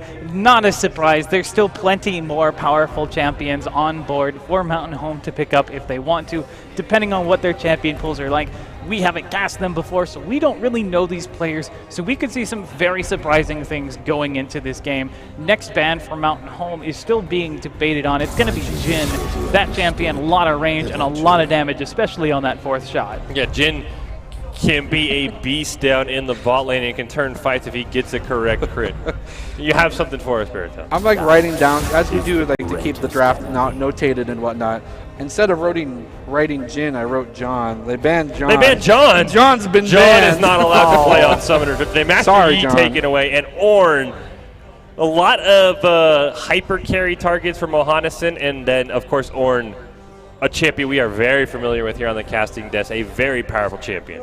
Oh, are they going to pick the? They are going to continue to maybe go forth with a nice little pick comp. We saw the Zyra hover. They don't think it's contested though, so they're more than willing to let it go by the wayside. Oh, they're hovering Garen. I think they're just having a they're laugh at hurting me you. right now. They They're were told hurting me. just to do it for you. Oh, they locked it in! This is the best day of my life. Wow. Thank you, Mountain Home. You're Wow. fantastic. You just made All him my so votes. happy. And the Heimerdinger now being hovered. No Ziggs. So That's Ziggs not is going to be Teemo. locked in. That's a not lot of Teemo. great pressure that you can put on the map. Mordekaiser being hovered. He's a champion that is very powerful in that top lane if he gets ahead, although you can counter his main gameplay pattern with 1,300 gold. So we are going to see that's going to be picked up since Glovely, you are the expert of Garen. How does that matchup feel, Garen into Mordekaiser? Not the greatest matchup. Like Not I good. Like I said, Not good. like I said, the main thing as far as the Garen goes is that you hit 1,300 gold, you get access to that Quicksilver Sash, it's magic resistance already, on top of the tank stats you're getting and the ability to deny his ult. If you hit 1,300 before Mordekaiser gets 6, and then you just teleport back to lane, and you're perfectly fine, especially if your teammates are able to provide you with some gank pressure pre-6. Guessing that Yasuo Whoa. is going to be flexed down into the bot lane. Is it bot or is it Zig support? I would think it's bot. Maybe it is Zig support. If you do sort by bot laners, Yasuo will show up, by the way. Yeah, of Riot course. trying to tell you that Yasuo is a bot laner. Caitlyn going to be taken away there by the side of Mountain Home. I mean, this is the thing that Boise State does really well. Mountain Home taking notes. If you pick flexible champions, it's really hard to target ban in those last two bans. Set taken away there just because he's an all-around powerful champion. You've seen him in the jungle, but you have no You already idea know where where the top lane's going, though. You already know that Garen's being called out. I've seen That's not set true. jungle's actually very strong. You can take Garen to a lot of different Okay, places. You Mr. can take Garen. him top, you can take him mid, you can take him jungle, we can take him bot if you have a Yuumi on your side, and Yuumi is still up and available for both of these teams, so that is a possibility. Aphelios going to be banned out, and the final ban is going to be Vayne. We saw that champion do great in the previous game. Lots of 80 carries being taken away. Brand being hovered there. Blitzcrank now going to be the pickup there. Really good choice for Yasuo. Does help him with the knock-up ability. Kaisa going to be the pick there. So looks like we're looking for a mid laner for Mohanason. And they have no idea who they're playing against. It could be Yasuo. It could be Ziggs. no. So it's going to be top mid So lane. it's Not Mordekaiser mid. or mid. I guess so, yeah. Mordekaiser mid. Most which- likely Mordekaiser mid. So the problem with picking Garen as your first champion is that it leaves you open to so many counter picks. Darius just outscales Garen. Even if Garen is the better champion, in terms of your damage, Bias. 1v1. Caster bias. Caster bias, absolutely. No, I'm that's- not. Jungle Darius, I don't think so. They're not Well, in. Lil Chicky was the top laner, so that looks like it's still top lane Mordekaiser. Is that mid lane Darius? So I don't think they're actually in game order here. I'm looking at based, summoner based on their names. position. Looking at their Because Lil Chucky was the top laner last game for Mohanason. Little chicky. Yeah, little most chicky likely. nug. He is currently hovering Mordekaiser. So Mordekaiser top lane. could be something like Darius mid. It's not impossible. I would assume that Kaisa Nautilus bot lane, because you get additional stacks of the passive off of all of Nautilus's crowd control, which he has in every single part of his kit. But Garen, in this situation, I don't think you go Triforce Garen, because there's so many tank stats on the other side of the team. I think you go Black Cleaver to give your team the additional armor shred and just build tanky. Be this big, tanky, beefy guy in the front lines. It's possible. We'll have to see. Who knows? There might be something crazy like Darius Nautilus bot lane. The us bot lane. The us. Took me a little bit to get it. It took me a little bit to get it. Yeah, I'll be very curious to see who's going where, if potentially different summoners are going to different lanes. I mean, I think that would be very interesting to see if that's going to be something. So, and I think we have something special coming up, though. We might. Also, someone in the chat is wanting to bring me snacks. I would love for you to bring me snacks. Come on down to 301 South Capitol Boulevard. Bring me some snacks.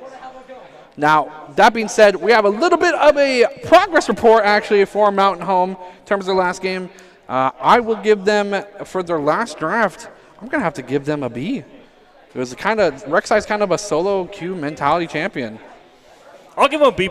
I really think that it would have been interesting if Mohanison had come back, but I think you're right. Rek'Sai solo queue mentality, and it proved to work. I mean, on top of the Rek'Sai, they also had the Leona, and they played very well off of the Leona and Azir. I'm going to give them a B+ as well. Now, moving on to vision control. We didn't actually see a lot of that in the short time that we had with their game, but what they did have was dominance over the jungle. Rek'Sai gives you so much vision. A from me. Yeah, it's hard not to get an A+ from me with Rek'Sai because those tunnels are free wards. You know exactly where everyone is at all times. Not only that, but the Tremor Sense, that's also additional vision. I'm going to have to give it an A+ as well. Objective control, I'm going to give it a question mark. I didn't see how much they had to fight for most of the objectives, so I'll update it after the post-game progress report. They did get the Dragon Soul, so I'll give them an A-. I didn't see the Rift Heralds, but when you have a Dragon Soul, it's hard not to give you at least an A-. Dragon Soul, I did see one Rift Herald going over their way. Didn't see the second one, if it was picked up or not, so I'm also going to give them an A. Now, looking at their time management, Rek'Sai, oh my goodness, the pressure you create by all that movement, A+ effort. Yeah, I'm going to give him an A+ as well. Rek'Sai knew exactly what he had to do, and that was finish every single fight. An A+ as well. They ended the game the moment they had the advantage. Team fights, they've just dominated by picking off champions with the Rek'Sai, and team fight after team fight that I was able to watch were just dominant. That's also an A for me. I'm going to pull a Baratel here. I'm going to give him a question mark because there were no team fights. Nothing was a team fight when Rek'Sai got a double kill before anything happened. So I want to see what happens in this game, assuming there's not a 16-0 Rek'Sai. Even when they had abilities landed onto multiple members to crowd control them, they still just were so far ahead that they won the fights anyway. So an A from me. And that's going to be the midterm progress report. To the parents' comments, of course, plays well with others. We love to have them here. Pleasure to have in class. Again, I'm going to go with conference needed because Rek'Sai, those people had families. They were certainly and you were disrupting just disrupting everything. Yeah. Yeah, we need to come on. They had a family, and you just absolutely can we crushed put missiles. a report on Mohanison for not prepared for that Rek'Sai? Is that possible? I think we're grading Mountain Home here, but we'll see if they're a bit better prepared in Game 2. Well, they were prepared by the first thing they did was ban Rek'Sai. Good call. That was the Fantastic first call, thing they actually. did was to make sure that Rek'Sai would not be on the Rift today. And it might be enough. We'll have to see as we do shortly get into the game for a fantastic, wonderful Mountain Home Esports Day highlight match. Mountain Home High School, of course, being here in the stadium as we are special guests hosting them for their game. This is going to be Game 2 of this fantastic series. We're going to see how this plays out. I think really it has to be jungle focused. I mean, not only we talked a lot of time about Rek'Sai being 16-0, Lee Sin was 0-7. Yeah. I mean, that is a huge spread in the jungle. So if Mohanison's jungler this time on the Echo, recently nerfed, can do a little bit better, it's going to be very interesting to see how far ahead they can get.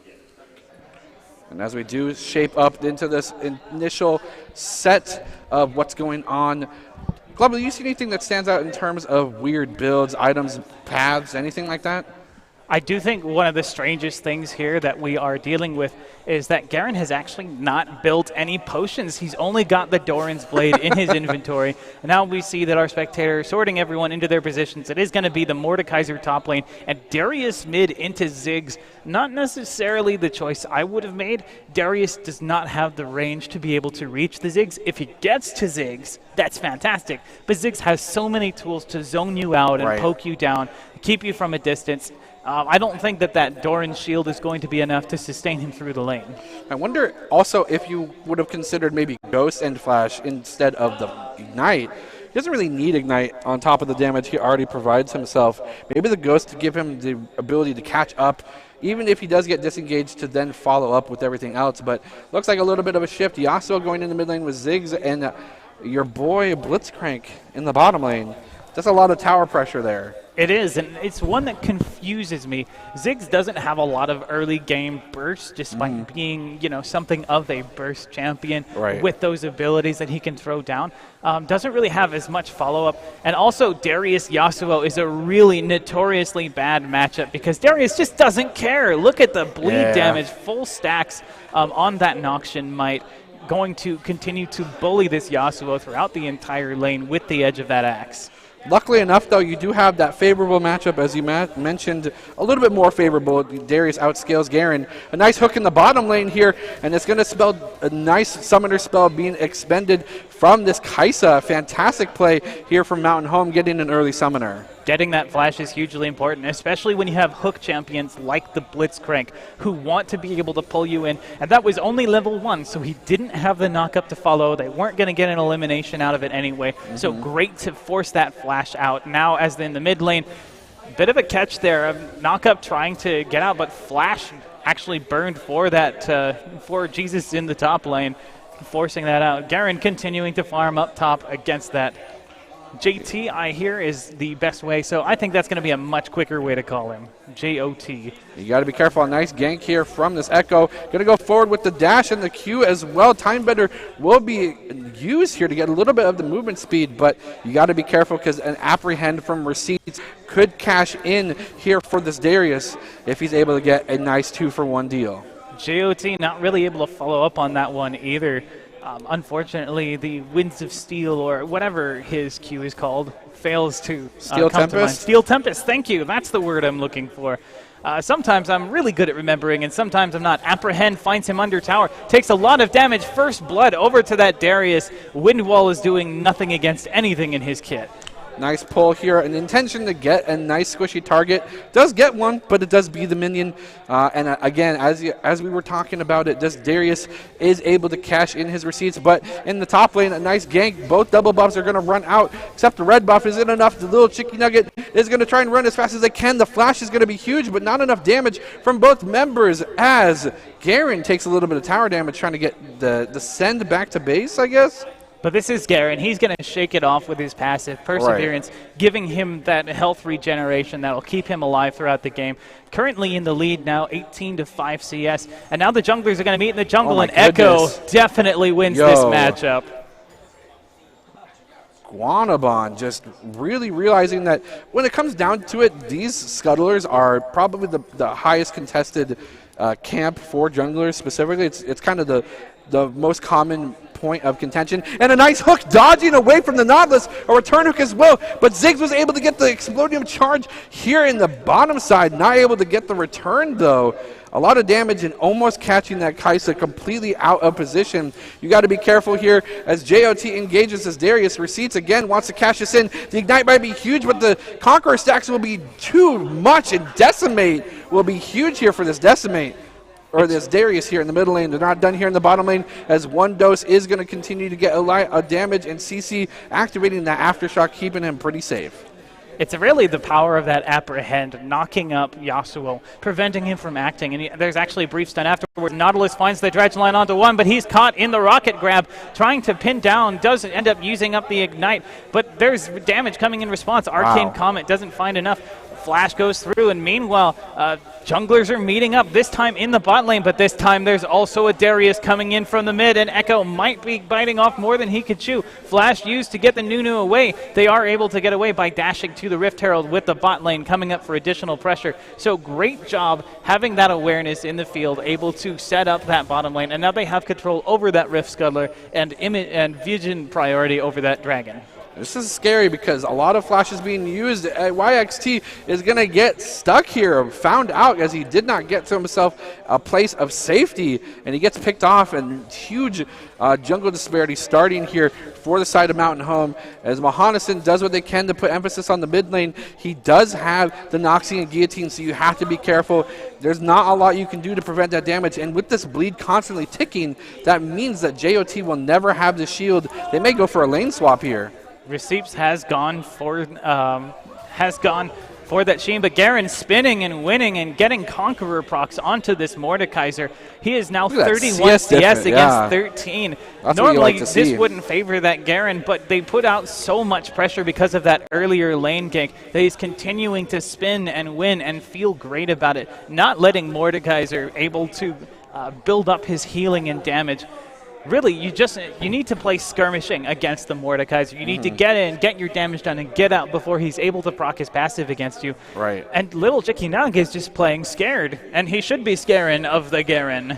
Nice. And again, a lane swap has been done by Mountain Home, and it's a perfect time to do so with Yasuo having last breath. Means that any sort of CC given by this Blitzcrank, who doesn't often miss that crowd control, that's going to be almost a free pick, and Ziggs will often have a better time against Darius despite him being ahead.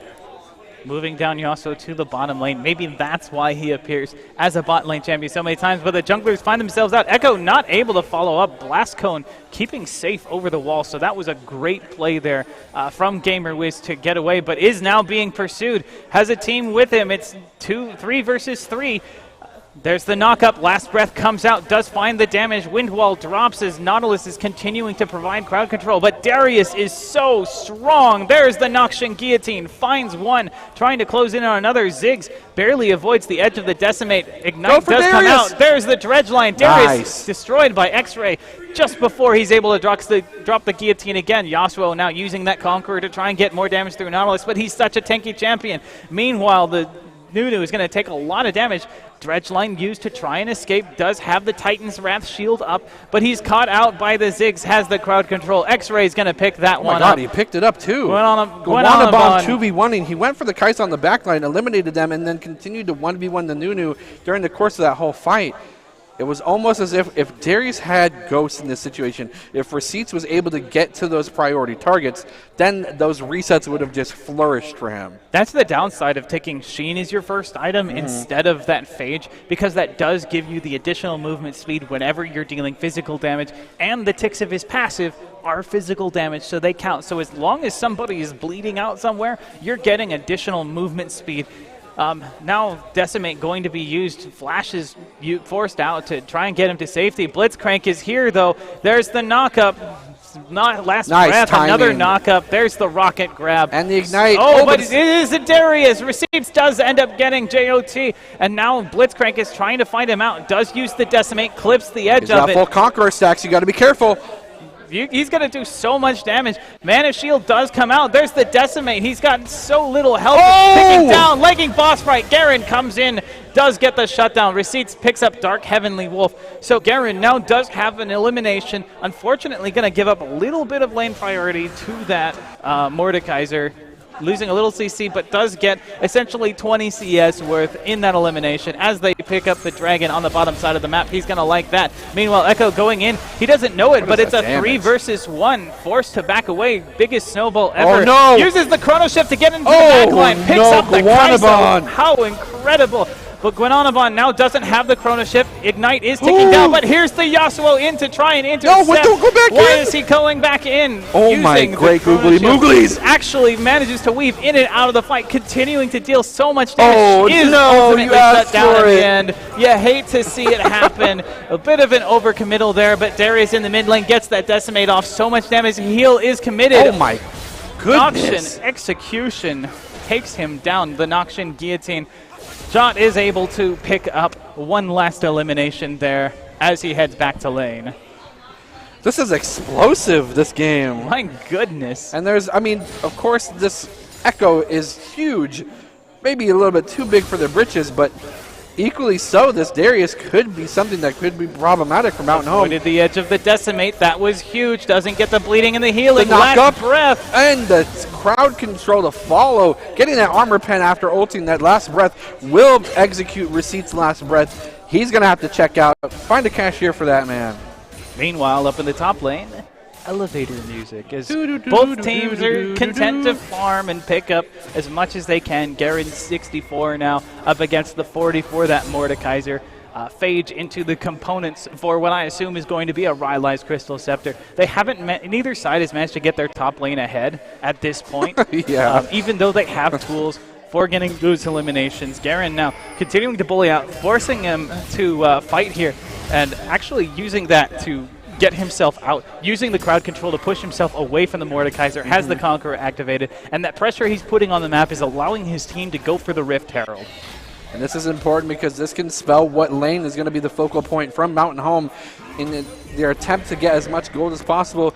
2 minutes remain on the clock for these turret plates, and you have to be careful if you're JOT. This Darius is a monster despite being backed up by Shelly. They sent Shelly in the mid lane instantaneously, but there's no way for Yasuo to push the lane into that, so it's almost a waste, and Yasuo got completely zoned away from the turret, so none of that plating went to him. No, he did in fact end up with 240 gold. Oh, he was in range? He was just barely in range. He was the one who they apparently gave the Rift Herald over, so he got the full gold from that. That's going to help him out a lot. 3-3-3 now. Meanwhile, junglers are meeting up again, this time in the top lane. Echo continuing to deal so much damage, using that Dark Harvest to take out Yixty.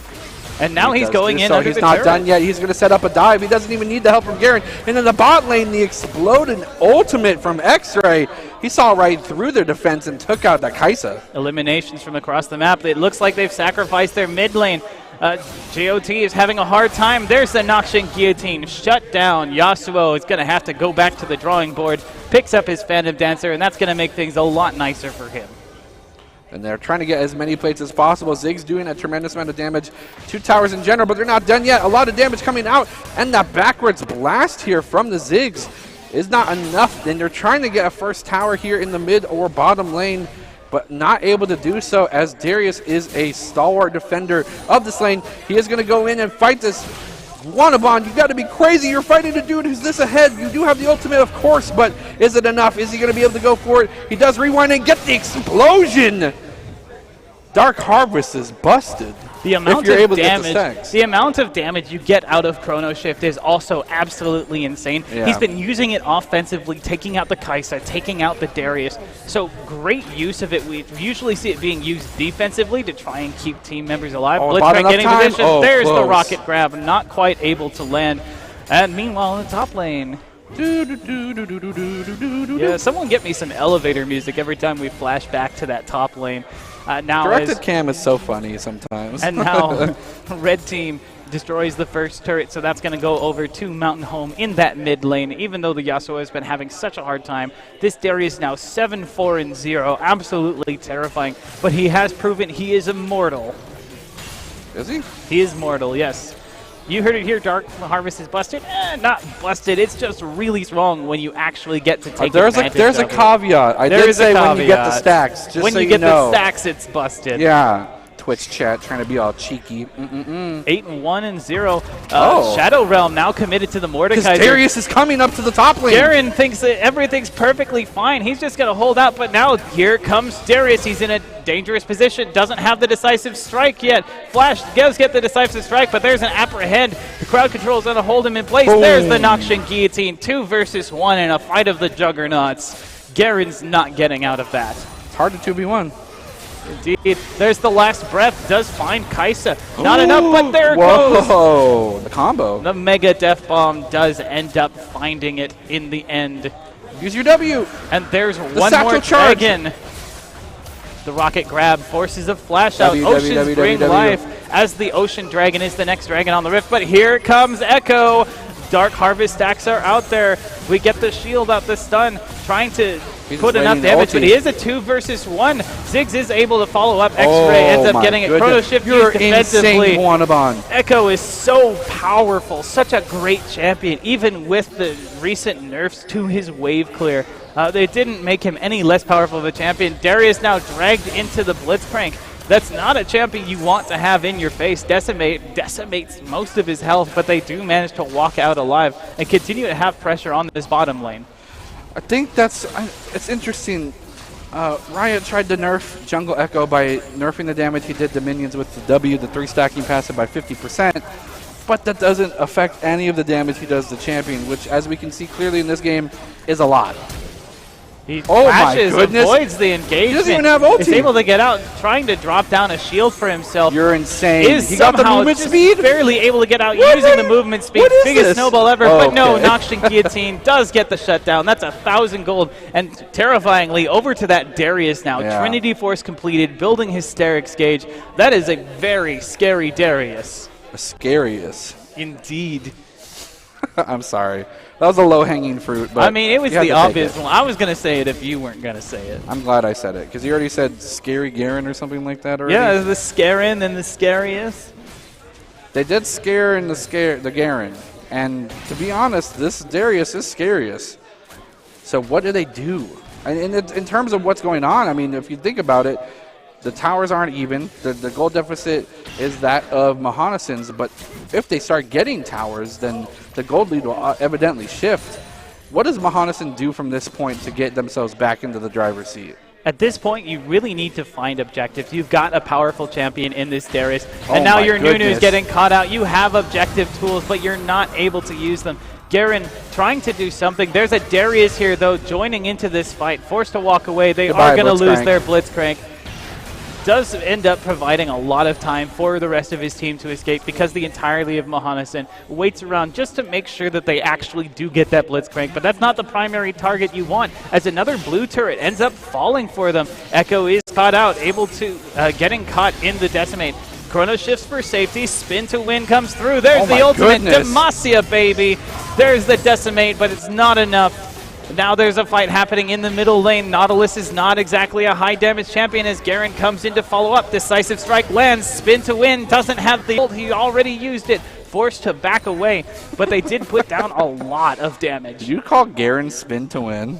Garen is the spin to win. Everybody loves You just referred to him as spin to win. Spin to win, That is his name now. I mean, everyone knows that Wukong ult is just a weaker Garen spin, right? Sorry, Wukong players, but it's true. You've got to rework on the PvE. That Conqueror is going to help. Conqueror spin is going to help you a lot out. But Wukong players, your champion is not in this game. This is my champion, and he is being quite a champion for the team. Now 2 members trying to collapse on top of this. Yasuo is caught up by the knockup, but is able to bounce around. Here comes the Echo from the backside. Mordekaiser is there to help out as well. Absolute Zero interrupted by the last breath. JOT able to get out with his life. Darius now in the middle of multiple members. Hysterics Gauge is popped. Decimate finds a target. The Killer Instinct follows up. Killer Instinct not able to do anything. There's an Noxian Guillotine. Doesn't find an elimination. Knocked out. Double kill for JOT. Able now to take the pressure that they've got. Insane. Absolutely. This Echo putting so much pressure on the map, doing so much damage across these team fights, and getting away. Using the Chrono Shift both offensively and defensively as well. Now they've got the Ziggs in the mid lane. Champion derivative puns are apparently approved by production. That's good. It's nice to know that I'm not going to lose my job over this, as Shelly goes in onto a Nexus turret. Nexus turret. Shelly wants to get as close to that Nexus as possible. They are forlorn. They miss each other greatly, and she's all the way in the middle of the rift. She has no one to console her. Well, we're almost at 20 minutes now, so we're not going to see another Rift Herald. We're going to see Baron Nashor pop up. And now Darius finds out a target. Garen is spinning and not exactly winning in this scenario. Depth Charge does find him. He's up against 5 members. Unfortunately, is going to get caught out. That kill's going to go over to Gamer Wiz. That's the scariest Darius. Welcome back. I try to come back and I walk right into scariest Darius. I'm just going to leave it. We're trying to get better puns. All right, this is not my game then. You're great at puns. That is true. Guanabon I think also someone with Guanabon might be great at picking up a pentakill here. I've been watching. He has done a lot of damage. If he keeps wants it. There's one. He's going to go into the Shadow Realm against Little Chicky. It might not be enough. He is dropping very low. He is going to have to chrono shift back to safety. Dark Heavenly Wolf is going to pick up one. It's a double kill. Bye-bye. There he goes. It's a triple. Can he pick up the quadra kill? A little bit of a cheeky play here by the Nautilus. Spider knots away to safety, but I don't think. Oh, the blast clone. Is it going to be enough? No, the ward's going to come down, tell him exactly where he is. Satchel Charge is going to keep him in place. Dark Harvest stack and Ace. Quadra kill. Oh, no, he's delayed enough. Unofficial. And this whole time, Garen has been down in the opposing base. He's got so much pressure. Is now on the Nexus turret. The real hero. The real hero. There's only one member alive. Nunu trying to come up. Blue turret is destroyed, and now he's going to back up. They're going to take a second inhibitor for their team. And hey, sometimes you don't need to be there for the fight. You just need to put more pressure on the map. The split push is a legitimate strategy, and now bot lane is the only lane that remains for them to shove out. There must be something about this arena, though. I don't know why teams just seem to play with their food. You could have ended that game right there. You could have ended that game. It's too hyphy. You could have ended that game. We do too good of a job making them feel good about the way they did good. That is Hey, true. and another turret goes down in the bot lane. It'd be pretty tough to lose this game from this seat, though, right? I mean, if Darius can get a good position and get those noxious guillotine resets, especially when he hits rank 3, where it'll permanently reset, he doesn't have a cooldown, and it doesn't cost mana. I mean, there is a path for them to get back, because everyone on Mountain Home has to be in melee range outside of Ziggs. Guanabomb does have 25 stacks. Just want to point that out. That's true. That's Chrono Shift is a very short cooldown. That's a big dude. Yeah, I mean, I'll be curious to see if Darius can even kill Guanabon, but I do think Receipt can bring them back if they can get him to level 16, get those noxious guillotine resets that don't cost mana, because surprisingly, the hardest part about playing Darius pre-16 is that your noxious guillotine will make you go if you try and cast it 5 times for a pentakill. Yeah, it's you don't actually build kind any of mana. unfortunate. No, so then once it doesn't cost mana, that's when you're able to really be the game changer. Unfortunately, the knockup is going to lay a little tricky. He is going to take Ziggs into the Shadow Realm. Lagging Boss is going to be the first one to pick up a kill. The knockup onto Receipt. We are going to see one kill come out there trying to chase him down. The heal's just enough to keep him alive. And the Super Laser's going to be there as well, but unfortunately for Mohanasin, the Super Laser does not extend all the way out to your Nexus, so Mountain Home able to just easily auto-attack the Nexus, and they are going to be getting the plus 50. To pick It up was game Guanabon, and rightfully so, I think. Great performance from both teams, but Mountain Home picking it up. We saw great performance from all of the members of their team, setting each other up for eliminations, even in a very difficult lane. Gotta give the honor to Tiltproof on that Yasuo. Just keeping himself alive, keeping himself relevant, even into the late game, despite getting bullied out by that Darius. Yeah, and great communication as well by Ziggs saying, hey, you know what? I realized that the Darius passive counters your shield. Let's swap. Yeah, Let's the get you mid-game back lane in that. swap Yeah, was the mid-game lane huge. swap. They got Yasuo back in the game because he is so well with Blitzcrank because it's a guaranteed knockup. So it's a great just communication by Mountain Home, realizing, hey, your mid lane is struggling. We can flex him down bot. Ziggs is also a decent enough mid laner to survive against Darius, and that really sort of propelled them into the late game, keeping Yasuo from not sort of being just too far behind. Does also help when your jungler can just 2v1 That is consistently. I mean, yeah, certainly. That is definitely Teach a their bonus. own. Sometimes you get really ahead in the game, but in terms of score, since we're talking about it, why don't we go back and revisit this final game report card for Mountain Home. So, starting with draft, they had a plan of action again, and they're more than willing to commit to that. I'm going to bump my grade up to an A.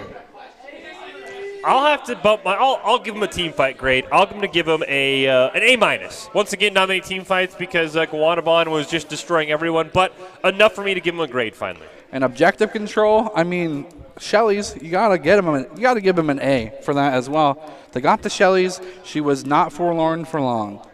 But any changes? You know what I have to do? You have to bump the draft to I have A+. to bump the draft to an S+. They picked Garen. They used it well. They made it. They made an impact on the map using that champion. That's something that not even Boise State has done.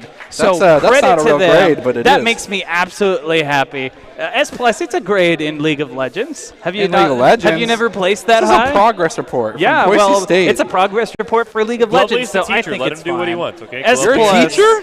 He's clearly a teacher. He's got a report card he's handed Wow, out. that's pretty cool. Well, I mean, what a fantastic showing. Again, from our special guest, Mountain Home High School. Love to have you here. Wearing your guys' phenomenal and jealous-inducing Jack in the Box t-shirts. Gotta love it. Those mini tacos are just Anything so cool. on their menu is fantastic. It's so good. Well, that's a different topic for a different day. Yes. I think that might actually be doing it for the broadcast today. Don't think we have anything lined up. We do. Boise State versus New Mexico. This is crazy. There's more? There's one more. There's one more. Psych, I got you. Right we got there. Boise State in the Mountain West Esports Series versus New Mexico. I knew it the whole time. I was just trolling the whole audience. It's a pop quiz. Pop quiz. Pop quiz. Now, who's going to win? Don't say it. Don't say it. I don't want to give it away. Don't want to spoil it. No cast or curse. That'll be up here shortly. Again, for League Legends joining us here again at the desk. We've kind of just taking a little break. Jared Baratoka, Castiglione, Fish, Glovely. How you guys doing? I feel great. I got to see Garen today. It's got to be like the pinnacle of the day. Best day ever for Glovely. You could see like 2 back-to-back pentas and it won't beat that. Yeah, never. Unless it 2 was back-to-back Garen Soraka Penta. pentas. Unless it was Garen getting the pentas. That would be incredible. I mean, I've done that before. 2 back-to-back? No, not 2 back-to-back. brag. Pentakill on Garen, though. You play that much Garen, and Humble brag. it's going to happen eventually. We're getting blown up in the chat. My apologies. I'm just going to read through these and see we're making sure we're entertaining the right people. And any questions we can answer while on desk. Are you not entertained? Yeah, are you guys entertained? I'm having a great time. This is incredible. I'm just sad I've never seen Glovely get a pentakill on Garen. I mean, you don't play with me enough. We need to play You're never more online, often. Glovely. You're never online. He's For how much literally you online. can, Well, I mean, he's online like every day. I'm working. Every day I I'm going log on, to it school says here at Glovely Boise offline. State. I've got so much going on. I have to spend what time I do spend on League of Legends, like late at night after all the homework is done. When I is spend more not- time reading through patch notes these days than I do playing League of Legends. It's really sad. Who plays League of Legends during the day? It's all about late night tilt with League of Legends. When everyone's off of school and that's what you blame it on, you're like, oh, all the kids are out of class. Exactly. Is that why you were up till 5 in the morning last night? Yeah, You had to find a win? Yeah, I mean, it might take me and my buddy 7 hours, but we ended on a W. That's for dang sure. You can't go to sleep until you win. And that being said, we're going to take a little bit of a break, trying to refill on some rehydration here. We'll be back in just a moment.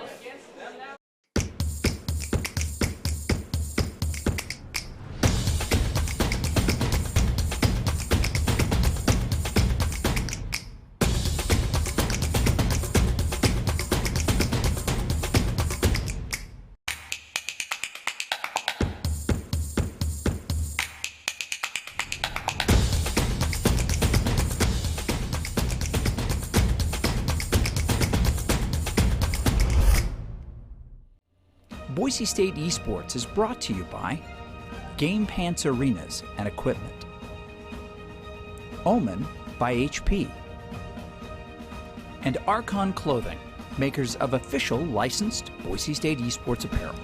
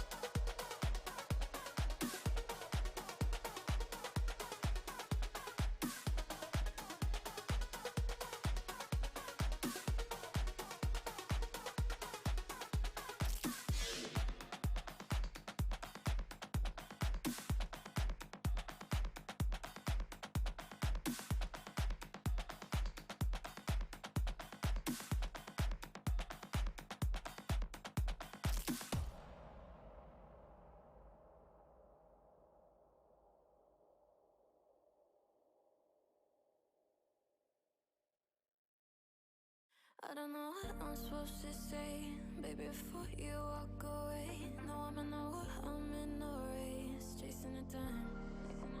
I've been meaning to find a way to face that I'm out in the waters every day, trying to keep my head above the waves, staying alive. And I don't mean to be the guy that wanna push it to the side, and all the line and not the lie, you know. So when I leave your shit alright, and you're running cycles in your head, baby, I'm just trying to stay ahead. Ooh, just stay alive. I'm not saying you got to go.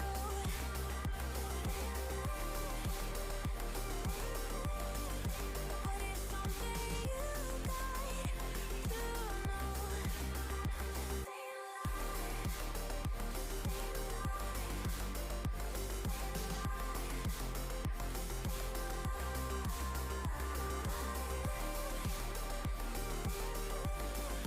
It's just something you got to know. Now lately we popping out the edge, and I kinda regret some things I said. I don't want you to leave, so stay instead, and I pay the price. In the morning we'll both be good and gone, and the world will continue moving on. But I swear that there ain't no other one, just staying alive. And I don't mean to be the guy that wanna push it to the side, and all the line and not the lie, you know. So when I leave your shit alright, and you're running cycles in your head, baby, I'm just trying to stay ahead. Ooh, just stay alive.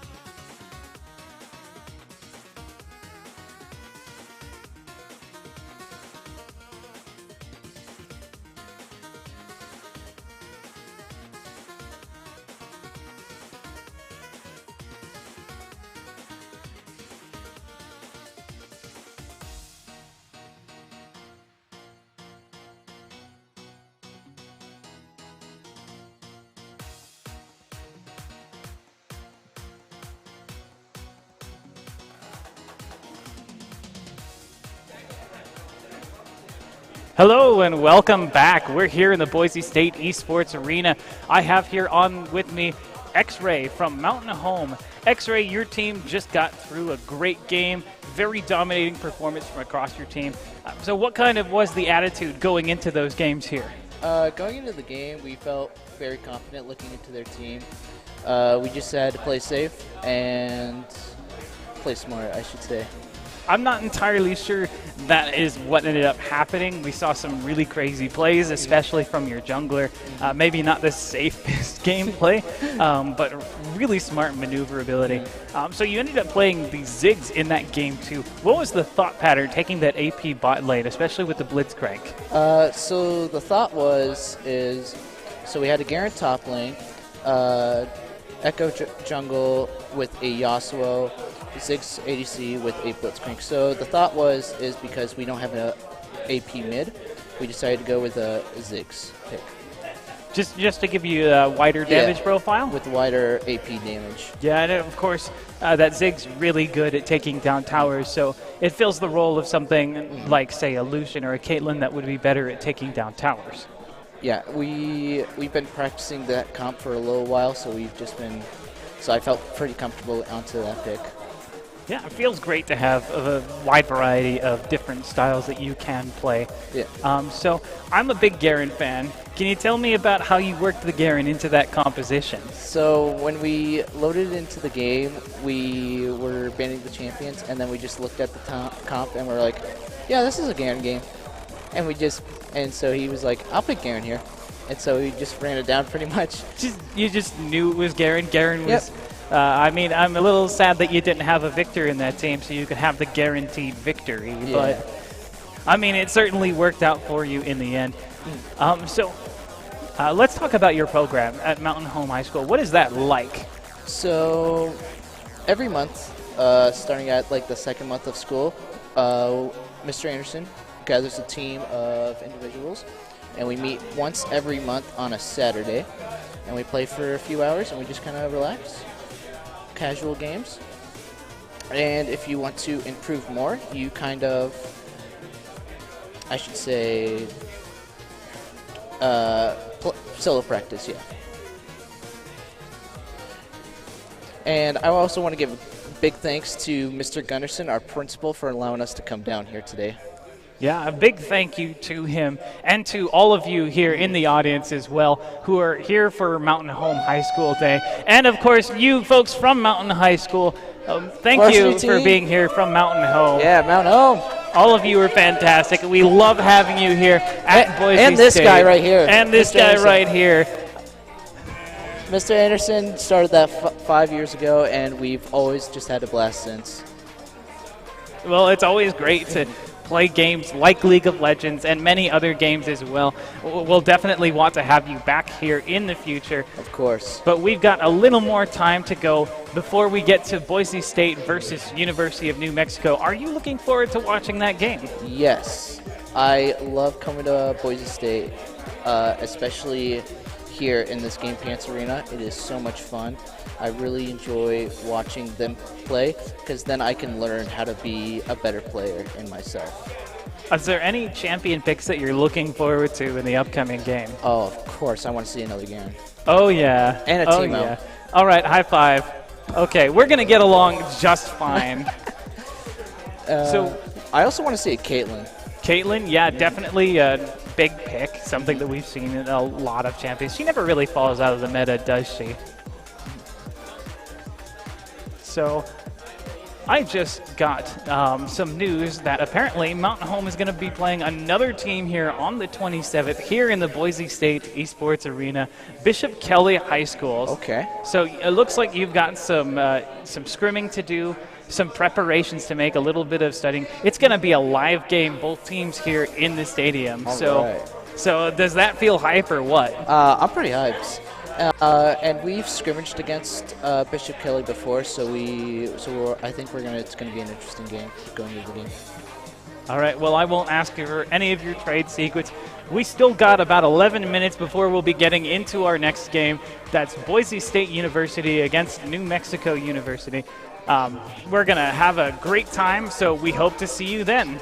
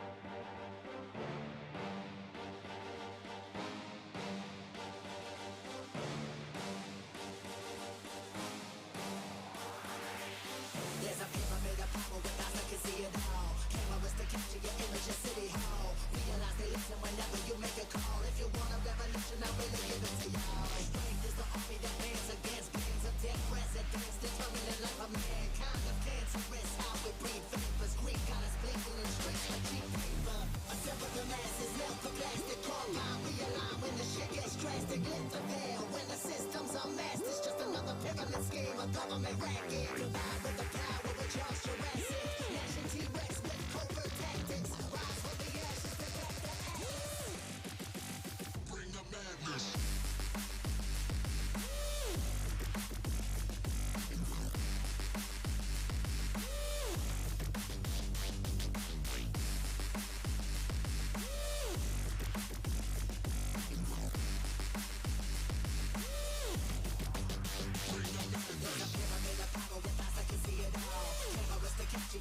City Hall. Realize they listen whenever you make a call. If you want a revolution, I'm really give it to y'all. Strength is the army that bands against bands of dead presidents, determining life of mankind. The fans and rest how we breathe. Vapors, green got us blinking in the streets for cheap paper.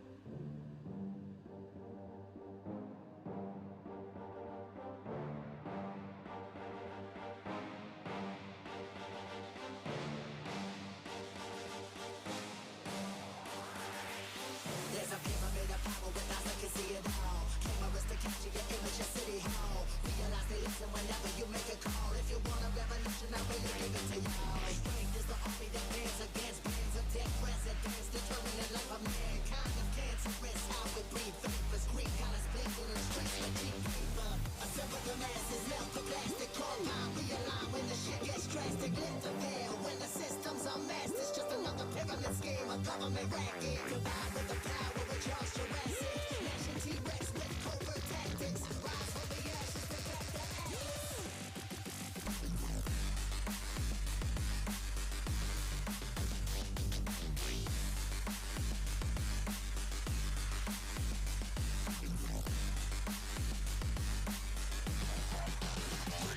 There's a pyramid of power with eyes that can see it all. Cameras to capture your image at City Hall. Realize they listen whenever you make a call.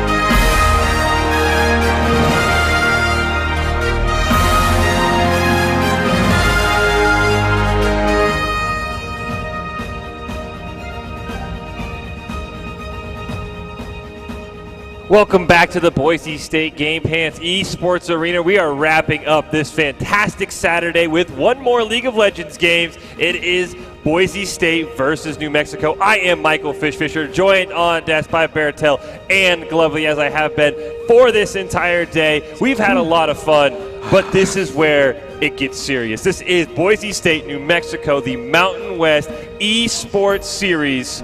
For a chance to go to Las Vegas in the championship game. We've got rid of the semifinals. We don't like conditional games. One team from the Mountain Division is going. Every game matters. Boise State undefeated right now, 2-0. But that can change in a heartbeat against New Mexico. Yeah, and it's got to be tough because in the past, this has been a team that we've kind of seen some struggles against. Boise State showing so far that they do have a plan and they like to put it into play. But when it comes down to it, it's kind of something that's counterable. When it comes down to it, you're able to see, you're able to take notes and make adjustments. We'll see if New Mexico's got the preparation in play to counter Boise State. So go ahead, Goldblum. New Mexico is one of those teams in the standings who we know is a threat to Boise State. We've seen them take games off of us before, and those were very threatening times. We need to be on top of our game. We need to make smart rotations. We need to take objectives. We need to win our lanes. We cannot give them an inch.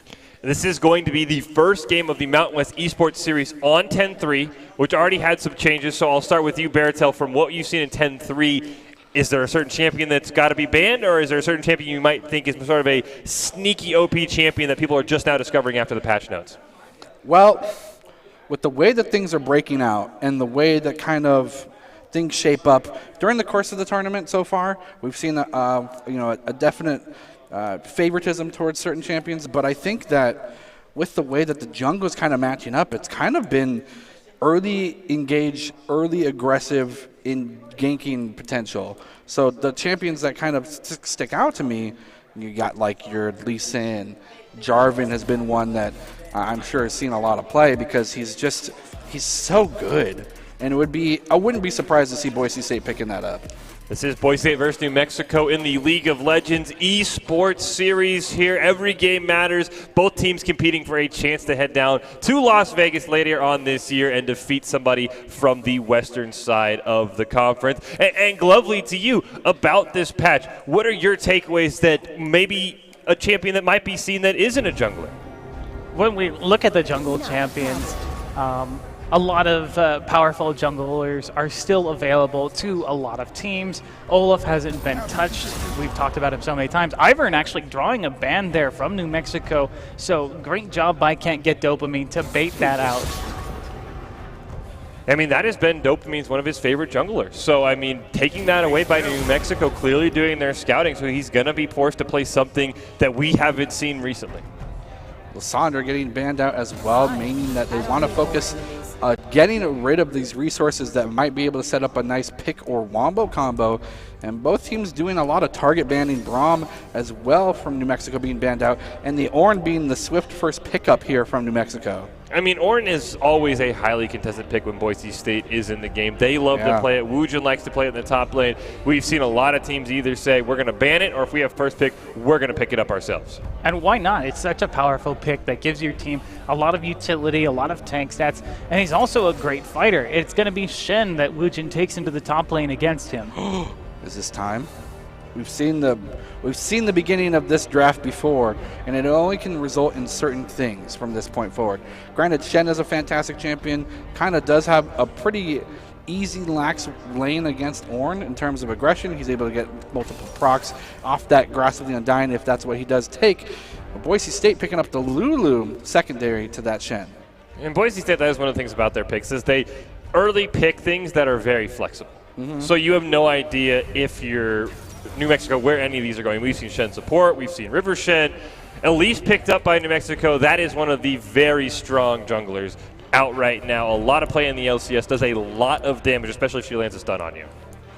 And, I mean, what better way to follow up a stun than either brittle application or another CC as well in that top lane. Joey Lamemo is going to try and back them up in terms of their aggression. A Thresh pickup from New Mexico, either in terms of denying it away from Dean or perhaps just feeling very comfortable on that champion. A great pickup here for New Mexico as well. Sivir going to be the last lock-in for Boise State. Lots of area of effect damage as Silas is the first ban from Boise State. We've actually seen Red Hots play Silas, so he definitely feels like he's got other champions that he's more comfortable playing. Want to ban that away from New Mexico to make them not have that tool in their arsenal. And it also gives you the opportunity to draft very powerful ultimates, team fighting or otherwise, because you don't have to worry about them getting stolen and being used upon yourself. Soraka, a great ban with her recent kind of adaptation to the top lane. Not something that, you know, Woojin would probably be uncomfortable playing. Granted, Shen's already on the table, but as you said, River Shen, support Shen, anything's possible with these two teams. Cassiopeia and Lucian going to be the final two bans from both teams, so Boise State going to have the first pick. We know New Mexico needs an AD carry and probably a mid laner for Boise State.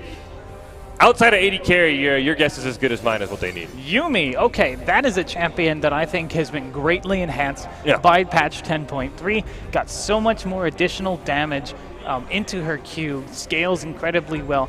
Very safe in lane. You'd like to take it with a champion that's going to be very safe themselves. So Sivir is a great pickup with that spell shield. Ezreal is often really common, but Sivir has a favorable matchup into that. So it is Xayah being shown here. Thresh is on the table, so we're most likely not going to see the Lovers duo in the bot lane. They have one more pick. This is most likely going to be their mid lane.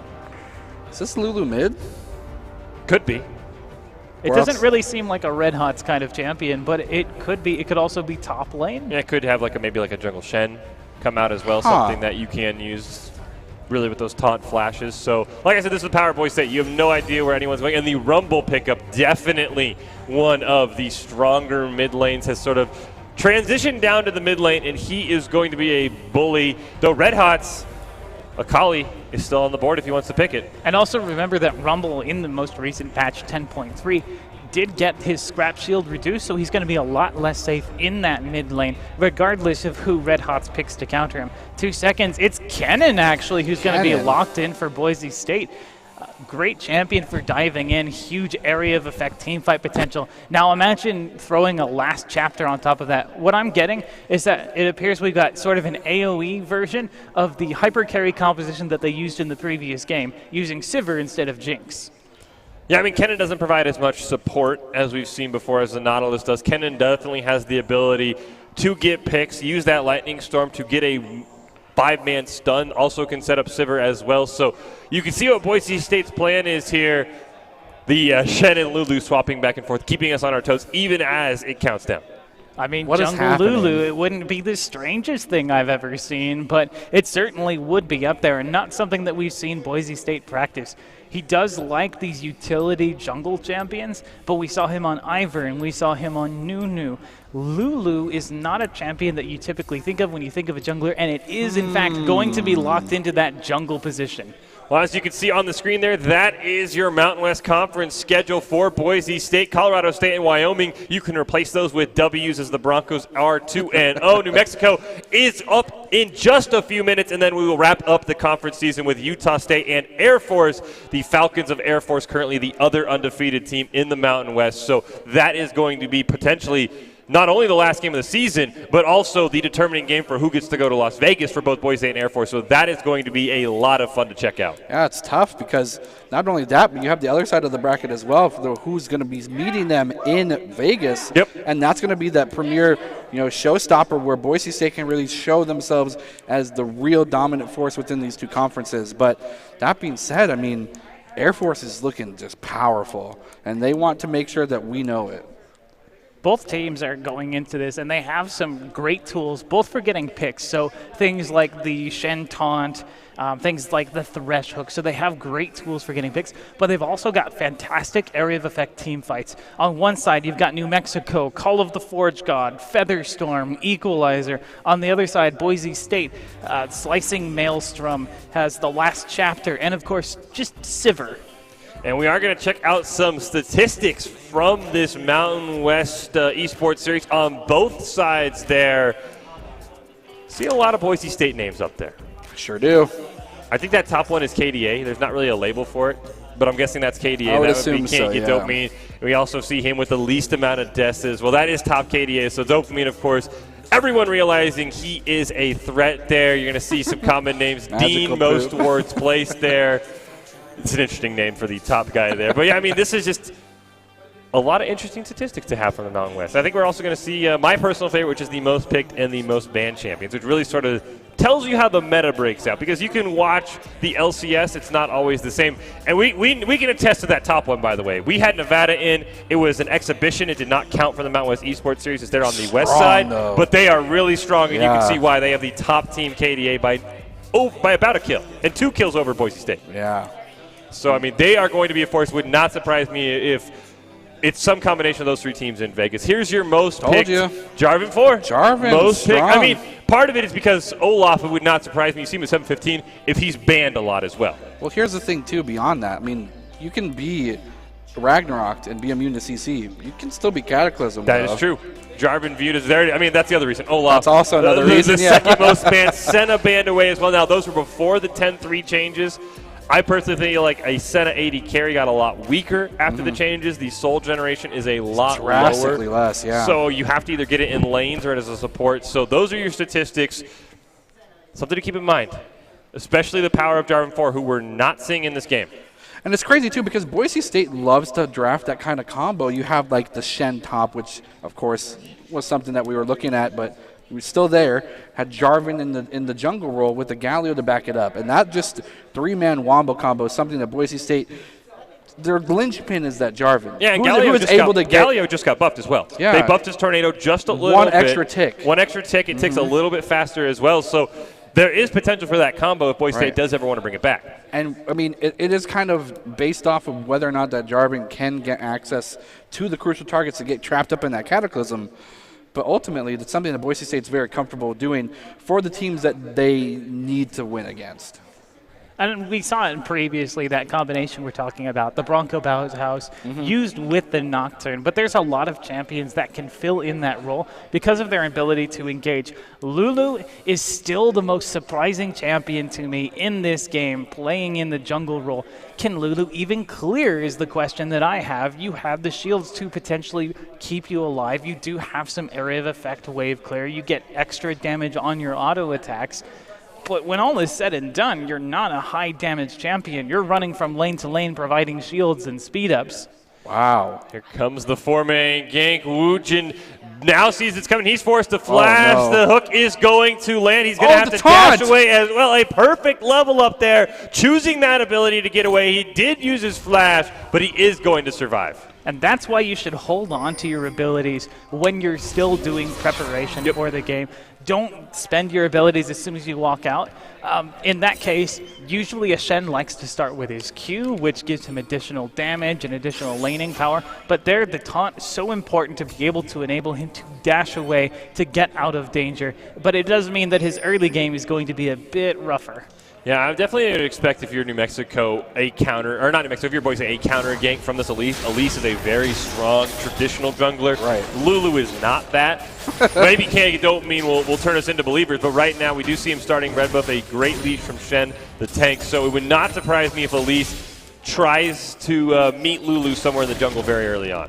You gotta be aggressive. I mean, Elise definitely knows that the top side of the map is one flash down, so after maybe getting a full clear, going buff to buff, might look top lane, as the bottom lane is gonna be blossoming into this aggressive who can get picked gimmick has gotta be pinpoint accurate on the spell shield to deny themselves from both getting picked. So we'll have to see how that emerges here as the game does emerge. But as we're looking into it, besides the Lulu pick, anything else standing out to you, Glovely? The Lulu is the main thing. Kennen is, of course, running the Doran's Blade early on. Could transition into AD or AP later on. It's a little too early to tell. But it is looking like, from my position here, that he is running the Phase Rush. Phase Rush, yeah. So he is going to get those extra auto attacks, give him additional bonus speed when he hits targets multiple times. That's going to be great with the Slicing Maelstrom because he's going to be hitting a lot of targets very, very quickly. We do see engage here on the bot lane, and the lantern, the hook is going to miss. The spell shield was up, and now Boise State wants to turn this one around. They're going to jump onto Little Willie. He will disengage, though. But as you mentioned, those spell shields have to be crucial, but it was there for the hook. Attempted gank mid lane, Red Hots, though, easily able to get away. Yeah, being able to go through and get that extra movement speed. Since, for those who aren't very familiar with Kennen, doesn't see a lot of play, used to get armor and magic resist upon that E, that lightning rush, that's since been taken away and applied to the ult, the slicing maelstrom. So that means that only during the ultimate does Kennen get that boon of protective stats. But of course, the movement speed's always enough. We're going to see Red Hots go in, puts the empty, is going to land the stun on the Lucid as well. Can't get dopamine, is caught out there by Flamevell. Damage is going to come out. The stun, though, under tower. No follow-up there from the Elise, but that is the one concern, is Elise definitely the stronger 1v1. Look at the intention, too. New Mexico had both Thresh as well as Zaya ready to go in the part of that engage and willing to dive maybe a fight there in that side of Boise State's jungle. They are more than willing to make these quick rotations. Someone in chat said Boise State going with the please don't invade us comp. Yeah, that's an accurate way to put it. Yeah. That's like when you play stuff like Twitch jungle as well, you have to, you're like, please don't come to me at my second camp, please. So that's why you start at red, because usually you're going to go blue, red, and then the Elise can go up to the red. Just go red mid. Yeah, you go red mid, or you just go so that they aren't going to be on the same side as red you. So mid or red top, get a flash, make the camp If you're not on the same jungle path, it's harder to counter jungle. Yep. And it looks like the paths are kind of equating to be that of the same. Elise going to go for a gank here in the bottom lane, going to repel onto this bottom side. The spell shield was able to get enough mana, but it did pop that spell shield. Flash is going to be expunged here from Gimmick, but the ignite in tandem is going to be spelled out from Young Sinatra. So, trades for summoners, kind of worth, but not necessarily. Jungle attention really getting a lot of crucial summoners from Boise State. Young Sinatra was the one who really enabled that play, using the Dark Passage to pull Elise into the fray, but unfortunately predicts the attempted flash out of the stun. Not able to get it, but now there's the good death sentence.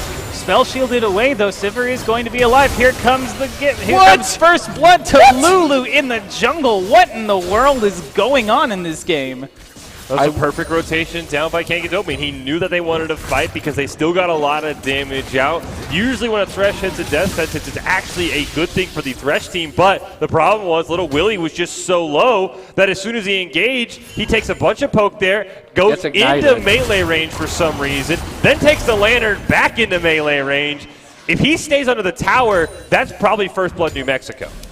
Before this game, you could have told me Lulu Jungle was going to be played. Sure, maybe I could believe that. But telling me that Lulu Jungle was going to get the first blood, I wouldn't have believed you at all. And Flamevell was at his crux. Yeah? He could have rotated over quicker. Now, they didn't have the lantern because Young Sinatra used it for the actual shield. But if Elise maybe is a little quicker, that fight might be a disaster for Boise State. So a good job by Boise State baiting New Mexico into being a little overcome. And this is interesting because the nature of New Mexico's comp within their main sources of magic damage are that of early game. They scale really well with levels. Their AP scaling is relatively abysmal. You just kind of go for penetration and you fall off pretty drastically in the late game. That being said, if Boise State can stave off this aggression like they're doing right now, a little bit of engage, Woojin going to go for the call. The fourth god will be given as well. Woojin cannot protect this. Lulu, unfortunately, can't get dopamine, will speed himself up and shield himself to safety. The Glitter Lance will be put out. No, the Flash Q from Flamevell, as well as the Equalizer we put down here in the top lane. New Mexico making a fancy rotation and punishing Boise State's aggression. Execute damage on that Q in Spider form. That was the difference there. The Flash came out, but that's got to be the problem for Kangi Dopamine. He has the utilities. We are going to see a Flay. A Death Sentence is going to miss. Spell Shield was up for Gimmick, by the way. But Kangi Dopamine has to be very cautious if he ever leaves his jungle. Because if Elise is there, as we do see Kennen, he's going to rotate down. Lightning Storm, that movement speed enough. Going to land the double stun, unfortunately, for Boise State. The follow-up one more might hit. not have been there. Little Willie, Oh though, my he goodness. is going to go down. Teleport is coming down, though. Here comes Lucid Rex. Equalizer is on cooldown by that Flame Spitter, doing a ton of damage. You can't spell shield that, unfortunately, Gimmick. So he is going to go down. Meanwhile, a fight has broken out at the red buff as well. Blast Cone will save Ornn, and that will go over to Kangi Dopamine. Can't stop a continued channeling spell with your spell shield, like the Flame Spitter. It just goes right through it. It's going to keep going. And he didn't use the harpoons intentionally, I think, there. But to be fair, Boise State, after that pick had happened, they turned it around and forced Rumble away, even though the Thresh was there to support him. They did end up committing the flash in that engage just to get down. Only just barely got Little Willie with the ricochet from the Sivir. Teleport comes in and they back off, but unfortunately not able to back off enough from this Rumble. They didn't have the crowd control to force it to back away. I mean, that is just the power of Rumble. Even though they nerfed the movement speed on his scrap shield, it still is enough for him to flash, land the one harpoon, and then be able to get the slow and the flame spitter. So Rumble definitely going to be a problem for Boise State. That flame spitter, especially when he can get ahead, is a problem. Plus 50 heat flame spitter is almost too much damage. Yeah, I mean, that is the challenge with Rumble, is managing your heat. If you can get an overheat into the flame spitter, you will melt teams. Yeah, that's what makes the biggest difference between a good Rumble and a fantastic Rumble player, is being able to manage that heat and ultimately being able to influence the game. He went from mid lane farming to top lane just with the walking, dropped the equalizer, and then immediately looked to TP bottom. This player is very comfortable on this champion. Also smart casting, or not smart casting equalizer. Sure. That is the difference. That is the one ability in League of Legends you probably want to turn the smart cast off, because if you leave smart cast on, you're going to launch that thing in 18 Vector targeting's weird, man. Yeah, so, but I mean, there is a lot of difference between a good and a great Rumble, and I think Lucid Rex is going to be a force for Boise State. Yeah, Rumble mid's always strong. Lost Chapter is going to be put out. Final chapters maybe for this Sinatra player, but a TP here from the top lane. He does have Call the Forge God, and he will drop it immediately. The Feather Storm is going to be dropped, but unfortunately for him, Wild Growth stopped a lot of that damage. Boise State making a play and sent scrambling as it just blew up in their face. New Mexico ready to respond, and in kind. That was a great TP, and there's Lucid Rex. He won some as well. That's 5 bottom. They want the. It's sort of split. They're going to go now for the two-man tower dive onto Dean. They're going to try and get to him. They will eliminate Dean. Yumi does not have a lot of health. Usually, kind of cat without a carrier is kind of what Yumi is right there. Well, like a vessel in which to carry the cat. Well, yeah, that's kind of what every champion is for Yumi. They kind of carry her along. When you're not with your vessel. Can you imagine if she couldn't move otherwise? First dragon down for New Mexico. They're going to take the Infernal Drake as we try to get back onto the topic of conversation. This game of League of Legends. Next dragon is going to be setting up after a while. So in the meantime, looking at the items, we can see a few interesting things have happened. So Shen Wujin has decided to go for the Sunfire cape build, or at the very least, decided to build a Kindle gem first to give him even earlier. The Bomby Cinder, thank you. Yeah. Boy, I'm just going to cycle through a whole bunch of items That's all tonight, good. am I? So Bomby Cinder gives you a whole lot of wave clear for a tank that you can get very early on in the game to give you that lane pressure. Rather than trying to go for the Tiamat early on. So it gives you more tank stats, more survivability, which given how much he's been ganked, is definitely the right call to try and keep him alive. Also in the mid lane, we do see, of course, Red Hots has picked up the Hextech Revolver. That's an AP item, most likely going to continue building AP. If I had to guess, I would probably see him building that into a Hextech Proto Belt. But there is still the option to go Gunblade on the table. Yeah, if he's forced to split push and not be able to join often, then yeah, the Gunblade build is something that sometimes Ken is opt for, but there's the Proto Belt. And it does show that Wujin also finished the Tiamat, so he wants to be able to shove in this wave faster than more Shens are able to do so. With those two items in tandem, you're almost able to instantly wave clear. Does look like a Rift Herald in the process, going to be picked up by New Mexico. So all of the objectives are the Lobos right now. Equalizer wants to start the fight. Young Sinatra is going to land a hook onto Kekidomi. Red Hot wants to be in the back line. Young Sinatra, the first one to go down. Red Hot dropping very low. There's the call. The Forge God redirected into a two-man knockup. Lucid Rex is overheated. Now finally gets the scrap shield off. This Flame Spitter is enough to help Joey pick up the kill, but it's not going to be enough for New Mexico. A double kill is going to go on to Sivir before Gimmick goes down. Wujin just barely able to get away and turn a 3-4-2. That was catastrophic for Boise State. Yes, of course they emerged in terms of the numbers that are alive, but the fact of the matter is they want to pressure this mid tower, and they used just about everything to stop the fight from going completely awry for them. On top of that, their two carry champions are the ones that went down, which goes to show that they just didn't have enough layers of this protection. So much area of the fight, team fight damage coming out from both of these teams over the course of the fight that it's really hard to protect your backline with these limited shields and heals. Much damage we Ornn did see does. that Dean jumps in and out of these fights, able to keep people alive much longer than they should have been able to. So great job on him, and just by Yuumi as a champion to be able to do that here. Getting 3 members out alive when really none of them should have been out. And the big difference there was, unfortunately, Gimmick went down. He did get up a double kill, but Little Willie didn't go down. And that 3v2 could have easily been an ace for Boise State if it's not the AD carry alive versus 2 supports and a Shen. So I think protecting Gimmick is going to be key, because Lucid Rex just jumped on top of him, got the overheated Flame Spitter, and just destroyed him. Another thing to note as well, Elise having completed the Runic Echoes means that she's able to sustain in terms of mana. That and the fact that she has a complete spider form that has no mana cost at all whatsoever to help her alleviate the pressure of using those resources in the jungle. Lulu doesn't have that yet. Just now finished the Runic Echoes. So up until this point, Lulu has had to use almost all their mana bar just clearing the jungle to get the gold they need. Spell shields through the Flay, dodges the death sentence, but there's pressure up top, using that Shelly to take the pressure. Meanwhile, Red Hots goes down into the bottom lane, slicing Maelstrom, hits for a lot of damage, but is it enough?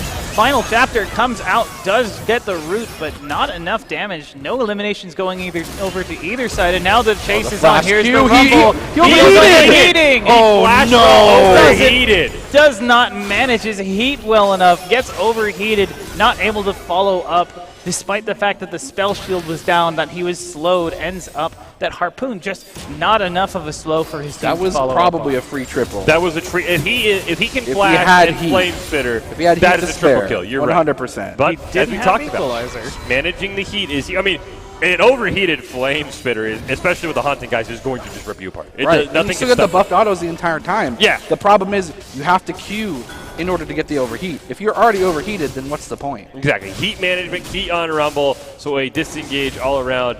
And a big push, by the way, by New Mexico. They did get the first turret. They got it up in the top lane thanks to Shelly. So they are going to get that extra gold as well. Grow their gold lead to just about 1,000.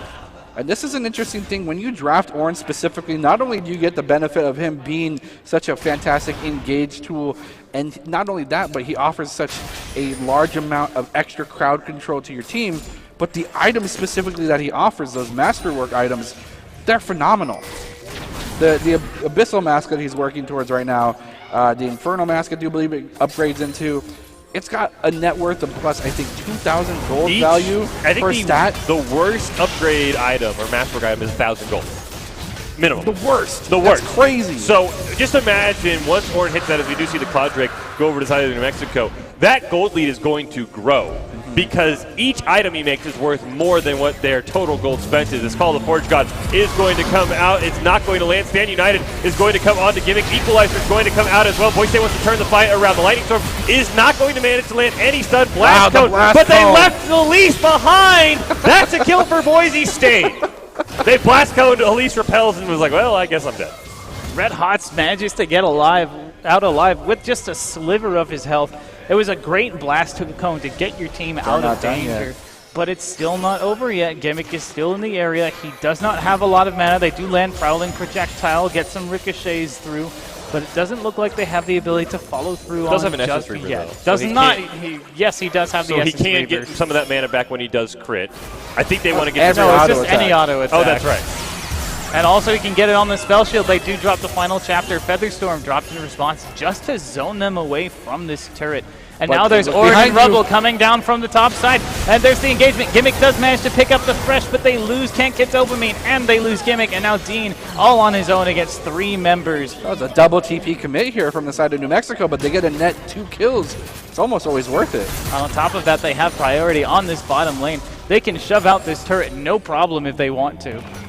That was a fantastic play. So now the question becomes, now that Boise State has TP advantage with Woojin, how do they use it? How does Woojin use that teleport? Can he get a split push going? Can he get a tier 2 top towers? He just gets his first one up in the top. That is going to be key for Boise State, is how can they manage this teleport advantage for the next few minutes? It sucks that it almost sounds as if it's a cop-out, but Wujin needs to continue pushing in a lane because he'll eventually have ultimate, and then the moment that he ultimates to a fight, he's able to join a different lane aside from that fight the moment that the team fight goes right, hopefully. But even in the event that the team fight goes wrong, he's able to then equate the pressure by split pushing on the other side of the map. So he has to sit on this TP for a while. Second Rift Herald. Herald Ina going to go over to the side of New Mexico here. Boise State, no vision on that at all, and you see Young Sinatra sitting in that extra bush as well. So nobody for Boise State, even if they bothered to go over there, would have much success. So objectives have been all New Mexico right now. Yep, and it's going to continue to be that way unless Boise State can staunch this bleeding. They are picking up this bottom tower because they know they need that global gold. The moment that they start grouping, though, is when things start really testing whether or not Boise State has grafted to beat this comp. Herald in the mid lane.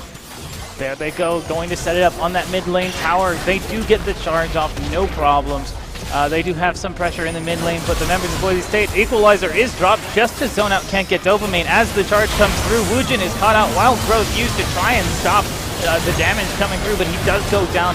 Lucid Rex on a killing spree. Red Hot's now in the backline. Uses my the slicing goodness, missile, it's so doesn't close. manage They're all to so get low. anyone. So many low health bars. Nobody has enough damage to be able to finish this off, but they do still have a few members alive, and they do now have push priority with Gimmick, with the Boomerang Blade, and the Ricochet being able to clear out the waves. It looks like they're going to get a turret. Of course you want your solo laners to live, but the fact that Boise State wins that fight is strictly because of the fact that these two heavy support champions are now able to piggyback off of Gimmick Sivir. Sivir going down in that fight, disastrous. Sivir being alive with two supports, not so bad. The Equalizer there used just as a zoning tool, as Globally mentioned, to get that charge for the If Rift it would have Herald. been contained within the sources of that fight, that would have been an entirely different story. Yeah, I don't know if New Mexico planned on fighting. I think they got the pick onto Wujin and said, oh, now we have to fight. I think they wanted a zone to get that second charge on Heraldina, on the Rift Herald, because that has so much damage. It's about two plates, maybe 2.5 plates worth of damage. Sure. I know tower plates aren't up right now. It's about 33%, if not more, of a turret. I wonder if instead they use the Equalizer in tandem with Oran's Q after the initial pick, the Cocoon, had been given to Wujin, if he had to live through that. Of course, he did have Flash that entire time, but regardless, I still think that the fight went in Boise State's favor because the mismanagement of resources by New Mexico. There is a dragon now being hovered around in that bottom lane. It is a mountain drake, and that's really terrifying to go over to that Ornn. You don't need that champion to be any more tankier than he already is. And Boise State doesn't have a single dragon at this point. Yeah, if you're Boise State, I mean, you might need that Mountain Dragon just to survive the amount of damage coming out from New Mexico. So I am surprised that it looks like for now Boise State is content just pushing towers. They want the towers, they want the gold because they need to. They're in a slight deficit, but they know that this pressure is going to pull them away from the dragon, and if they commit to that, they're looking just to able to rotate into Wujin here in the top lane, which is a fantastic call, getting the pressure away from dragon and maybe stalling out before another fight erupts. It looks like that's going to be it. Red Hots is going to be stand united, and the final chapters will be emerging. Call of the Forge God will be dropped in tandem with that final and equalizing play. But Boise State making a play happen and sent running again as New Mexico responds in kind, getting 3-0. And with Gimmick going down, they've lost all pressure in that lane. And now New Mexico has open access to the Baron. I mean, Boise State's plan of attack is clear. They want to shut down Little Willie. The problem is Red Hot's committed to it. We saw Shen come in as well. They just can't get to Xayah. Xayah has so much escapability with the Featherstorm, with the Lantern as well, that there's just no way for Boise State right now to get on the back line of New Mexico. Well, Red Hot's died with Protobelt as well as that stopwatch still activatable. So I wonder where maybe they just had done too much damage burst-wise, or maybe layered CC perhaps. They do have the opportunity to quickly turn around, and even though you're being Shen ulted, that doesn't stop you from being crowd controlled. Baron Nashor is going to be picked up by New Mexico, but now Boise State has an opening here on the Dragon, so the Broncos are going to be more than happy to take that Mountain Drake, maybe keep Wujin alive just a little bit longer over the course of these fights, and who knows, that could make all the difference. And the way that they're playing this is actually a really beneficial buff for the remainder of the game, because in the way that they're playing, yes, Wujin's going to, of course, get inherently benefit from this because he's building tank, but a surprise benefit is Red Hot's. When he activates his ult the way he's been doing, that armor and magic resist stacks multiplicatively with the Earth Dragon. So it's something to take in consideration that he might be able to live through a couple more abilities to get those final slicing Maelstrom ticks to get that AoE stun off. Question for Boise State is, can they survive long enough for all that to come together? Because with Baron right now, if New Mexico wins a fight and they have any lane pushing, it's game over for Boise State. They have double teleport up to go right to that lane. So Boise State has to be very careful. This is the part of the game where you'll see a lot of teams start to conceding those tier 2 turrets, because losing a fight right now is potentially game ending. Well, especially with how low these towers are. New Mexico doing a fantastic job of getting this particular mid 2 tier tower low enough that it can't be contested. Boise State does have only one member, I guess you can consider Lulu ability to contribute to wave clear, but it's solely on Sivir compared to a Xayah, a Elise with the damage. Even Ornn to some extent, along with Rumble, does a fantastic amount of wave clear. They're going to be more than happy to escort wave after wave into these tier 3 towers. They do have the Shen, the Sunfire Cape, and the Tiamat are both great items for wave clear. But in comparison to all of the options on New Mexico and this Baron buff, they need to be looking for a fight. But in the meantime, Lucid Rex is continuing to pressure this bottom lane turret. The only one going there is Wujin as they engage Stars. Slicing Maelstrom comes out, but Featherstorm stops him in his tracks. They turn and fight onto Ornn, but Ornn is just so tanky. Gimmick not able to do anything. Equalizer dropped. Dean, the only one left alive, but Wujin able to pull him out of the fight. Double kill there, and now it's just Wujin and Dean, and they have no lost chapter against 5 members of New Mexico. Wujin was bottom for that fight, and I don't know if he had Stand Unite available, because from this angle it's so hard to see that icon, but if that were available, I think it had to be used. I almost think that had to be on cooldown for them not to use that there. This is the problem here, I have to say. New Mexico easily could have got a Nexus turret. I mean, the respawns were at least 15 seconds. I know they see this, but I mean, why not just try and get to the point where you can end the game? I mean, Shen and Yuumi are not clearing waves. They are doing a tremendous job of respecting Boise State. They've lost maybe 1 or 2 team fights out of the 6 or 7 that have happened, and that's enough to give New Mexico trepidation to continue to be aggressive, especially with how low the respawn timers are. I think that's the right call to play it low and slow. I just think they easily could have gotten one Nexus turret. I think ending a game is one of the most underrated skills in League of Legends. Sure, closing it out, it's almost impossible sometimes. Finding a way to close it out. I don't see how a tier 2 bot tower really matters until you get Baron up again, and then you have an easier time pushing. So I would personally try to get one more Nexus turret if I'm New Mexico. Either way, though, the Lobos are very much in control of this game. And for Boise State, you see the plan. They almost killed Little Willie again. It's just, how much can you commit to the backline in New Mexico while keeping your own backline safe? Because every time Red Hots goes in that fight, he had to turn around because Gimmick was just getting melted. I think the big key to these fights is going to be not targeting that Ornn. There's been so many situations where Ornn has just gone in on them on the backline. I think if they ignore Ornn, and now Stand United actually being to get out? Yeah, it was to get out. He was just to get himself out. He was pushed so far forward onto that tower, had to burn Stand United just to escape to safety. So really unfortunate for Wujin to have to burn his ultimate like that. He is going to go back, is going to pick up some more components for his Titanic Hydra for the additional health and damage. Does Ardent Sensor have a lockout timer or a cooldown? No, I don't think so, right? So in this situation, with the way that Can't Get Dopamine's building for this kind of utility base, almost like a secondary to Ivern kind of jungler, why are we not considering a Locket right now? Yes, it doesn't give you the defensive stats are kind of useless on Lulu, but the fact that she's able to then apply a Ardent Sensor buff shield to her entire team might be something beneficial with the way Boise State wants to fight. And speaking of fight, they do want to break out. A lot of damage going to be given out, but the stopwatch will deny a lot of it. Slicing Maelstrom will be huge, but Ornn is here, and he is ready to fight as well. Can't Get Dopamine stuck between 3. Death Sentence will surely spell out his demise. And Boise State, again, executing a play, but New Mexico just prepared for it at every turn. They have all the tools to engage, but none of the damage to follow it up. That's the danger of running this hyper carry sort of composition, even with the Sivir, because you're so reliant on one champion to do so much of your damage that you don't really have the ability to continue if that champion is out of position or if they're eliminated early on in a fight. And now New Mexico has full control of the next Earth Dragon. Bad news for Boise State as well. That's a Masterwork Molten Edge, I believe, going over to Little Willie. So sure is. That gold lead is probably about 10K. I know the numbers on the screen don't add up to 10K. I'm not that bad at math, but the extra math, the molten math we talked about. The 3 items, yeah, 3 Masterwork items. Yeah, I mean, that is easily a 10K gold lead for New Mexico. If not right now. one also on Elise, maybe? I don't think so. No, on he hasn't Zonias. upgraded the Zonias yet. Okay, yet, but I'm sure that's the intention. Yeah, he can only upgrade them so often, thankfully. And I think that's kind of a great idea for New Mexico. Yes, Zonias is good on these champions already, but the way that they're using them is after Boise State's initial engage, they're just calling out to say, Zonias, mitigate as much damage as possible. We'll turn the fight once we get cooldowns back, and it's working well for them. It's 20-8.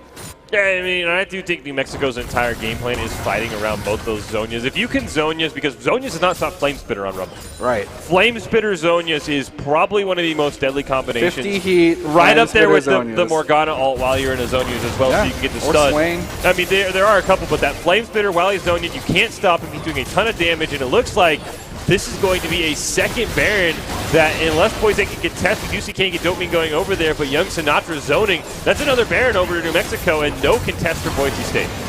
And they weren't able to do so. I mean, look at the position that Young Sinatra was in. Not only was he positioned forward for the pick, but he was also putting up that lantern there to escort whoever needed to be there for the damage to get the pick capitalized on. Boise State respecting that, a good call, because them walking into that fight could have surely cost them the game. They needed to play it to an opportunity where the fight would go in their favor. And this could be it. Mexico's going to go up in the top lane, the last T2 turret. Very little resistance. The Flash Cocoon is going to land on Red Hot Stand United. Plus the death sentence is not going to be enough. That is a dead Yordle. And New Mexico can still push.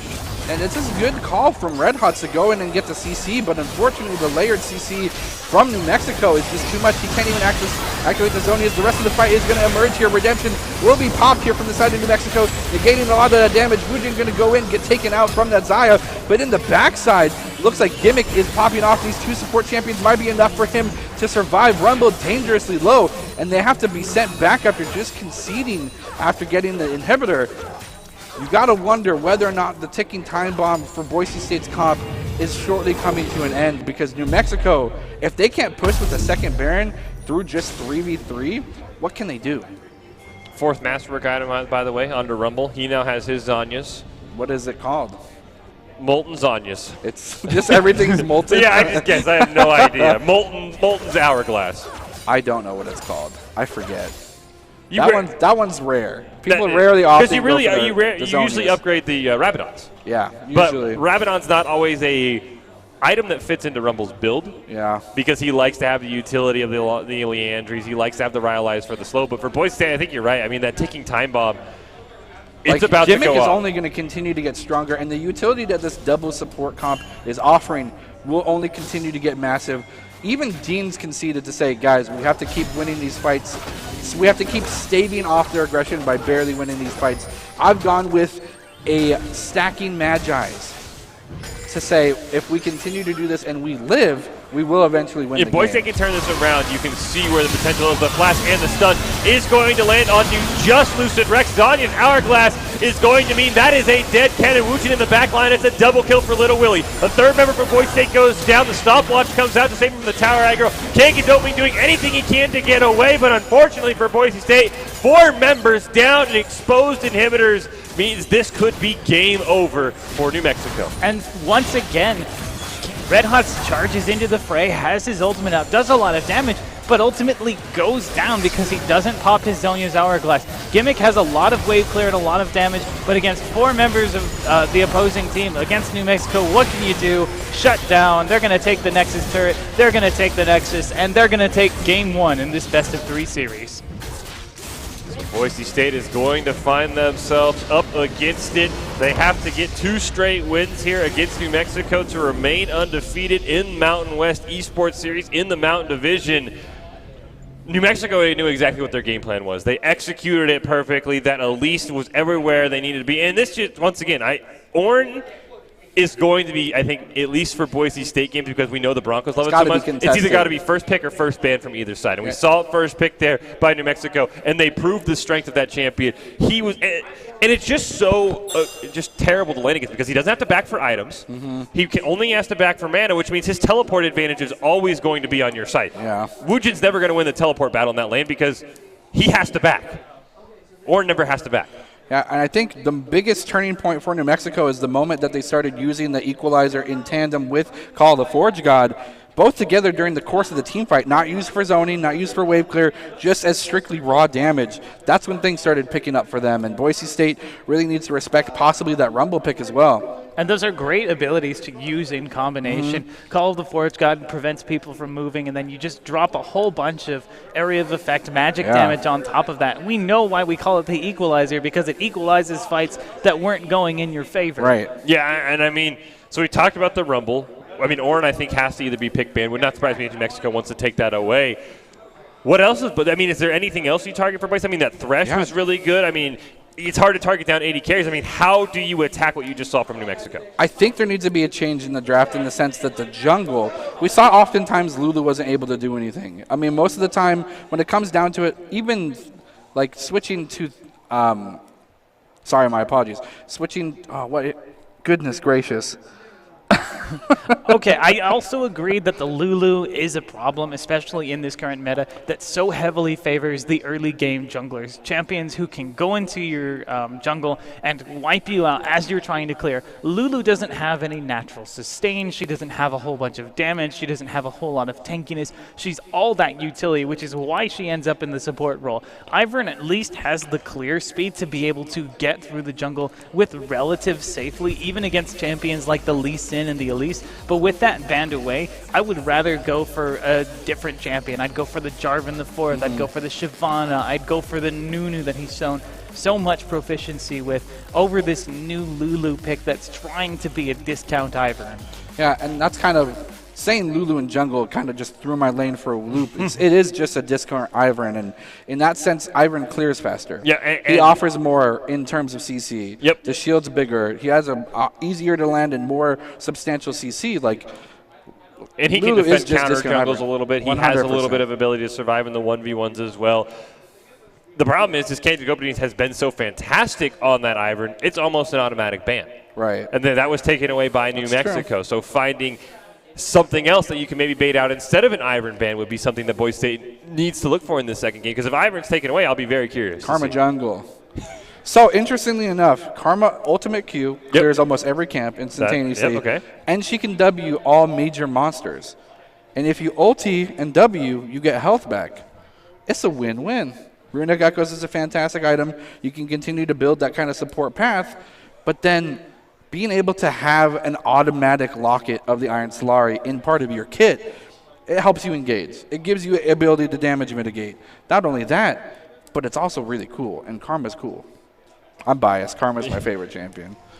I mean, I'm always going to be rooting for my own favorite champion, as you well know. Why do you guys just all have terrible favorite champions? Yours is Cho'Gath. Don't even.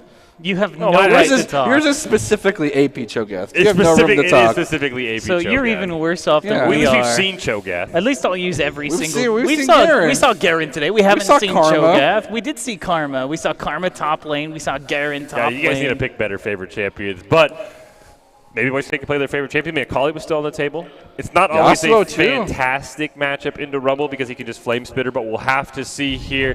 Boise State going to get that first pick. You know Orin is not going to be there. If you let Orin through and you let New Mexico draft it, you can easily pick Yasuo and deny the Call of the Forge God. 100%. Senna is going to be the first ban, though. And there are other powerful champions up on the table. Aphelios going to be that second ban. So those AD carries that have been so popular in the meta, banned out against each other. That's good. It gives us some more diversity in that bot lane than you see in the LCS. But unfortunately, it also means that they're committing bans to those champions. Misfortune going to be the next one taken off the table by Boise State. So we're just going to have, we might have Lulu 80 carry at this point. We're going to go down to like Callista Kog'Maw, the two most unseen ADCs. Hey, if you're going to run a protect the carry comp, protect the Kog'Maw is where it all started. Death Ball is where it all started, correct. And Callista also has a unique opportunity to be one of those evasive champions. Ivern being taken away from BSU by New Mexico, and that's a good call because, again, we've seen that Can't Get Dopamine either wants to play these, these Ivern-type champions, or he wants to just go in with like Jarvan or something. New Mexico waits till the very end, and then we'll say Orin is not going to enter the game if we don't have first pick. So that powerful top laner is taken away. Boise has had advantages in the draft of picking flexible. Karma. Look at that. There's Karma. And as you mentioned, Baratel, could be Karma top, could be Karma jungle, could be Karma support. Karma jungle is actually really hard. Could her, be Karma. her clear is awful. It literally could be anything but Karma 80 carry. That's true. I mean, you could do Karma AP carry, play it with the Nami. We've seen Nami is still on the table. Yeah. The Tidecaller's Blessing does stack with her abilities. I like that pick, by the way, from New Mexico. I mean, Little Willie was fantastic on Xayah. If that's going to be allowed to go through, no reason to change it up. The problem, and now you can get Rakan as well. Nitrix calling it Karma top. I agree, but your last call of Thresh being banned has yet to be ascertained, so we'll have to see. We will just have to see. Jarvan being picked up from New Mexico, so an interesting pickup, trying to deny that from Boise State in their engaged pool. It's just Can't Get Dopamine's going to fall back on a nice, comfortable pick, possibly with the Nunu here. Yeah, Nunu, harder to counter in jungle, clears really fast. We've seen he's almost as another one of those quasi-supports that you can sort of run around supporting your AD carry, so a lot of this emphasis for Boise State probably going to be put onto Gimmick once again. Caitlyn going to be the hover there as well. Definitely one of those champions. If Jarvan can get on you and your 50 caliber net's on cooldown, though, it's going to be game over. Pretty much over, yeah. Yeah. Unless it is possible. We've seen it in the past when it was super prevalent in the meta. Caitlyn Morgana. We haven't seen that since last MWC competition. Well, now that you've informed them, Morgana is still on the board. Could be picked, could be Can't banned. ban Thresh It if is it's picked. strong into the Thresh, but Thresh has been picked up. That's not going to be banned away, but New Mexico is going to get the first ban. They have two more that they can eliminate from the board. No. You know what, Ray? I completely feel you. Sometimes Thresh, just playing against Thresh is like, man, I got hooked, I'm dead.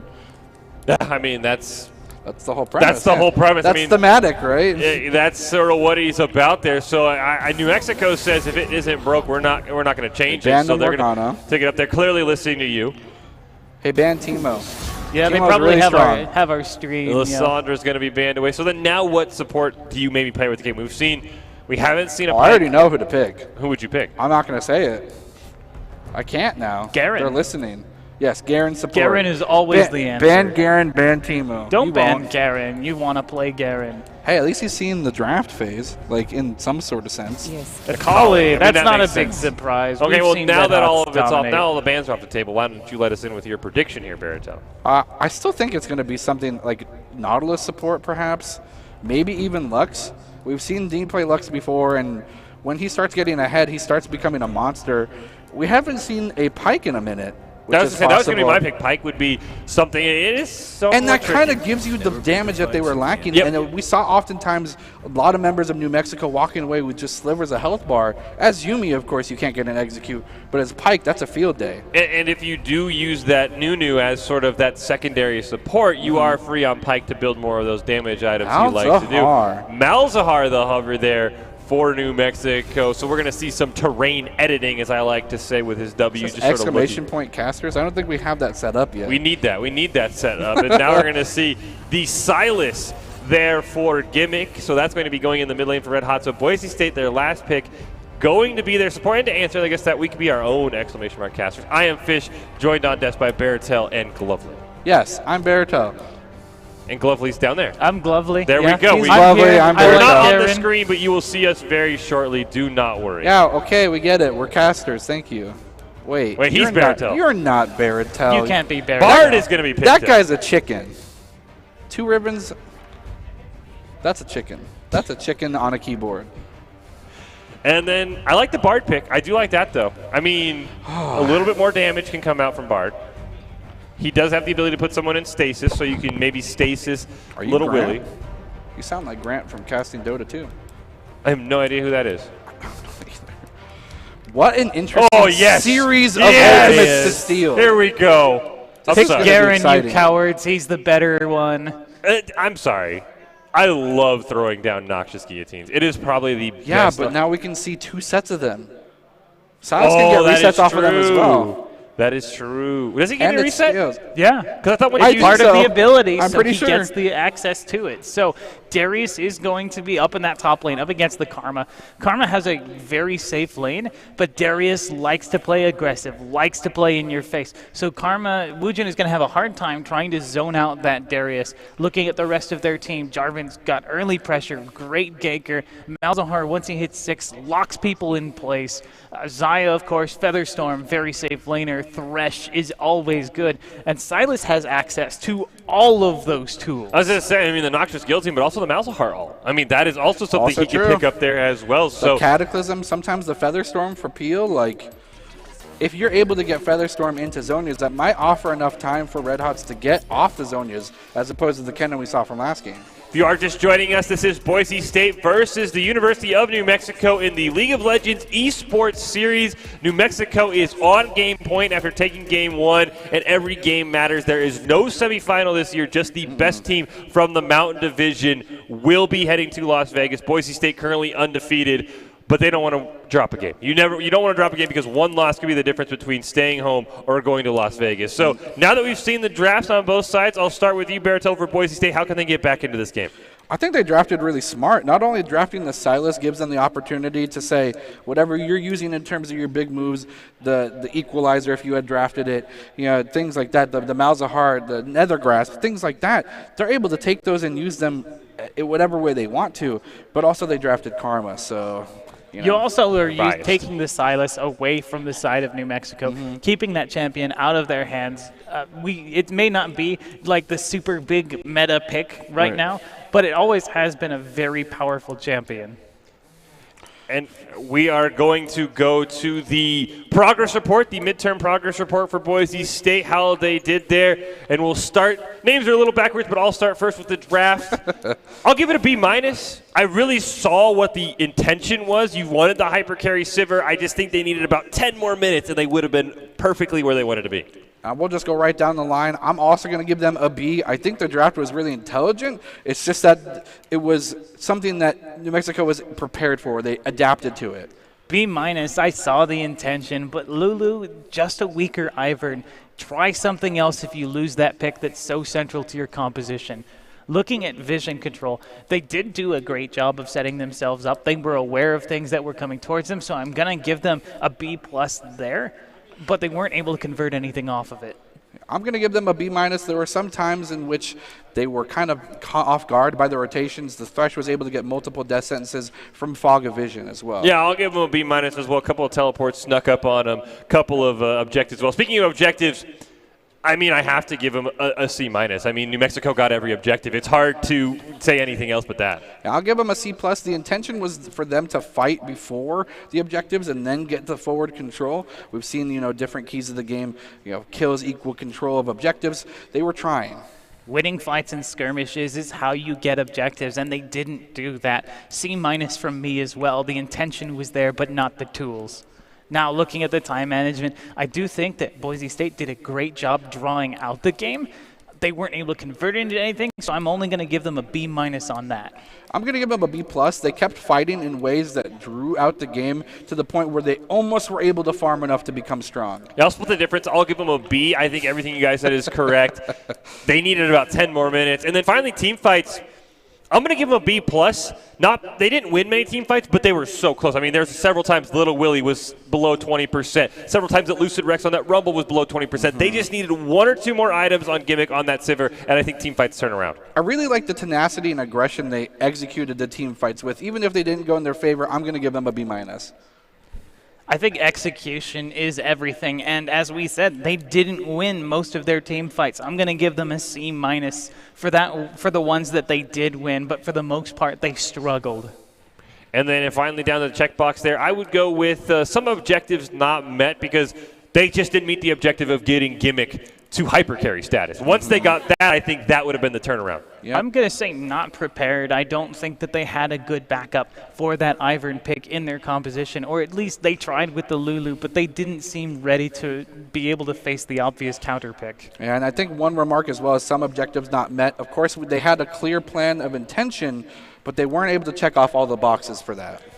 Well, we'll see what Boise State can do here in Game 2. The Broncos need a win to force a Game 3. New Mexico up on game point. So we'll throw it to our resident draft expert, Glovely. How does Boise State get this done?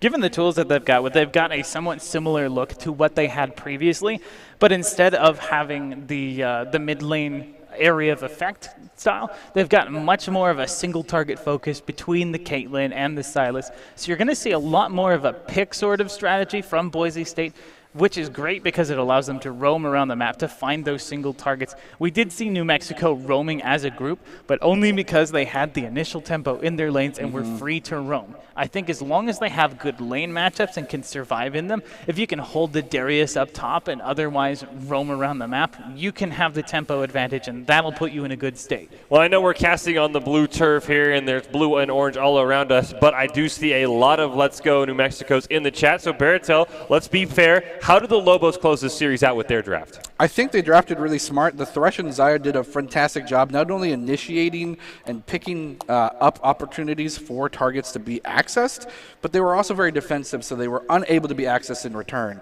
That being said, if Malzahar gets a low target or a squishy target locked down and Darius is able to get a free reset, he's going to go run rampant with that extra 8 he gets from his passive. So if they play around that pick potential, they might end up winning the entire series 2-0. Yeah, I think it's going to be a very interesting choice which ultimate Silas chooses. Right. If he chooses the Malzahar one, he gets the lockdown. If he chooses the Noxious Guillotine and he's ahead, because the scaling is better than it actually scales on Darius. It scales like 1.5%. Yeah, it scales way better. He's going to be able to go off on a rampage. So I think it's going to be a very interesting choice for Red Hots, which ultimate he wants to pick, and if he can get ahead, that is going to be the key lane for me. We talk about it in Doc's Keys to the Game, the mid-jungle coordination. If you can get Silas ahead, he can just sort of pop off thanks to Darius. And Red Hots is no stranger to being aggressive in lane by himself before. We've seen him oftentimes trading aggressively under tower, despite what the matchup may be. He's more than comfortable on this champion, and I think him playing this into the Malzahar, I'm just really looking for a Malzahar ultimate Malzahar. Dean is doing okay, despite the fact that he seems to have forgotten to buy any items here in this early game matchup. They're all sitting in the bush, waiting for each other, looking to see if there's going to be an invade. Looks like Jarvan is going to be alone, moving up towards that top side. Probably going to get the leash from the Darius there, so neither team going to do any cheeky invades. Pretty hard to shove a Nunu out of the jungle. I would not be surprised if that is Jarvan red buff up into an early gank to try and get Darius ahead. Against Karma, yeah, but you have to be careful because Karma's deceptively hard to gank, not only in terms of the shielding that she has, but again, as we talked about the Mantra W, if she's able to get that off, both ticks, the initiating as well as the rooting portion of the W, heal her for quite a significant amount. Looked like King Tut there. I couldn't see his name, but he had a King Tut picture. Want to know who is the Crimson Tide, who is the Alabama of esports? Well, we want to be. That's what we said our intention was when we created this program. We want to be the Alabama of esports, and we'll see if Boise State a win would go a long way into securing that. Red Hots does get some early aggression. Now the biggest snowball in the world is charging in. They do get some good damage off onto this Malzahar thanks to popping that initial early shield, but they're not able to completely shove him out of lane. Death Sentence comes out, does not find a target. So early pressure definitely being put out by Boise State. They know that they need to control this matchup. A lot of patience here from this mid lane as he was looking up into a 2-man versus 1, but he did not flash. So having the reservation to sit on that Summoner spell. A lot of aggression here as Little Willie goes a little bit forward. Ignite as well as Heal going to be expended, and Boise State getting Summoner for Summoner here in the bottom lane. I'm just very confused right now about Flameveil's pathing. If you start red, that usually signals you want to have an early gank because you can go either mid or top 100. You only need level 2 to gank as Jarvan. Yeah, because if you want to hit level 3, the fastest way, if you're trying to be a jungler, is buff camp to buff camp, depending on which side you start on, and grump. Yeah. That hits you level 3 guaranteed. I don't Did he take understand why Krugs? he goes over to Krugs, Well, and so- then he went down. Now he's level 3. He's going to go for the flag and drag. Not going to get it, but the slow will land. Dean is able to flash away. The hook misses as well, so Flameguard with that delayed gank, not going to get anything. And that was flash used. Great job by using the Dark Passage to get your jungler into position, but you ended up having to use the flash anyway to try and engage on that fight. Gimmick and Dean both did end up having to flash in the end just to keep themselves alive. Now the first blood goes to the mid lane. Great job by Red Hots, enabled by Can't Get Dopamine. Speaking of flash, he does have stacks of that Conqueror already at 10, so he gets that adaptive force, has that stack of Petricite burst as well. More than happy to go forward with that. And interestingly enough, yes, Young Sinatra did expend the flash, but as you see, he has drafted the Hex Flash, so it's going to be interesting to see how he uses that. In order to answer your question about Jarvan doing a weird clear, Krugs, if not more so now than ever, are the most important jungle camp in the game. And getting those off the map as quickly as possible is super beneficial. That way he can come down bottom for a gank. Nice death sentence on Dean will surely spell his demise. The stun though, and the magical journey will peel him away as the TP here from the top lane. No, it's the mid lane. Red Hots is here for some kills. He's red hot and he's burning up. Another gank here from the bottom side of things. Flash having to be expended from Flamevell, and Boise State making the aggressive play and making it work for them. And once again, we see why Magical Journey is my favorite ability in the game. So good in the Dean right able hands. to get out, and not only that, but also create pressure on the map because Red Hots was able to follow him, sandwich him between the jungler. We do see, look at this fight. Look at They how should've low turned around Dean and gets. secured They that should have kill, turned around, 100%. secured the kill. That is a bad play there by New Mexico. That is their bad. Red Hots comes in with the teleport, picks up the Thresh. Young Sinatra goes down to that. And right here, if not for this flash, Flamevell is dead. Probably another elimination for Red Hots. So great play there by Boise State to force out that summoner spell. Yeah, that was a giant miscommunication by New Mexico. They turn around, they secure that kill because what is a Jarvan and a Thresh going to do, especially a Jarvan who hasn't even finished his upgraded jungle item, so he's just using basic attacks. What are you going to do to kill Gimmick? Unless you land a really good CC chain on it. Not much. So you need to turn around and to kill those gears. So the Lobo is maybe bidding a little bit too over-aggressive. Speaking of that, here is a hook, a play as well. Gimmick once again dropping low, and New Mexico says, we'll finish the job this time. Teleport is coming out. The knockup is going to go on to Little Willie. Teleport not going to matter. He's going to donate it. Wujin is going to get the kill. A great play by Kanky Dopamine. Young Sinatra is now stuck all alone. Can't even make it to the blast code, and Boise State picks up 2. That's a real support player. Okay. That's a real support jungler too. Yes. Donating it to the person that expended TP to help you out, that's a big brain play. You see it right here. This all started using New Mexico's own aggression against them once again because they did get the hook and the kill on the Gimmick, but they're so overcommitted that teleport, there's nothing they can do. A great use of handing that kill over to Wujin, and they're going to get Dragon, as you can see on the bottom of your screen in live time. They're going to get that Infernal Drake. It's a very different game from the previous one, almost like the last game in reverse as Boise State now up 4 eliminations to 1 and a Dragon, feeling like they're in the driver's seat of this game and pushing their advantages. And Red Hots has been able to influence the map tremendously without even hitting level 6, so it's only going to speak wonders to see what he can do once he steals a vital ultimate. He's going to walk into a Jarvan. Flamevell, you are not exactly where you need to be, gets knocked up, does stop the EQ for a moment, but does not get the secondary engage. Boise State not overcommitting, and a smart reason to do so because Malzahar being there with that Nethergrass could have spelled their demise. The difference there was pixels in terms of that snowball. So if that had actually landed from Can't Get Dopamine, the knockup would have been enough. There's the flay, Hex Oh my Flash. goodness, Gimmick. Death Sentence doesn't quite manage to land. Gimmick able to dodge that, so great job on his part as Red Hots continues to pressure this mid lane. Yep, Red Hot's been doing a great job. Hasn't stolen an ultimate yet. Of course, Lucid Rex does have that spell shield as well, so you can't just steal the Nethergrass and then immediately turn around and use it on him. You have to be very calculated in how you do that. Would not surprise me if he also maybe waits for a Cataclysm gank, steals the Cataclysm, and is able to slam it right back down in Jarvan's face. But Boise State has been doing a great job, as you mentioned, flipping the script from game 1 and really putting New Mexico back on their heels. Is Karma building Frozen Fist first item? Iceborne Gauntlet, most commonly reborn as. That's Tank Tank Karma, you know, pretty common top lane. I mean, how do you beat Darius? You kite him. You have to kite him 100%. I think that's the right intention. The only thing I wonder about is what does it do against Malzahar? So we got a Twitch chat there. Such amazing map awareness. Indeed, Boise State has been doing a great job, and really by Dean knowing where he can Magical Journey earlier in the game as well.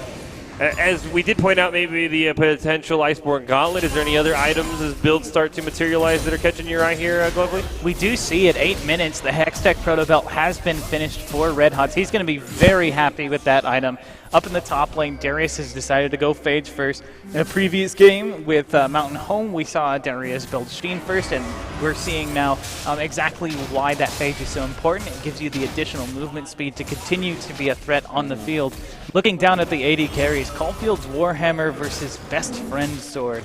So, bit of an advantage there for that Caitlyn, which is great to have in the early game. Meanwhile, Dean comes through. Oh my gets goodness! the kill, gets the blue buff. He's now double buff buff Bard is going to walk away. Great play by Dean there to get away. Woojin now controlling this top lane, forcing the Darius actually to back away or end up getting rooted. Let's look at that again as Flamevell actually goes pretty low here, just trying to clear his blue buff. They don't have a whole lot of vision up here. Their vision has expired. But Dean just wandering up here, maybe just to drop a ward. Comes in, finds the Q, has the meeps, and drops it on him. Great job there. I'm a little scared now because we had that Twitch chat viewer that said great map awareness. Did he just predict the future? It's possible. That's a little Don't give them scary, more power. They took off the shield, and it looks like Nethergrass is something that Red Hots wants to use either in the mid lane or the bottom lane, and it looks like they're going to do so soon as Dean is here, and Shelly has been dropped as well. They want to make a play around this as much as possible. Are they able to do so? No. They're not in position right yet. And Shelly just gets thrown by the wayside. Yes, of course, the charge did commence. So you do get a little bit of that turret gold, so not necessarily a waste, but they did have an intention to dive this, and they just did not execute that.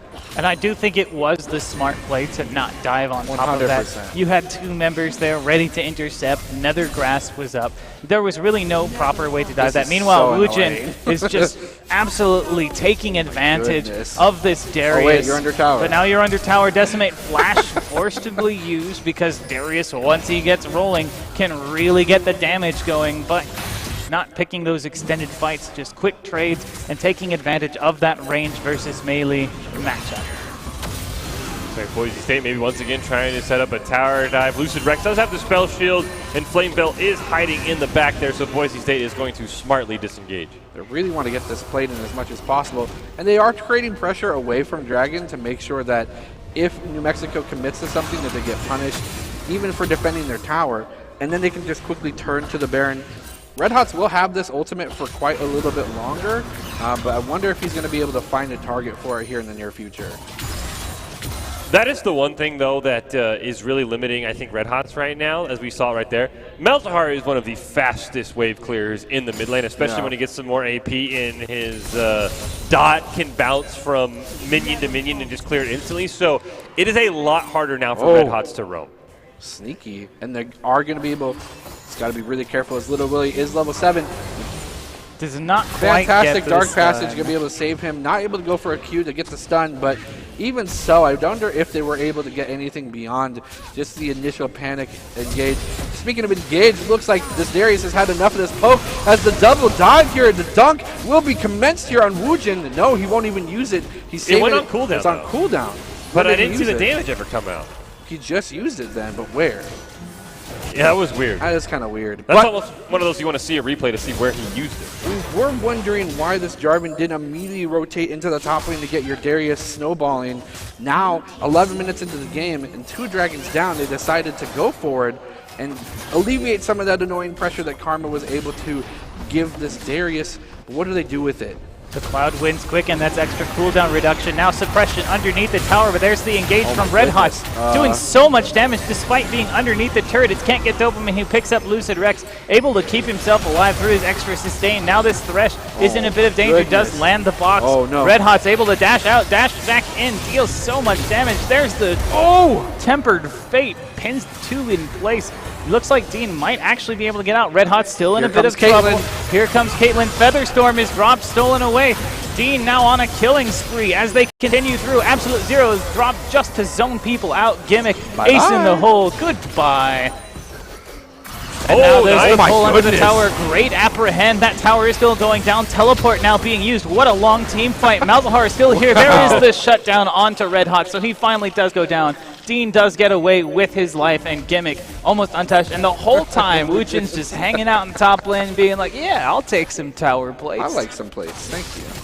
Thank you for your plates. Malzahar was just too far behind. I mean, he popped his whole combo on to Can't Get Dopamine, who doesn't have any magic resist, and did no damage here. I mean, this is how long the fight went. That was a great tempered fate there by Dean. Stunning, too. And I think for New Mexico, it was just sort of split. You see, Can't Get Dopamine's really low there. They also see Red Hots is really low there, so they want that as well. So a great Feather Storm steal as well by Red Hots to keep him alive, and just too much scattered target prioritization by New Mexico. They didn't have a single focus. They each said, this guy's low, I want to kill him. Right. Wait, no, this guy's low, I want to kill him. And then really This no one apprehend died. was what turned it around, though. Made it so it wasn't so much of a losing play for the side of New Mexico, and it does look like, I think Red Hots took the Malzahar ult, or is it just Dean locking him down, giving them the opportunity to get those stacks locking up him there. down. Conqueror just does so much damage. When you're a melee champion and you're able to get it in like 2 abilities, you just get so much damage out of that. Now the teams are preparing themselves for another round of laning. They do have Can't Get Dopamine in the mid lane. Turret plating has fallen, and they've got a lot of focus on this mid lane tower. It does not have the health to stand up, so first tower of the game is going to go over to Boise State. Good job there by Boise State, continuously pressuring. It is so hard sometimes to get a Malzahar tower. Yeah, Gimmick has no idea, no wards. He does have the minions blocking him from the death sentence, though. And now it's actually New Mexico that has to watch out. Here comes Red Hots. He's going to steal the box, jump right onto Little Willie. He is going to get the lantern, but it doesn't matter. It's a 4-man tower dive, absolute zero, and a ton of damage. A play for New Mexico ends up in a double kill for Boise State. And they get the tower. There's 2 members on the backside. Magical Journey committed to charge in. Malzahar is going to flash over the wall and get away. There's only Jarvan now left on the map. Boise State not able to close in, but hello, it's Wuchin teleported down from the top lane. Walked in, stunned him down, rooted him up. Gimmick is now on a killing spree, 3-1-3, in a great position for a Caitlyn in this mid game. You do have to wonder if maybe Boise State knew that they were in the bush from some sort of early rotation, because they had this entire play completely planned out. They knew that this was going to happen, and they knew they needed to commit not only 4 but 5 members into this bottom side, and they also were going for the tower at the same time. So a very forward play from Boise State. New Mexico trying to get a little cheeky with the bush Wookiee of their own, but didn't prove successful for them. I mean, you just have to give a shout out to Boise State. Once again, we're talking about map awareness. Yeah. When the bot lane doesn't show up, they're going to see an engage on Red Hots, at least using that Proto Belt to get rid of the Malzahar spell shields. If you don't see the bot lane, there's only so many places they can be. Sure. I think the plan was for Boise State. They said, we're going to siege the tower, but bot lane's there. Gimmick can set himself up sort of as a little tasty snack. They called the gank squad, and it was right there. They called the whole squad. Squad goals. But Boise State doing a fantastic job reversing how game 1 started. This has been total control for them. Looking at New Mexico, because we do have a lot of their fans in the chat, we want to make sure we give them their equal due. How do they get back in this game, Bertel? How does New Mexico finish this series off right here? I've stated the linchpin for their success. I think they need to get more emphasis and more resources into this Darius, because true damage is going to be true damage no matter what. Yep. And if Darius can get 1 elimination, he gets such a boon of attack damage that it's hard for him to lose further team fights, especially with the man disadvantage given away to the enemy team. So I think whatever opportunity they have to nether grasp, it needs to be something that Darius can follow up.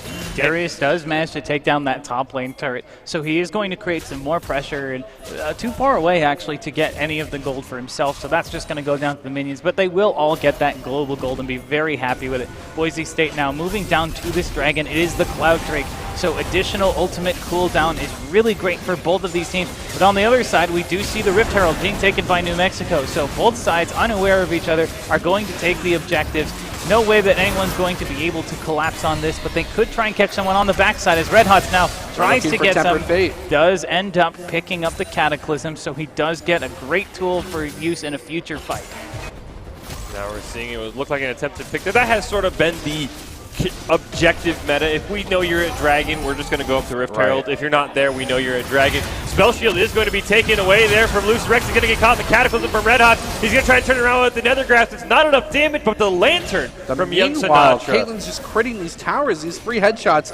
Tremendous boon, and the Tempered Fate's going to be eliminated. They're going to maybe go for a dive here. Absolute Zero will be popped as well, and Gimmick gets a double. Piltover Pacemaker. That's a catch, too, for BSU. The Broncos have a tower in their eyes as well, sieging this mid-inhibitor turret. Should be able to get the mid-inhibitor as well with those respawn times.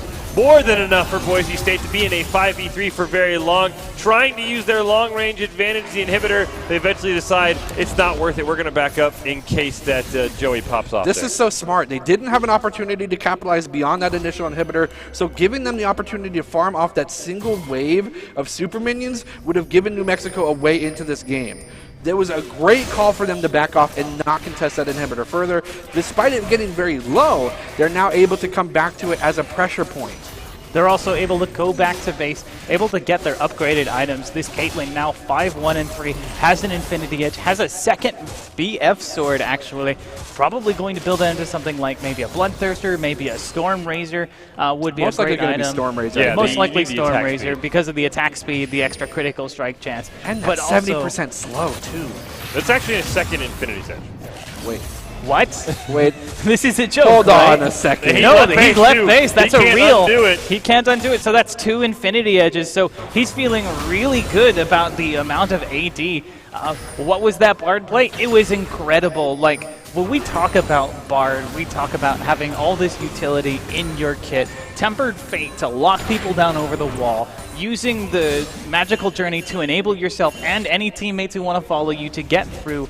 Stunning them into the absolute zero, into the Caitlyn's Piltover Peacemaker. Double Piltover Peacemaker, yeah. You have so many tools to just pin people in place and control the game without having to do any damage at all. And he's still doing damage. Red Hots, though, does cleanse. QSS, able to cleanse himself out of the Nether Grasp. Tempered Fate does not land on anyone, but the biggest snowball ever does find Flamebell Guard out. He is forced to flag and drag away, and Boise State continues to have priority in this top lane. And by the way, the whole time, Wooch has been pushing bot lane. That's how he does. He has It's been a TP ready to 4v5. activate at Ace in the moment's hole notice. committed.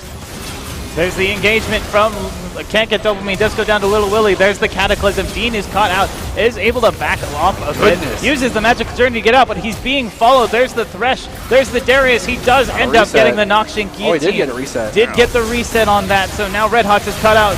Little Willie is going to be the one who picks up the Red Hots. no. Gimmick is now godlike, though, and doing so much damage thanks to those double Infinity Edges. So while the Darius does end up getting the reset, he's not able to get it a second time. He's not able to capitalize on it, and Gimmick picks up eliminations, and the whole time, Woojin put so much pressure on the bottom side of the map. Got a tower. I'm just still confused how that Noxious Guillotine reset. Honestly, because it was definitely left to either the bleed damage or someone else's damage. The Noxian Guillotine did not kill the target. So that is a very interesting thing.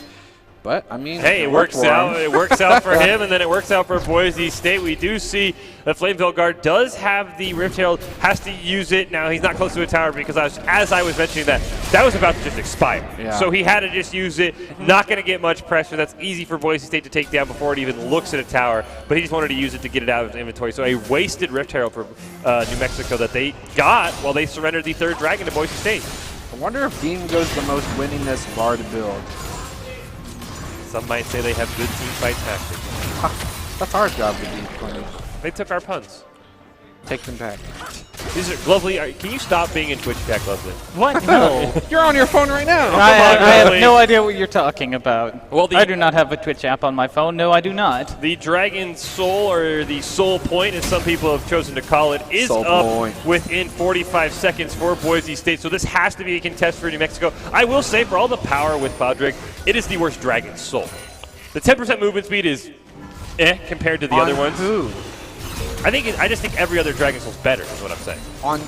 I think anyone. What about arguably Hecarim? On arguably three Okay, of the except 5 Hecarim. champions from Boise State, it's super good on. I'd rather have the shield, I'd rather have the extra damage, or I'd rather have the healing.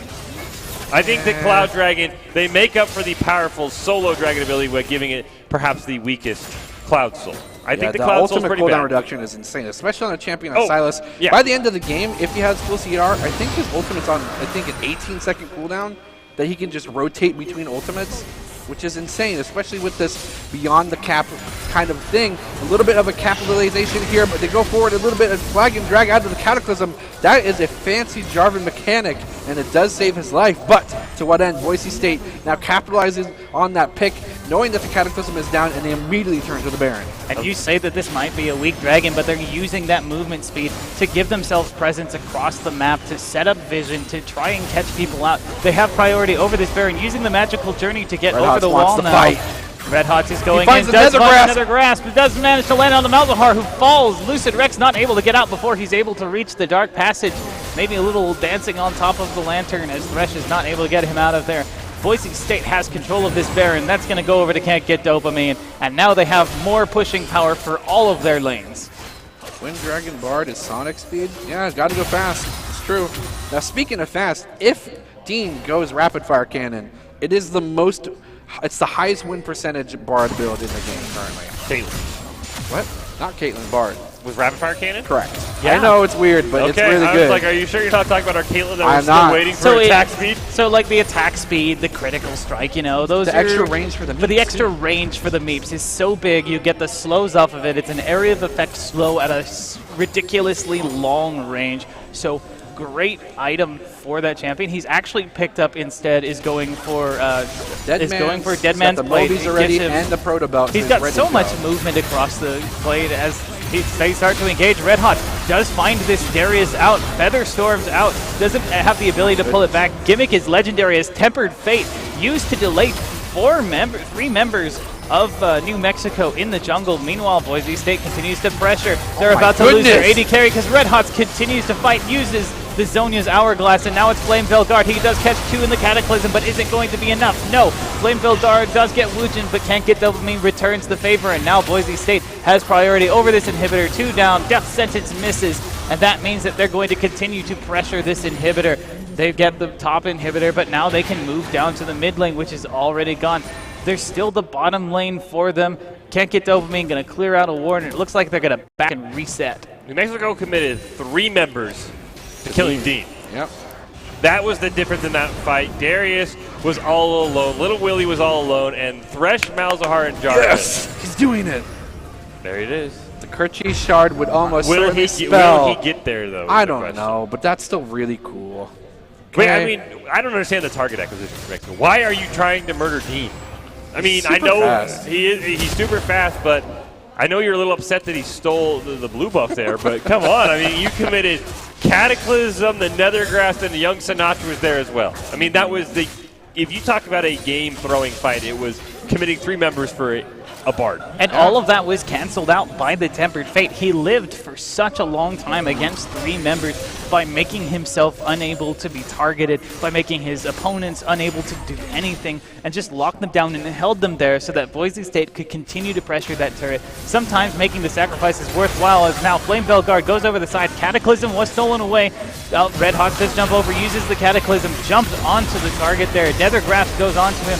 The gimmick is legendary, though. Picks up the Darius Absolute Zero, dropped in the middle of the team.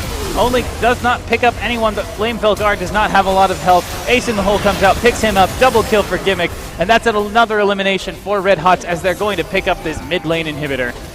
This should be game for Boise State. They should continue to press this right here because it's a huge man disadvantage for New Mexico. They want to go for all inhibitors just in case they are able to turn the tides of the fight, but I do think that this is going to be curtains for the second round for New Mexico.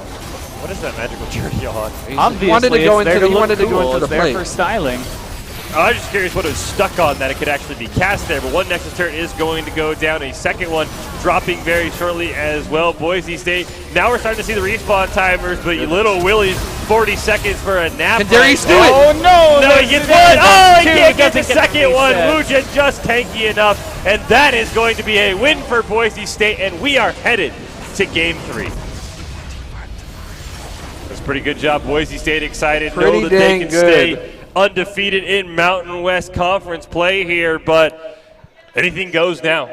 It's win or go home for either team. I mean, so I guess the question is, what did Boise State do so much better in that second game? They played to the map way better. I think the rotations in bottom lane before even Red Hots was level 6, his Silas was everywhere. He was able to pick up a huge lead. Malzahar wasn't able to rotate because you can't rotate on Malzahar until 6. So that kind of global pressure was able to snowball them ahead. Too much for New Mexico to contest. On top of that, he had his selection of ultimates that he could pull from the enemy team. We saw multiple of them being used. We saw the Cataclysm. We saw the Noxian Guillotine. We saw the Nether Grasp. Yeah. All of them being used to great effect by that Silas to create pressure across the map. So now New Mexico could also win. They won game 1, so they proved that they definitely are a worthy opponent. We are here in the League of Legends Esports Series. It's Boise State versus New Mexico. Boise State is 2-0 right now, looking to go to 3-0. We are headed to game 3, so one team is going home with the win after this next game. So my question is, what does Boise State have to be scared of from New Mexico? How could New Mexico get game 3, and how does Boise State get ready for that? If New Mexico drafts a carry top lane, put resources top. Yeah. Wujin played Karma with little punish until 12 minutes. That's almost unacceptable for your Darius. I mean, to be fair, Darius doesn't have a lot of tools to continue pushing that lane forward, even if he does get those eliminations.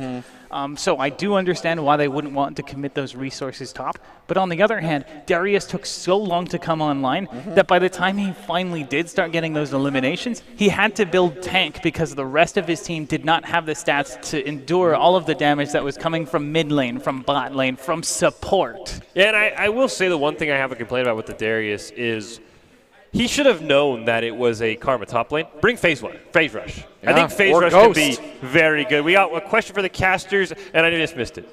Can we put it back up? Put it back up Thank there. you. In one word, biggest change from the first game to the second. Lulu. Yeah, the jungle difference from Lulu to Nunu. Nunu can't be counter-invaded as hard. He has a lot of that utility of being a jungler. I think that was the biggest difference, just from going from Lulu to Nunu on Can't Get Dopamine. Huge change for Boise State. I also wonder if New Mexico had maybe built Jarvan as a tank, like Cinderhulk into maybe Gargoyle Stoneplate. Of course, he was engaging, but he wasn't able to get tremendous amounts of damage off. If he had instead been the front line, Darius might have not had to build such a defensive kind of build, and he could have built the damage he needed to really pop off. He also had a hard time finding his positioning on the roam.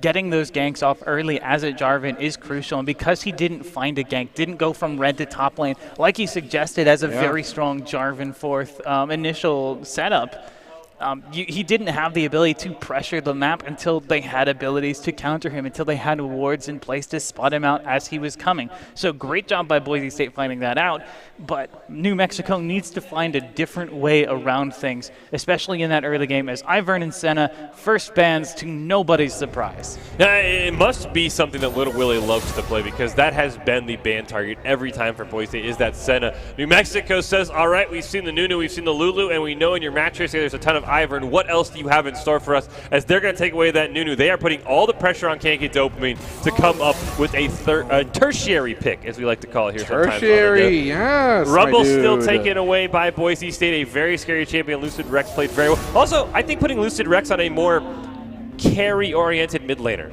Malzahar's a team fight, get a pick.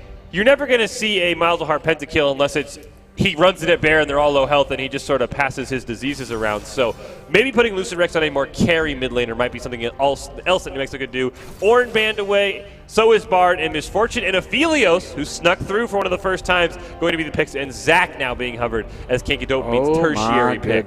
So we have seen Zach be played by Boise State players before, but we haven't seen it from Can't Get Dopamine yet. It does have some really crazy ranges from which you can engage. It is going to be locked in. It's so hard to see a Zach coming, because once he starts leveling up the Elastic Slingshot, his ability to engage in fights from the Fog of War is incredible over all sorts of crazy angles that other junglers just simply don't have the ability to reach. Gragas going to be picked in there by Flame. Well, I really think, I don't know why he didn't go back to the Elise. I think Elise is a very powerful jungler right now in this meta. Very shocked he didn't go that, or the Olaf, or the Jarvan. I mean, all of those are available. They're all strong picks, so I'm very, very curious why he didn't go to that. And now the Zillion going to be picked in there for Lucid Rex. Something, once again, that is not a carry. That's not a carry mid laner. He did so fantastic on Rumble. Very, very shocked. And Red Hot says, all right, Silas was so successful, I'm going to run it back. Well, look at the plethora of ults he has now to steal. I mean, Misfortune ult, Gragas ult, even Zillion Zillion ult to that regard. Yeah, I think that that's the one problem with Silas is All of your great ultimates, he says, yeah, I'll just use those instead. And a little bit better. As you mentioned, 18 seconds on that cooldown if he can get to max CDR. He can get 2 zillion ults off in a fight. That is Late just game. ridiculous. Lysandra going to be taken away Pretty cool. there by Boise State from the ban by New Mexico. An interesting choice. Boise State definitely has very targeted bans that they have. The Senna has been taken away every game. The Lysandra has been taken away every game. Yeah, arguably it could be Zillion support. It is possible. He's been on Thresh 2 times. I wouldn't be surprised why he wouldn't stick with another playmaker like that, though. Unless Thresh is banned away by Boise State. We had a prediction last game for the Thresh ban. I know Dean likes to play it as well. Cassiopeia going to be taken away. Targeted. So Boise State believes that. Oh, I guess Cassiopeia really can go everywhere now. She's been playing the top, she's been playing the bot. She's a bully. Boise State has several target bans, and New Mexico actually taking away their own Thresh because they didn't want Dean to get it. Have some predictions in the chat. Dean running Zac support. I've run seen Zac weirder. before. I've seen Zac support before. It's not a terrible idea. You do have the ability to bring a lot of crowd control, a lot of engagement potential, and engage supports are really strong in this meta. Speaking of engaged supports, Blitzcrank is going to be the one who gets locked in. Rocket grab, so great for singling someone out and blowing them up. I'm being told that we should prepare to have our minds blown. So I'm not ready for it. As to what that last pick is going to be. Don't do this to me. I'm hoping it's going to be Garen, but I don't think that it's going to happen. Yasuo being hovered by New Mexico. Powerful pick for Red Hots, but he's not running it. So Yasuo is on the board. It is going to be locked in for New Mexico, most likely going into that mid lane.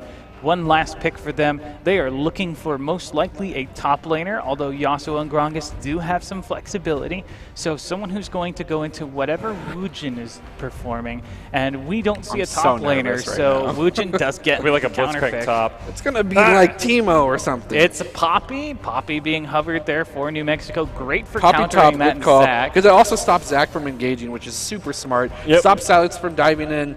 Really good pick here from the top laner. But the only thing is, Joey Asdarius didn't find a good way to get into the team fights previously. How is he going to find ways in now? Well, you don't need a jump to get into fights if you have a Blitzcrank to pull someone out of that protection area of the Poppy. Yeah, Poppy We've got one last pick. That's Who is true. it You don't going to need to be? jump 3 in if you can seconds. just pull 'em out. Mordekaiser. Ooh, there's... Someone playing carry top lane? Yeah, so Mordekaiser top lane. We've never seen Woojin on a carry before, so I'm really excited to see exactly what he does this. A Felios Blitzcrank in the bot lane. We've never seen a Felios, but mostly because he's been constantly banned. So there are some great tools that we can use here against New Mexico. I do want to agree with chat. This Misfortune is going to have a terrible time. She is not going to have any fun. Why? Let's see. Blitzcrank's going to hook you in. Zac's going to jump on you. Mordekaiser's going to take you to the Shadow Realm. Silas can steal the Gragas ult and bring you back in.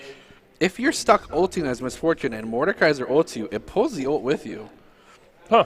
I would never thought about that. Weird, right? I wouldn't really think you'd want to walk through a bullet time to ult an MF, but I can understand why you'd want to do Woojin's it. kind of that selfless kind of dude, though. Like, hey, my whole team's taking damage from this. Yep, not anymore. The question is, can you survive the bullet time? Mordekaiser survive bullet time? Oh, 100%. Well, let's check out some statistics of the 2020 Mountain West Esports Series here.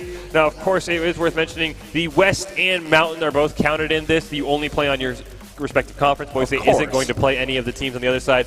That top is KDA, by the way, Can't Get Dopamine, doing a fantastic job on a lot of different junglers, and he got a challenge because New Mexico said our first 2 bans are your Nunu and your Ivern, forcing him onto a tertiary pick, so it's going to be interesting to see if he can keep up to that high standard. Also, Dean there with the 3rd most wards placed with some very great He's got to names. catch up to Magical Poop, to be honest. He really does. That guy needs to be unseated. Lynx has a lot of CS and a lot of gold. I really am curious who he plays on. I wish we could have had little annotations on which team each player played on. He's going to be an issue. It might be on Nevada because when you lead in KDA, that usually means you get a lot of gold and a lot of CS. It's pretty hard to lose when you're that big, too. Now, it is worth pointing out for Bronco fans, we won't see UNLV or Nevada until the championship. They are in the western side of the conference. Darn. So we don't have to face them until the very end. We get a break. Boise State, though, we do see the Broncos are 3rd, the highest team in the mountain. Top pick champions, Jarvan 4, who we have seen in this series. He was left on the table last game. No one picked him. Mordekaiser up there as well. Misfortune, Thresh. I mean, all of those champions we've seen. It's Isfortune, okay? Isfortune, my bad. And Mordekaiser. Well, that is fortunate for New Mexico, who has picked that up. The most banned champions, of course, Senna, we've seen banned so many times over with such a powerful marksman. Changes, maybe, changing that up. Olaf, however, surprisingly hasn't been even glanced at over the course of this game. Now as we get Game 3, neither of those teams going to pick up that powerful champion. So they've got plenty of other tools that they're going to be using for this. And I wonder that the Nunu and Willamp ban rate, I wonder if it's contributed strictly from Boise State and their opposition, or if there are other people that realize that Nunu can offer that utility, that engage, and that huge bone of zone control. It would not surprise me if the Ivern ban rate, which I didn't look at, is 100% contributed to Kanky Dopamine. Yeah. That is banned away every single time. But now that we've taken a look at the draft, we'll start with you, Baratel. You've been doing the New Mexico fanboying for us here up on the desk. So how do the Lobos win Game 3? That's tough. They have a wombo combo, and I think it's interesting because the fact of the matter is if they're able to get a contained team fight, even if it's a 5v5, and Gragas gets an ultimate off that's able to split two into a bullet time, that ultimate not only will be contained with the last breath, but Poppy will also stop Boise State from re-engaging with her ability to stop the jumps in from Boise State. So I think that's their opportunity, is to take a team fight and divide it in half with that Gragas ultimate. And Glovely, how does Boise State win? In terms of their setup, they have a great bot lane that they can play through. Ophelio, such a powerful champion in this current meta. Blitzcrank to really enable him early. So I think that you actually focus on your top lane. You get your Mordekaiser ahead so that he can be a big threat, because you know that your bot lane is going to be a big threat on their own. And then just let Red Hots do his thing into this Yasuo. He knows both of these champions so well. I have confidence in him going into this matchup. Yeah, I was kind of shocked that Silas wasn't banned away by New Mexico. Surprised that didn't generate a respect ban, because Boise State definitely threw a lot of respect bans at New Mexico. I mean, Senna, Lysandra, Cassiopeia, all thrown at the Lobos. The Lobos trying to sort of respond. All right, let's see what we can stop Kanky Dopamine from playing, and then we'll take away some more powerful picks. So it's going to be very interesting to see here. I will say the one thing for New Mexico, there's not as many game-changing ultimates that Red Hots can steal this time. Not as many. I mean, bullet time is still very powerful. But he wants to be in the front line. He does want to be sacrifice in the front line. his bullet time. Just zillion ult himself. Yeah, he absolutely. can die freely. It's just a free Guardian Angel. Yeah. I mean, he also has the hammer to give his team a little additional crowd control. And, of course, he does have the Zac, so he can follow up with the last breath if he gets jungle assistance. I think he's going to – I think if he hits level 6 before Lucid Rex, he has to be careful, because – he can activate his own last breath with his E, and it's almost one of the easiest abilities to follow up with. And, I mean, in that kind of matchup, I think most of the time Red Hots wins on this Silas, because the amount of healing that he gets from his W is just almost too much for Yasuo to overcome. And the fact that Lucid Rex took Exhaust and not Ignite in the mid lane, that's going to be a little interesting. Yeah, it means he is definitely scared of the damage he could be taking either from Red Hot or from Gimmick. I'm more excited about this Aphelios pick. We rarely get to see this champion, and especially on such a high caliber player such as Gimmick, it's going to be very entertaining to watch what he can do on this 200 IQ champion. Once again, we're going to see a red start from Can't Get Dopamine. Last time we saw a jungler start red, it was Flame Veil. He didn't turn it into anything special, just sort of in a unique clear. So I'll be curious to see if we do see Kanky Dopamine try and set up Wujin on this carry top, or if he is just content getting red, clearing down and trying to set up his bot lane for a kill. I think this is the best opportunity to gank top if you can't get Dopamine, because I very rarely doubt that Poppy's going to start with the ability to stop his dash or his jump. But it does look like he's going for a little bit more of a fruitful clear in terms of gold, getting the Raptors, and it looks like he's been pinked out from the mid laner. Possibly still going to be able to get a nice rotation into a bush to get a nice, interesting gank path. As we talked about before, Rek'Sai as well as Zac are two of the champions that offer such unique gank paths because of the nature of their champion and their kit. So it is going to be also interesting to see how Can't Get Dopamine plays this tertiary character.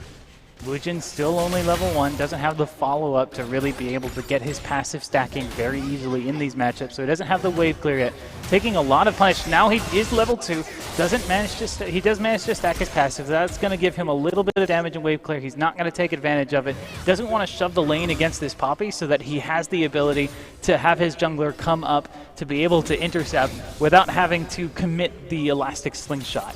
Yeah, and it might look like Wujin's struggling here in the top lane, but he's already taken away 2 of Poppy's corruption potion stacks. So him using his potion, they're kind of almost on an even playing field right now. And Mordekaiser only gets stronger the more levels he gets. Yeah, and right now neither jungler really wants to do much. Ganking Flameville has now just hit level 3. Both ones went for the Raptors, not going for the more traditional buff romp level 3. So definitely neither jungler really wants to gank right now. We just see each one is going to take their respective river scuttle as well. Very shocked that neither team wants to try and start off with a flashy play, but I guess when it's game 3 and looks like it's going to happen mid. Gragas is looking to position. Maybe the E-Flash might be ascertained as well. The Q from Steel Tempest is not going to connect. Lucid Rex not able to get that third knockup. And I think maybe jumping the gun a little bit, or Red Hot's danger senses was tingling. He definitely walked out at the perfect time running to his jungler. More importantly, they know where that jungler is now, at least for a few moments as Gragas continues to wander through the map, trying to find his openings.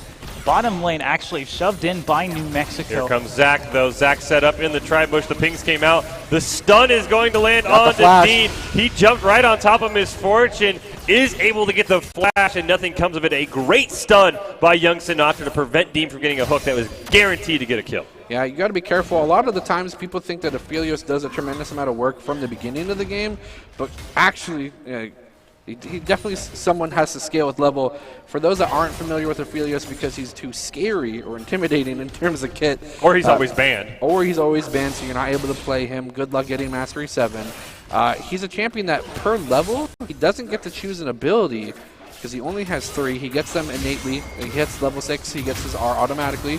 Instead, he gets to choose between attack damage, attack speed, or armor penetration per level. And it takes a while for that to scale up.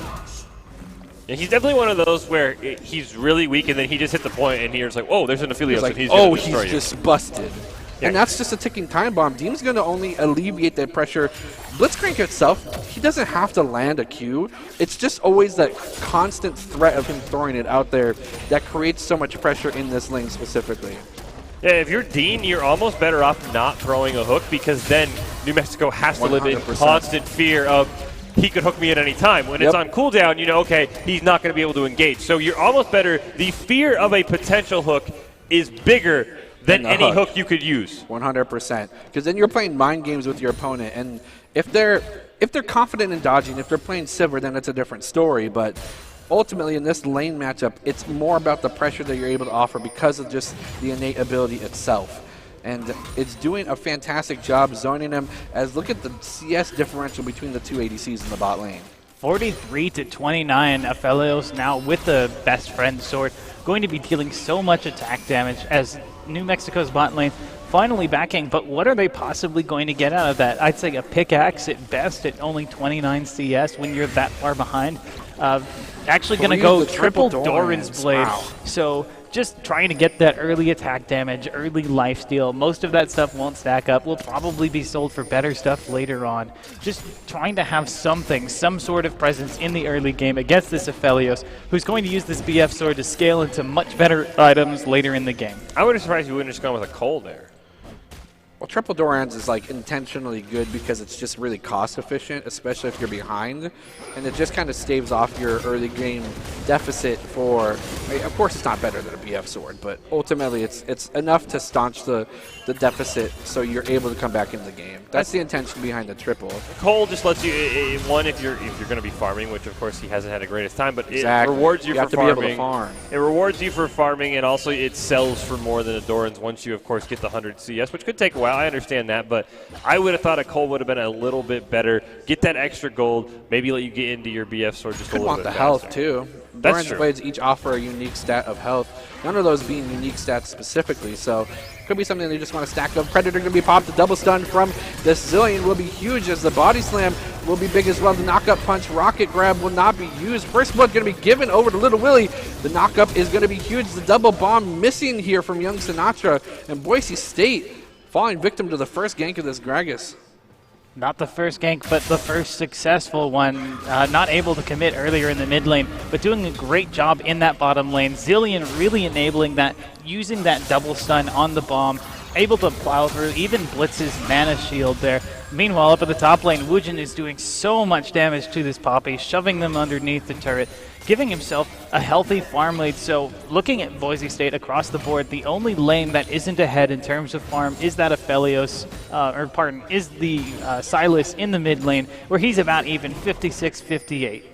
I mean, you talk about that, you look at the gold lead. Despite getting the first blood and the little bit of extra gold, New Mexico's still trailing because Boise State is farming so well. Set up the last breath. He's going to engage on him. Dean trying to set up the wind wall, though, is going to come out, prevent a potential hook. So a great engage, just unfortunately not enough follow-up for Boise State.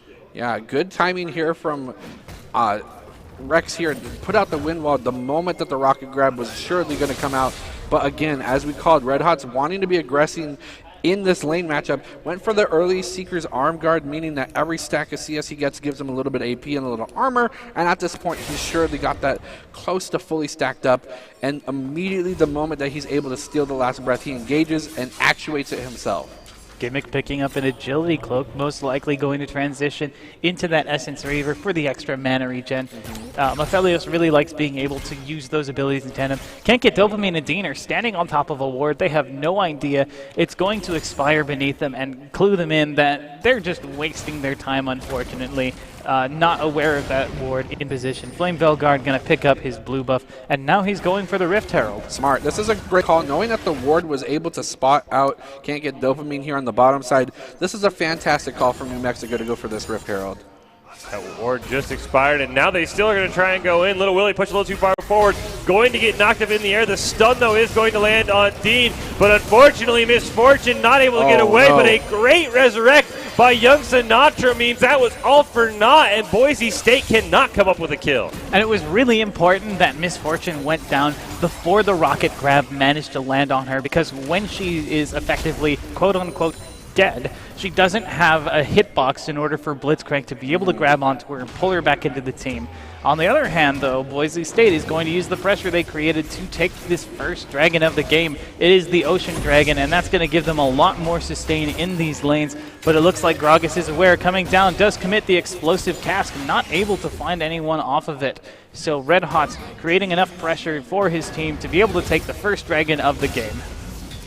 Of course, most teams are okay with that, trading the Rift Herald for the Dragon. New Mexico had claimed that earlier on, so that's going to be a key, is because now they can use that Rift Herald if they use it effectively to secure plates for a lane. You'd think you would want to be mid lane, get those extra plates onto Yasuo. It is going to be very hard. The explosive cast that was stolen is going to go, and it doesn't even dent Lucid Rex after that shield comes up. So I'll be very curious to see where Flameveld wants to drop that Herald, because a lot of it's going to be less about what plates and who can you get gold on. And what you're going to do with that gold. When it comes down to it, I think, like you said, that Rex might be the best lane to invest in. Every point of critical chance he gets, it's doubled. Yasuo's kit gives him double the crit chance offered by items, so every amount of gold he has is one step closer to getting that 100% crit, which is kind of the pinnacle of Yasuo. Yeah, and you have to realize who's going to carry you. Who's your anchor?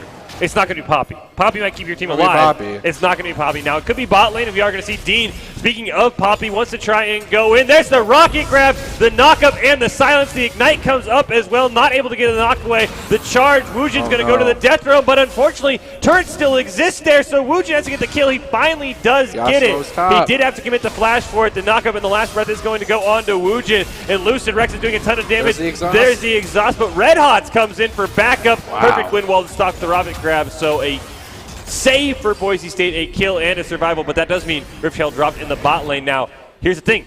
New Mexico should have all backed off. You're splitting that gold 3 ways as opposed to giving all of that gold to Little Willie. Yeah, you needed to put on your Misfortune, especially when your whole intention is to go for this nice Wombo combo. But look at Boise State. They get one flash here. Dean patiently waiting for the perfect hook.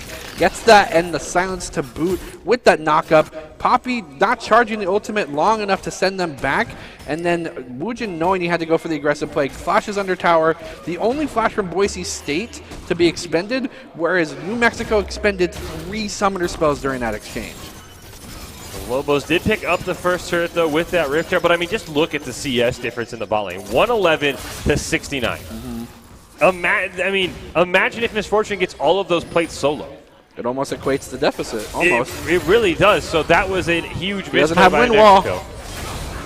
Good wind wall there, last breath as well. Unfortunately, Lucid Rex was not able to get away. The Predator did come out from Flame Bell, and they want to re-engage. Teleport is coming down, though. Mordekaiser going to show up just to sort of push everyone away. Only complaint you have to make is that Blitzcrank did pick up that kill, so the gold not going to the most effective use. And also the teleport from the top lane ended up not really being needed, mostly just used to create that threat. Woojin is going to end up picking up this ward, probably the Rift Scuttler, on his way back to top lane. But that's one more tool, one more map pressure tool that they don't have, giving teleport advantage over to New Mexico. We're going to see everybody sort of reset there. The next dragon should be coming up very shortly. Boise State, of course, would love to grab that. Didn't quite see what it was. We know it's not going to be an Ocean Drake, though, as a stun comes out in the top lane. Woojin, though, on this carry support, doing a ton of damage to Poppy. Not a matchup Poppy wants to be in.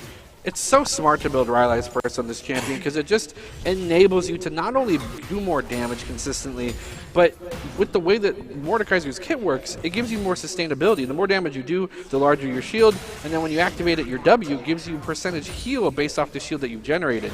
Just a fantastic buy, and a lot of times when Mordekaisers forgo this as a first or early purchase, I almost feel like they're wasting the champion pick. Yeah, because it also just allows you to CC. You can't escape as much as the Delta Realm because Mordekaiser does have some bonus movement speed as well, so you can't get away. Dean just hovering by, Poppy not having any fun right now, trying to back, and he just can't afford it. Keep in mind, though, that Poppy doesn't really need the stats to be strong in the late game. Does go for the dash and the stun underneath the tower, is holding out for a long time. Flame Dog does come up, putting down a lot of damage. Explosive Cask is popped. But Woojin safe, not able to get the grog. He comes out, and there's a Yasuo there waiting for him. Woojin, unfortunately, going to go down to Lucid Rex, who's going to pick up that elimination. Meanwhile, Gimmick trying to shove out that mid wave, swapping rapidly between the weapons, does manage to get some damage onto Young Sinatra with the mark. So now top lane pressure is coming from New Mexico. They don't have people up there. Here comes the Elastic Slingshot over the wall. They do find Zilean, but he activates his ultimate. Is going to get resurrected, unfortunately. Very close. But there is the hook over the wall. Zilean is very low, does get caught out by Gimmick. They're going to give that elimination over to him, and they're going to take this turret to answer New Mexico. Sevram into Chakram is probably one of the most underrated combos, I think, in the game. When it comes to a widespread team fight, it's essentially a bullet time. It really, I mean, there are, I think, a lot of combos that Aphelios, even players, still don't know. Because it's just like, you're like, okay, what does this one do? What weapon's next? Wait, this weapon does what when it's in my sidearm? Definitely one of those where, even with all the bans, it's so hard to understand it because it's so hard to play him. Because he's taken away because he played a lot at the pro level who have tons of hours to understand it. If you guys want a tip for solo queue climbing, let Aphelios go through. People don't know what he's playing, what to do at all. Bullet time canceled there, and that was huge. Is able to get away as the Rift Herald goes in. No, Poppy comes around the backside. Red Hot's on his own against 4 members. No, there is Gimmick on the other side. Does pick up 2 eliminations on the backside of that fight. Great movement there. Dean is now going into position, trying to find someone. Red Hots ends up getting caught in the stun, but isn't going to be the target of the second bomb. Able to get away. Woojin now has priority over this Rift Herald. And he's going to start it. Meanwhile, Boise State's also starting the Cloud Drake in the bottom lane. They also have priority over this dragon. They have multiple members there. They do have Can't Get Dopamine on this dragon, so that's where they're going to focus their time. Woojin just going to try and take that Rift Herald on his own. And there's not really anything New Mexico can do to stop it. I really do love the way that Boise State is looking to turn these picks even if they are in a deficit, they turn around these fights into a single kill, a double kill, and then immediately look for an objective. Red Hot's dashing in for the heal, able to dash back out. The exhaust not doing much, and the entire time, Gimmick is getting Infernum shot after Infernum shot on 2 incredibly squishy targets. Gragas opting for that AP build means that he does not stand a chance against that Flamethrower. And he actually used up his flash to try and engage that fight. So much focus is being put onto Red Hot's trying to do something to stop him. Rude. But he was able to survive through all of that, and the whole time they forgot that Gimmick is also a huge threat. Meanwhile, Can't Get Dopamine goes in with Elastic Slingshot. He lets bounces everywhere. Not able to convert any eliminations here during the course of this fight, but they are able to shove them off the tower. Can't Get Dopamine now. Elastic Slingshot does find a misfortune, and here's Dean to follow him up. There's the knockup. There's the chrono. But they're not going to be able to do much as they throw down the explosive cast, but Gimmick is on the backside. Hello, goodbye. And he stole the Zillion ult! He stole the Zillion ult, used it on Can't Get Dopamine, who still has his passive up, and now they're able to get a double kill, taking down the Poppy. Boise State doing a great job using these stolen ultimates to their advantage. Can't Get Dopamine does get stunned up a little bit, but that's just the Yasuo. He does go over the wall. Elastic Slingshot. Dean finds him, gets the Red Hot, gets the elimination. It's another hook! What's the cooldown reduction on that? It's ridiculous. Dean picks up another one onto Flameville Guard. Turret destroyed. You're kidding me. Dopamine is continuing to try and go down. Does up. He falls into his passive and will be perfectly fine as Boise State now has priority on this mid lane. They have the Shelly from Woojin. They're going to get the charge there onto that. Shelly is really low on health. Might even get one more. No, she's not. Is going to get taken out by the Misfortune before she can charge into the Nexus turret. So great job there by Boise State, knowing their target selection, isolating who they wanted, stealing the right ultimate, and sustaining themselves through that incredibly long fight. And what did chat say? Misfortune's not going to have a fun game. Little Willie is just being permanently CC'd, and a great job there by Red Hot, stealing the Zillion ult, using it on Can't Get Dopamine, giving him another way to resurrect. Yeah, you take away this man's passive kind of supporty style junglers and you put him on this engage heavy dive monster. That's a big regret. That's a big oops if you ask me. I mean, I don't know why people seem to think he's exclusively utility champions. Some of the first champions that we've seen him be played on, Shyvana, we saw him on Jarvan. Really, this is just the Jarvan's next incredible, step. to be honest. Like, yeah, we've seen him on all. So you have all kinds of tools that you can use for these engagements, for these tanky champions who are just terrifying. To me, Zach just feels like the next logical step in his progression. It looks like he is going to take away Poppy's ult there. Good job by Red Hot's going to have that available for himself. Woojin trying to shove this bot lane. Doesn't have the ability to proc his passive that a champion, though. So he is going to have to take a little bit longer before he's able to get that tower. But there's nobody from New Mexico to meet him. Well, there's nobody in New Mexico that knew exactly where Dean and the gank squad was. Unfortunately for Boise State, nobody walked close to that turret. They do see the pings go out. Now we're going to see it. That gank squad set up in an entirely different spot.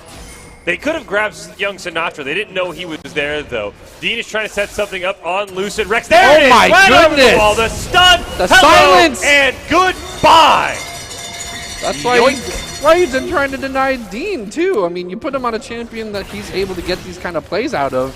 This is kind of just an interesting draft phase and gone awry from Boise State's favor.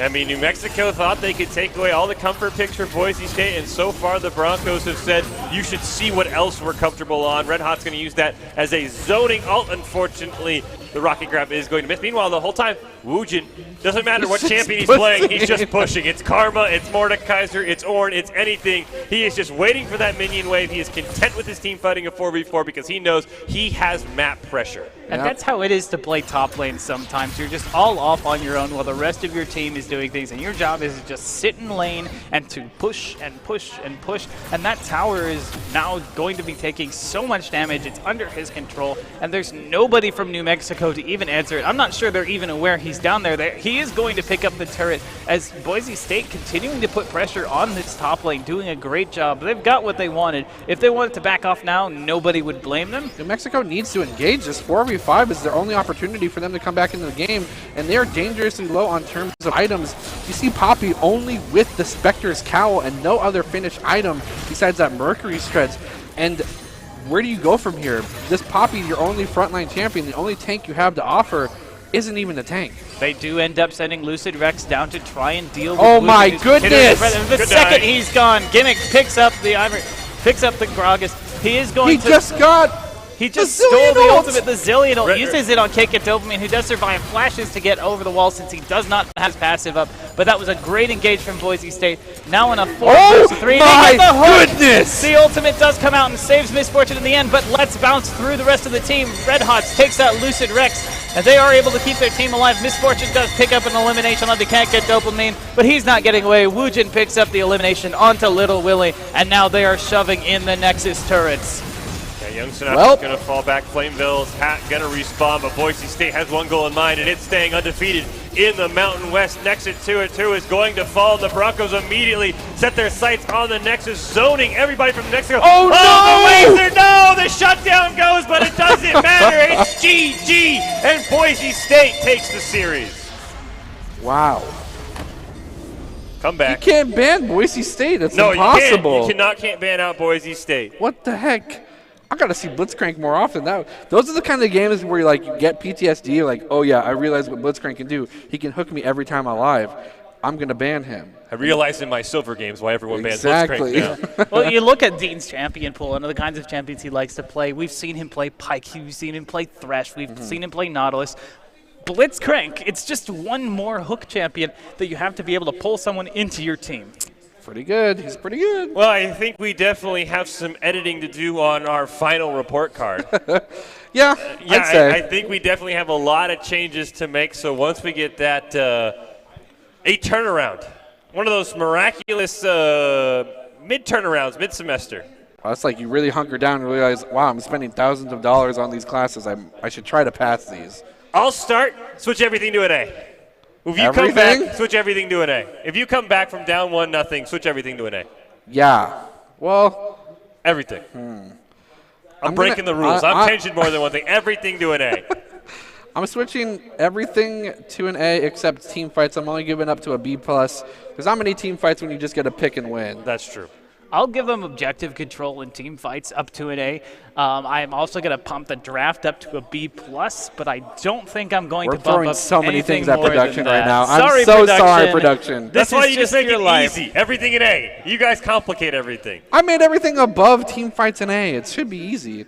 And then finally, they're a pleasure to have in class. Yeah. Because, we maybe said, hey, there's some work you need to do. They realized that. They hunkered down, and they got back-to-back wins. So a great job there by Boise State. They are going to remain undefeated. Thank you. Okay. Who cares what they say? Everything's in A. Thank you, Yeah, production. just make everything an A. Conference needed, I think specifically, yes. The Mountain West Conference is needed now. Yeah, the Mountain West Conference needs to find someone who can stop Boise State. That's what they need. The Broncos Exactly. are 3-0. They have a couple of games left. Utah State and Air Force. The Falcons, as far as we know of, 2-0 in conference right now. So that is going to be a lot of fun. Final thoughts for the day, gentlemen. I love esports. That's simple, isn't it? 100%. Lovely. We saw so much more ability for Boise State to increase their champion pools. The Lulu didn't work out, but we saw the Blitzcrank, we saw the Zach, we saw Aphelios. There's so much more room for this team to improve and to expand their ability to play. And I guess we'll get one more thing as long as production isn't going to hate me for it. We have to have the Idaho Central Credit Union player of the game. We have to. Your predictions, gentlemen? Oh, man. There were so many good I'm going to go with plays. Red Hots. That Silas really turned the I series think around. I might also go with Red Hots. Although, I might go with Can't Get Dopamine. I might go with Woojin. You can't I also pick might go. everybody. I might go One with name, Dean. One name. I'm gonna go with Dean. I'm also going to go with Dean. His we guard go. play was fantastic. The blitz was huge. So the Idaho Credit Union play player of the as game Oh! with his incredible Got it. Bard play. Here we go. Looking at the way that he set up his team, so much utility on that champion, of just using the magical journey to give his team so much more mobility, so much crowd control, taking off 3 members in one of the later fights in this first series. And the Idaho Central Credit Union player of the game is all about Idaho Central Credit Union, who believes a great player makes a team more successful, just like Idaho Central's helping members achieve their own financial success. Dean, is your Idaho Central Credit Union player of the game, and we are going to see all the highlights that made him the player of the game. Boise State on the comeback train, stays undefeated with a come-from-behind. It's hard to call it a reverse sweep in a 3-game series, but it's a reverse sweep. It's a reverse sweep, yeah. 2 games isn't always a reverse sweep, but we have just thank you so much, production, for setting up. When you have 3 games, you're going to have a lot of highlights, and when you make these kind of plays that we saw on Dean, getting the respect ban on the Bard taken away, getting the respect ban on the Thresh taken away, saying try and ban Blitzcrank after the game's already started. You can't, New Mexico. Can't, sorry. You can't redraft. I mean, we can have a minute alone of those hook highlights. Honestly, and we probably will. Maybe. We're looking here. This was so great. Look at that. Tempered Fate over the wall. Uses the... Sets up the Q immediately and the double pilt over. Boom. And the Proto Belt just to get him in position. Boom. And they chase him because he's such a huge threat. He made himself a presence to be feared. Here we see once more an engagement over the wall by multiple members of the Boise State squad. And look at that. Look at those hooks. Those hooks were so crucial to the entire course of the game, picking up multiple members just in situations that they should not have been able to be picked off. Incredible plays there by Boise State all around. Thank you so much for everyone who joined us. Thank you to Mountain Home High School who came out and enjoyed, got some casting done as well. They are definitely going to be someone you'll be seeing in the future if you stay tuned to the Boise State Esports Twitch channel. But thank you so much to Baratel, Lovely, I am Fish. We will see you guys next time.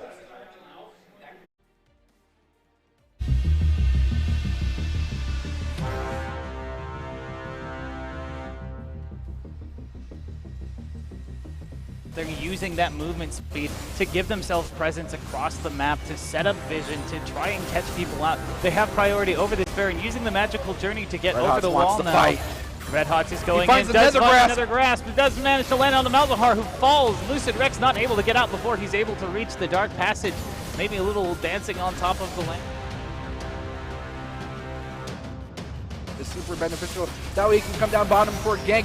Nice death sentence on Dean will surely spell his demise. The stun though, and the magical journey will peel him away as a TP here from the top lane. No, it's the mid lane. Red Hots is here for some kills. He's red hot and he's burning up. Another gank here from the bottom side of things. Flash having to be expended from Flame Belt. Cataclysm from Red Hot. He's going to try and turn it around with the Nether Grasp. It's not enough damage, but the Lantern from Young Meanwhile, Sinatra. Caitlyn's just creating these towers, these free headshots. Tremendous boon, and the Tempered Fate's going to be eliminated. They're going to maybe go for a dive here. Absolute Zero will be popped as well. And Gimmick gets a double. Piltover Pacemaker. That's a catch, too, for BSU. The Broncos have To be able to do much as they throw down the explosive cast, but Gimmick is on There's the the backside. Graviton. Hello, goodbye. And he stole the Zillion ult. he stole the Zillion ult, used it on Kenkadolman, who still has his passive up, and now they're able to get a double kill, taking down the Poppy. Boise State doing a great job using. He does have the minions blocking him from the death sentence, though. And now it's actually New Mexico that has to watch out. Here comes Red Hots. He's going to steal the box, jump right onto Little Willie. He is going to get the lantern, but it doesn't matter. It's a 4-man tower dive, Absolute Zero, and a ton of damage. A play for New Mexico ends up in a double kill for Boise.